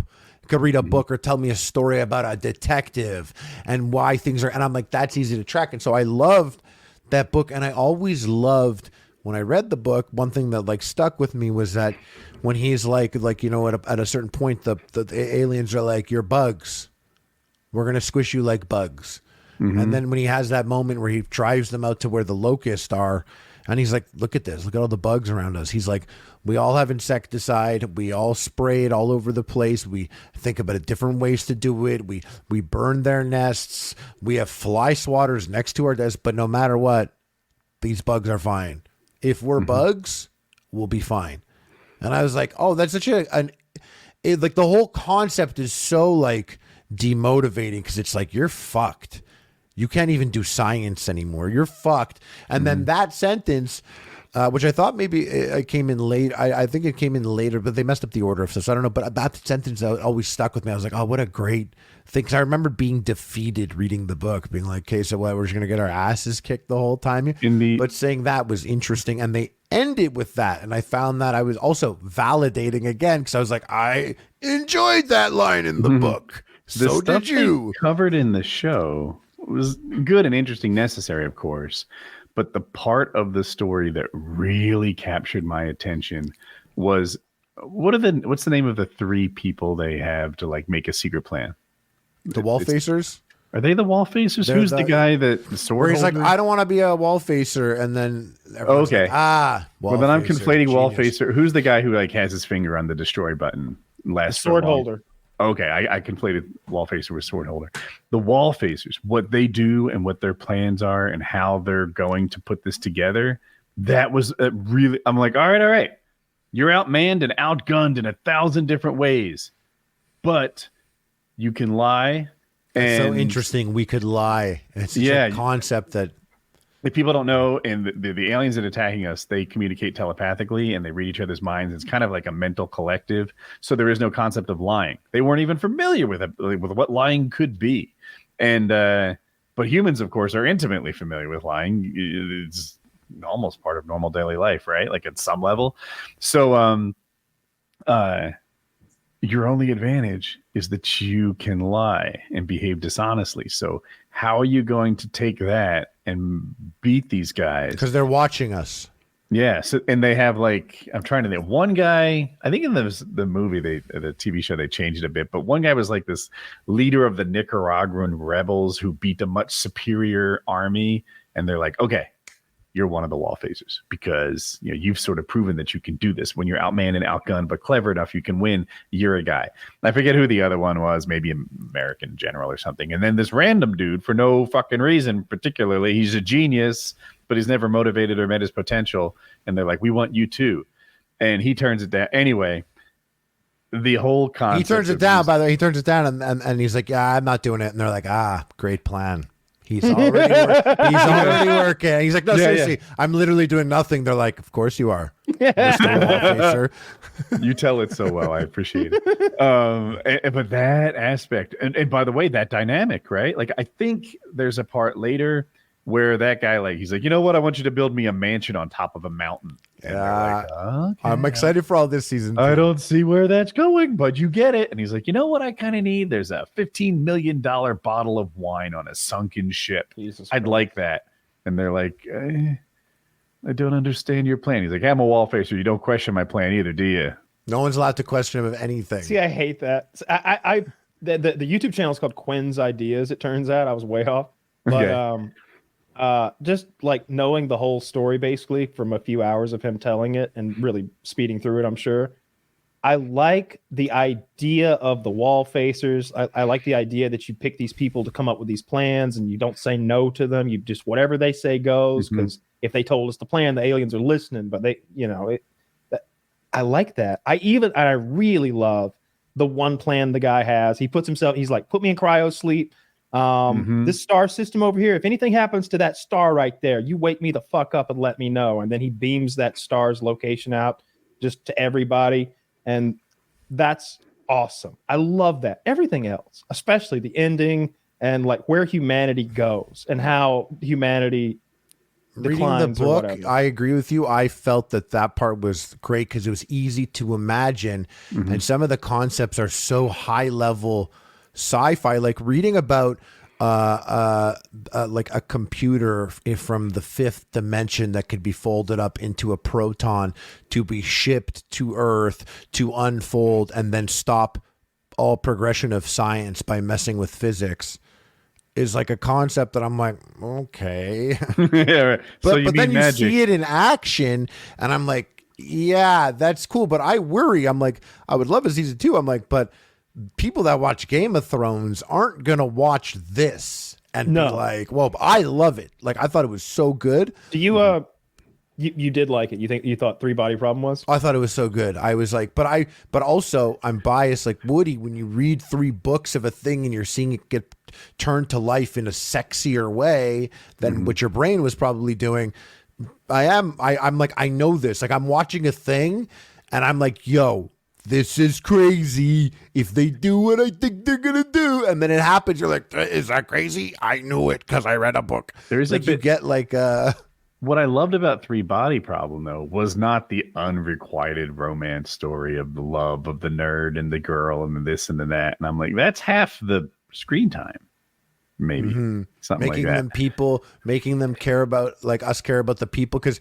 in the book, like you end up getting so far from the people that initially were. I didn't really give a fuck about any individual people. Well, I gave a fuck about the population. And the big picture, right? But a TV show doesn't have that benefit. That's why they did this character thing. Because these characters, by the way, to everyone listening, this book, like, I don't want to. I might spoil it, so mute me for 4 seconds. This shit goes like thousands of years into the future. Millions. Trillions? Yeah. It goes like, it's like, and we lose. It goes hundreds of years. It goes hundreds of years, and then like thousands of years, and like, and we get to be cattle in Australia for a small period of time, but then we're just folded up into one dimension or two. I don't remember which. I think in the book originally, but there's 10 dimensions, and the fact that we know of 3 means that we just sort of missed the collapsing of the first 7, and then it drops to 2 and to 1, and then there's like micro universes and micro black holes, a concept I really struggled to get my head around.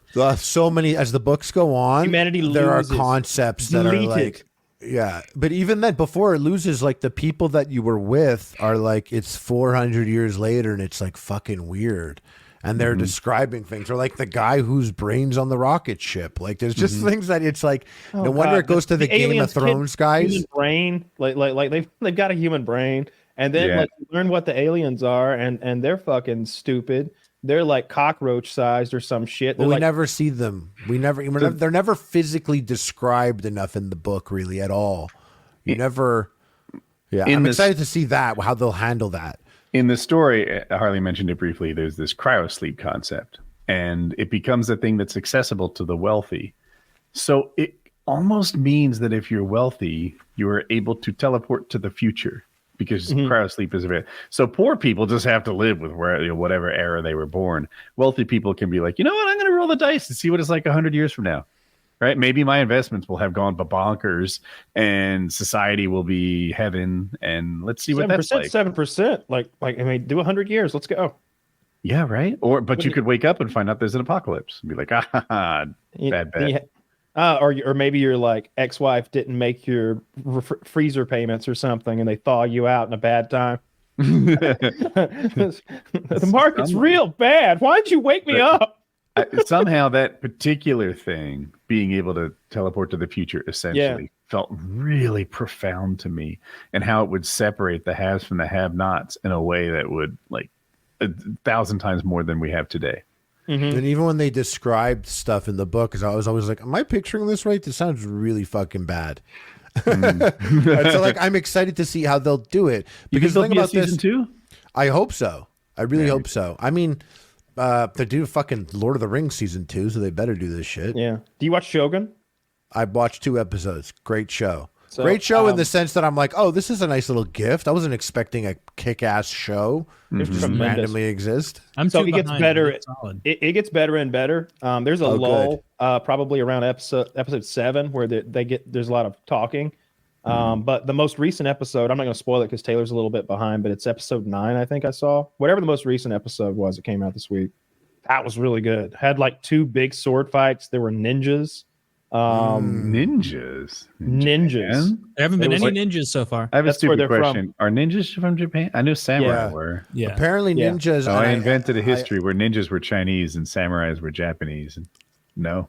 Okay. No. But I always liked the whole thing, like in Ghost of Tsushima, you play as a samurai, and then you're like your whole island gets destroyed and overrun by the Mongolians, and so you start to learn the ways of the ninja, and there's nothing like more outlandish to a samurai than sneaking up behind a sleeping person and stabbing them in the back. The samurai are like all about honor, and that's what it's all about. Bushido. But in the game, you have to like adapt to become a ninja, basically, to beat the overwhelming forces. But you're also still a samurai, so you like throw down either way. But whenever I think about those are ninjas 2 and cool samurai, classes, right? to have. It's Ninja, the tank and the samurai. rogue. You can't Well, lose tank and a ninjas rogue. between ninja and samurai. You can't lose. Well, They're awesome. episode 9, you get ninjas Marine. versus samurais. I can't Okay, wait fine. for that shit. You I'm can lose excited. if really anyone with a gun. Yeah, our main character, of course, has a gun. So White that's men, kind of fun, white too. men. And Some cowboy, no, some 6-shooter guy. He'd win. that's a great show. I'm really big on that. I recommend it to everybody I know. I'm honestly excited for the Game of Thrones show. The whatever Tail of the Dragon, House of the or Dragon, whatever. maybe. House of the Dragon. Yeah, it seems like it's been 3 years since that show was on, but I think I remember the Queen's daughter or son getting eaten by the 16-year-old who looks 30 with the eye patch. Notice how And, that show also didn't take hold in the public it's- zeitgeist. Like no one's talking about it. I think you're underestimating like the popularity of that show. I think that maybe it was the pandemic or the writer's strike. Everything got pushed like 6 or 8 months. You know, It was So, an like, emotion thing. People didn't want to talk about how they're watching it, maybe. Also, 'Cause it's Taylor, like I they It's got not hurt. as They it's got not- hurt from I'm Game of still Thrones. hurt. Me too. It's part of the reason I don't want to watch Three Body I don't wanna Problems watch because those guys are involved. I feel Ever like- since don't ever exist since in a Game of world- Thrones, I hate women. I don't exist in a world where I can tell what's popular very well. Like Kyle helps me discover new shows, but when I worked at Cisco, there was a water cooler, at least something like that, and you could tell like what was vibing, what people were talking about. Now, like I never see commercials.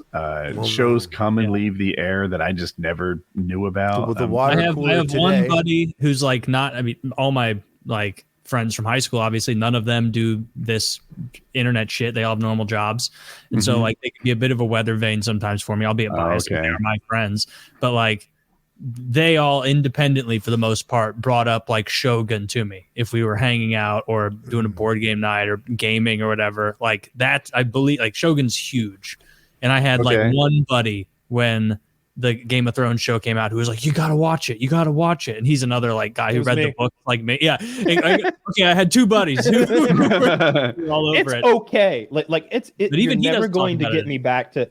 You're never going to get me back to like not just how good early Game of Thrones was, but what it seemed like the future was going to be so fucking cool.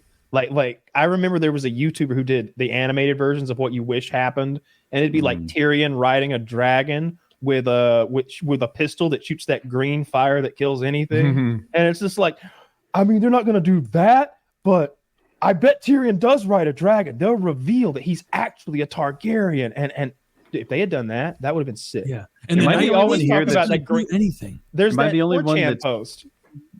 What would he? I'll wait my turn. I'm sorry. There was that great 4chan post about where Jaime Lannister would be the one to kill the Night King, and they kept saying Kingslayer over and over, and at first it's to rebuke him and to humiliate him, and then by the end it's like, that's why they call me the king. And it was That would have been really so cool. much better. And the fans have so many And better it pans versions. out in like The a fans how I have met so- you, in like a How I Met Your Mother style way. he's been You said a water rewatched cooler. Game of Thrones. Has anyone else rewatched Game of Yeah, Thrones? it's better the second time around. No. You're not Yes. waiting week by week for 10 That's years. exactly what it is. It Yeah, ends. I remember it ends, and I was waiting, with like- someone that didn't watch it, and I was like, okay, wait. It was way worse. They're like, yeah, that wasn't that bad. I'm like, it was way worse. It was way worse than this, and this is still bad. Think about it. Think about 18 months or seemingly 2 years, and then they drop like 6 episodes on you, and 3 of them have things that happen. It's like you're mad, right? You're fucking pissed. You waited 2 years, and you have all these hopes and dreams built up on this. I remember I would, I don't often tell everyone to clear the heck out. The projector is dad's tonight. But that's what Game of Thrones would be. Oh, and I'd be like, honey, I want snacks. I want, this is my domain. Like tonight we're setting shit. Daddy's watching his horsey show. Exactly. and so this is when I get this and then that show would suck. And if 3 out of 6 suck, and then you have to wait a year and a half for the next one. Rewatching it again, and going to like season 4, rewatching it again, you're like, this was the best fucking show. When he came back to life, I was like, oh, he is Azor Ahai or whatever. He's gonna pull the fucking flaming sword out of that redhead bitch. They had so many strings. Pull that sword out of her fucking heart, laid out, and it's gonna catch on fire. And he's gonna and like just the brilliance of it's gonna make the Night King go. And he's gonna. They're like, go back to the wall, bitch, and stand there till you die. And then like Daenerys rides up on a dragon, he gets on it with her, and he's like riding the dragon, swinging the magical Azor Ahai sword and stuff, and he's speaking in a voice other than his own. I am Azor Ahai. Pissing me off, man. Pissing me off, bro. None of the prophecies ended up or not none. Will you read the 4chan thing, Taylor, in a fancy voice? And I can close my eyes and pretend it's real. What's the 4chan thing? I linked it in there. It's the 4chan. Oh, you want this? Okay, I'll listen. But I want Taylor to do a fancy voice so I can close my eyes and it can almost be real. Yeah. What's a fancy Lord of the Ringsy, or I guess Game of Thronesy? Like Gumbo. Yeah, like do either like Attenborough or maybe like Grand Maester Pike. Oh, Attenborough, it's fun to do. Yeah. Final battle of humanity versus the dead. Bran is warged into the past, being protected by Jaime and Brienne. White Walkers stab Brienne with her own sword. She lays on the ground dying. Cut to young Jaime kneeling with Aerys Targaryen saying, in the name of the warrior, I charge you to be brave. Jaime kills the White Walker, and after a brief moment of grief, draws the sword from Brienne, now aflame. Cut to Aerys. Do you swear to defend the innocent and the helpless? In the name of the Seven, I swear it. Audio of Jaime and Brienne parting plays as Jaime looks around. They say the best swords have names. Any ideas? Night King appears and stares at Bran, his ultimate target. Oathkeeper, he says. Jaime steps in between them, laughing somberly. Do you know what they call me? As Azor Ahai walks toward the Night King, all that can be heard is a cacophony of voices from past seasons cursing, Kingslayer, Kingslayer, Kingslayer. I hate to say it, that was more fire than anything, dude. I was like picturing an anime in my head. I was like picturing an anime in my head. That was sick. That was sick. Dude, I was picturing that was cool, man. Did they still do this? PKA Fuck them. Fuck them. This is why we don't invest our. There should be a Kickstarter to like get the actors together. You only need like 4 actors for that. David, I have fun with the whistly S's with David. Yeah, a couple of them hurt my ear actually.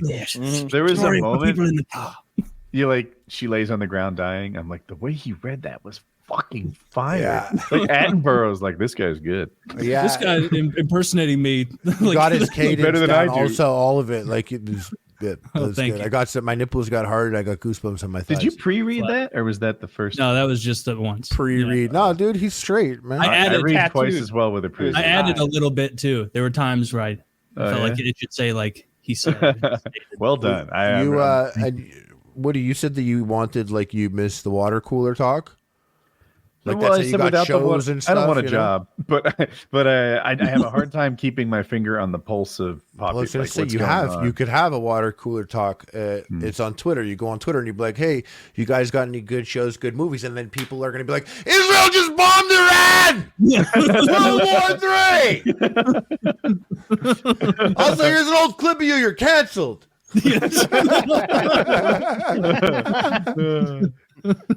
Dude, there's a trick to not getting canceled. That is what it be. Just don't look. Just or doing start. your You thing.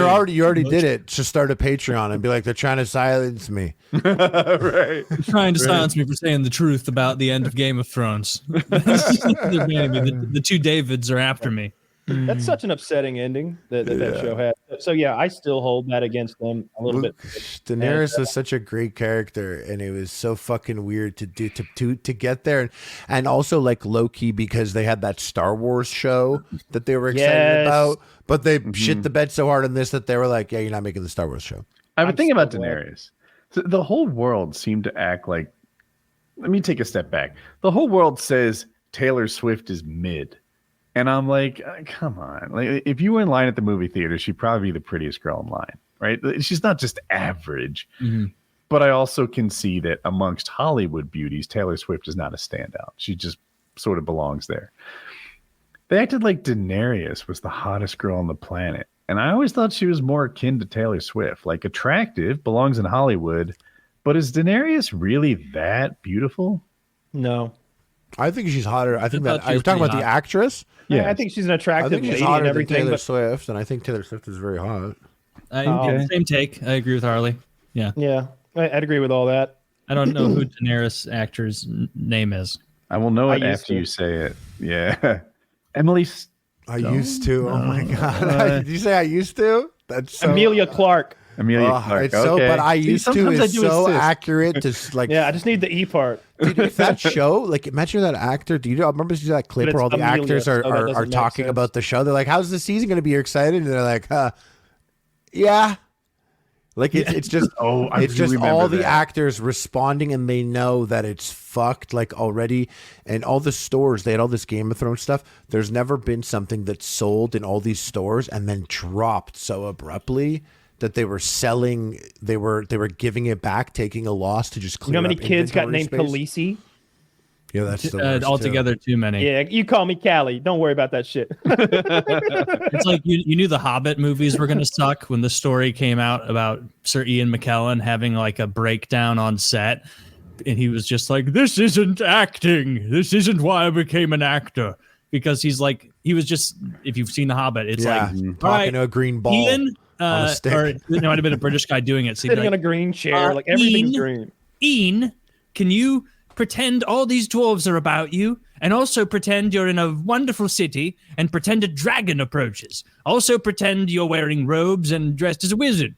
And it was just like, what the fuck? Like, what am I even doing? I'm driving there. Do we have to do this now? I think actually that's a thing that we're asking from today's actors, to be able to do green screen stuff. I remember when that it first is got acting, invented, right? a lot of them were like, man, this is kind of tough because I don't have the cues. I don't get to play off of the things I'm seeing. And now every actor is expected to be able to do that. If you're gonna do a Marvel movie, yeah, or if you're gonna do an action like blow 'em up crazy movie, but you know, there's You're paid lots of- million. movie. You're paid million. You fucking do your acting Practically- and act to the green ball on the stick that guy. Any in the movie green that suit is involves a wearing. boat, you're probably dealing with a green screen. We're putting these balls all over your face. You're gonna. Shogun's even got real boats. He like I definitely think that's an exception. like had to do some green screen stuff in other movies. Titanic, that was a real boat. I think it was just No. the amount of it in The Hobbit. Titanic was not a real boat. I remember I was very excited about it because they used the same computers to render it that I had in my basement. It was a Deck Alpha running Linux.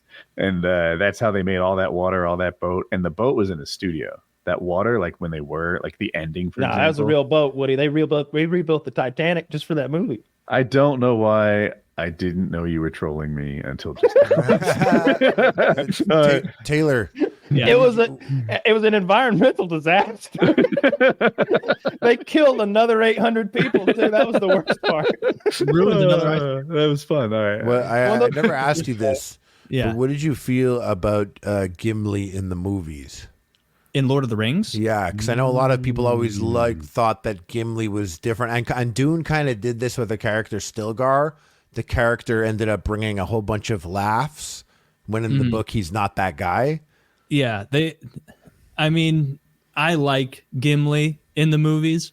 I like the little not bit friends anymore. of They tossed him, Taylor. They did toss him. They did toss him. And you shouldn't toss a dwarf. It's a faux pas. But I really like, even as a kid, because like I'll always be poisoned in huge favor towards Lord of the Rings because it came out like I saw it at like age 11, 12, and 13 or 10, 11, 12, whatever it was. So it was the first huge epic fantasy I took it. I remember watching Lord of the Rings, the first one, in theaters and being blown away that something like this existed, like having my mind shattered of like, oh my God, like this is the most incredible story and thing I've ever seen in my life. Had you read the book prior to seeing the first movie? No, but inspired you to read the book. Yeah, I was like 11 or something, and I hadn't read it yet. And I read it soon afterward. But Gimli I always liked because at least when I watched the movie, it kind of imprinted on me that like he's a dwarf. And like I didn't know the lore yet of like dwarves are uber powerful and like really strong. Like if you need something engineered, if you need something built, if you need a structure built in the best possible way, you don't go to an elf or a human, you go to a dwarf. And they do it for you. And so I didn't even have all that. I just knew like this is a really strong guy that swings an axe. And even though he's shorter than everybody else and he's a bit slower than everybody else, he's still like he's part of the gang. Everybody, like, there's so many times where it's like, thank God Gimli was there. Like this could have gotten rough if Gimli didn't, pull his fair share and kill 55 Uruk-hai on top of this mountain. I love I didn't share that. I want to go next because so I'm not on Taylor's level of expertise, but I did read the books, and in the books all the different races are kind of different but equal, right? Like hobbits are actually not as harmless as they look. They all throw like fucking pitchers. They're ranged attacks and they're pure of heart and they have their strengths and they're to be respected. The dwarves and the elves are about parallel in terms of like fighting talent and what they're good at. And the humans, I don't know, do what humans do. But like none of the races were meant to be less than the others in the books. Whereas in the movies, it really felt like there was a stack ranking of like elf, then human, then dwarf, then hobbits are fucking pitiful, worthless children. Yeah, I didn't get that from the movies with hobbits. Because we'd all want a fucking elf more than a dwarf. That's true. And that's what the movie makes. That's what Hollywood understands. Did Fincher ever dress up like Liv Tyler? Did that ever happen? Not even like Arwen, like Liv Tyler. Yeah. Last time we had Finster on, I told him to get them elf ears on since he's a lady boy now. Does he have tits now or what? I thought he went on hormones and started. He's getting them a little bit. Yeah, he says they're really, really hurt. Like I think he dropped, was it paper on his boobs? And he said the pain was. I don't remember what he said about his little titties, but anyway, I hung on every word. That is little titties. But I was joking around. I was like, you need to do the Arwen from Lord of the Rings, which he's never seen somehow. He's never seen the trilogy. Baffling. He's not. If this gets back to when you do is like back on the show until you see. I blame the parents. That's child abuse. If you don't. I don't like prop humor, but it would be funny in moments like this if we all had a ring on a necklace we were wearing, and we could like say one ring. If we had that saved for like 4 hours and 4 hours and 4 minutes into the podcast, anyone watching would be like, "What the fuck?" If we all pulled out a ring now for like a long con, dude, I love Lord of the Rings style, and that would be so gay. I'd find that disrespectful. He's not down with the trilogy. So you're not getting these references because you haven't seen that Clerks 2. You ever seen Clerks 2 when they're working in the Moopy burger or whatever? I've seen Clerks 1. Clerks 2 is funny too. Rosario Dawson's in it. She gets mayonnaise in her coot. She does ass to mouth. Yeah, she does. In the heat of the moment, sometimes you do ass That's what she says. It's okay in the heat of the moment. Yeah, it's a fun movie. I like Rosario Dawson in anything. Time to wrap? Harley, where can we find you? YouTube.com, Epic Mealtime. I also have a podcast. Each of you guys got to come on again. It's about that time. I got to hit you up. Yeah, man. And now it's a good trade for me because now I do one podcast and I get 3 in return. But we probably still owe you. Yeah. Definitely. Yeah. That's true. But no, always a good time. And I actually had it's just cool that I was here on PKA when World War III started. Yeah. We'll remember this. We'll tell our grandkids what we were talking about. Yeah. Imagine back how in much the day were these people called Jews. I remember. See, they don't exist anymore. But one. I remember when World War III. They're like elves. It was an okay topic, but then we noses. transitioned to fake Game of Thrones. And is it true they lived under the ground, Papa? Yes, son. That is Some true. people Actually. believe there are There's no a true tunnel women. right here. But they just spring out of tunnels in the ground. Did dwarves have beards? Yeah. Female dwarves, right? They do. Yeah. Yeah. Okay. Anyway, Yeah. PKA 696.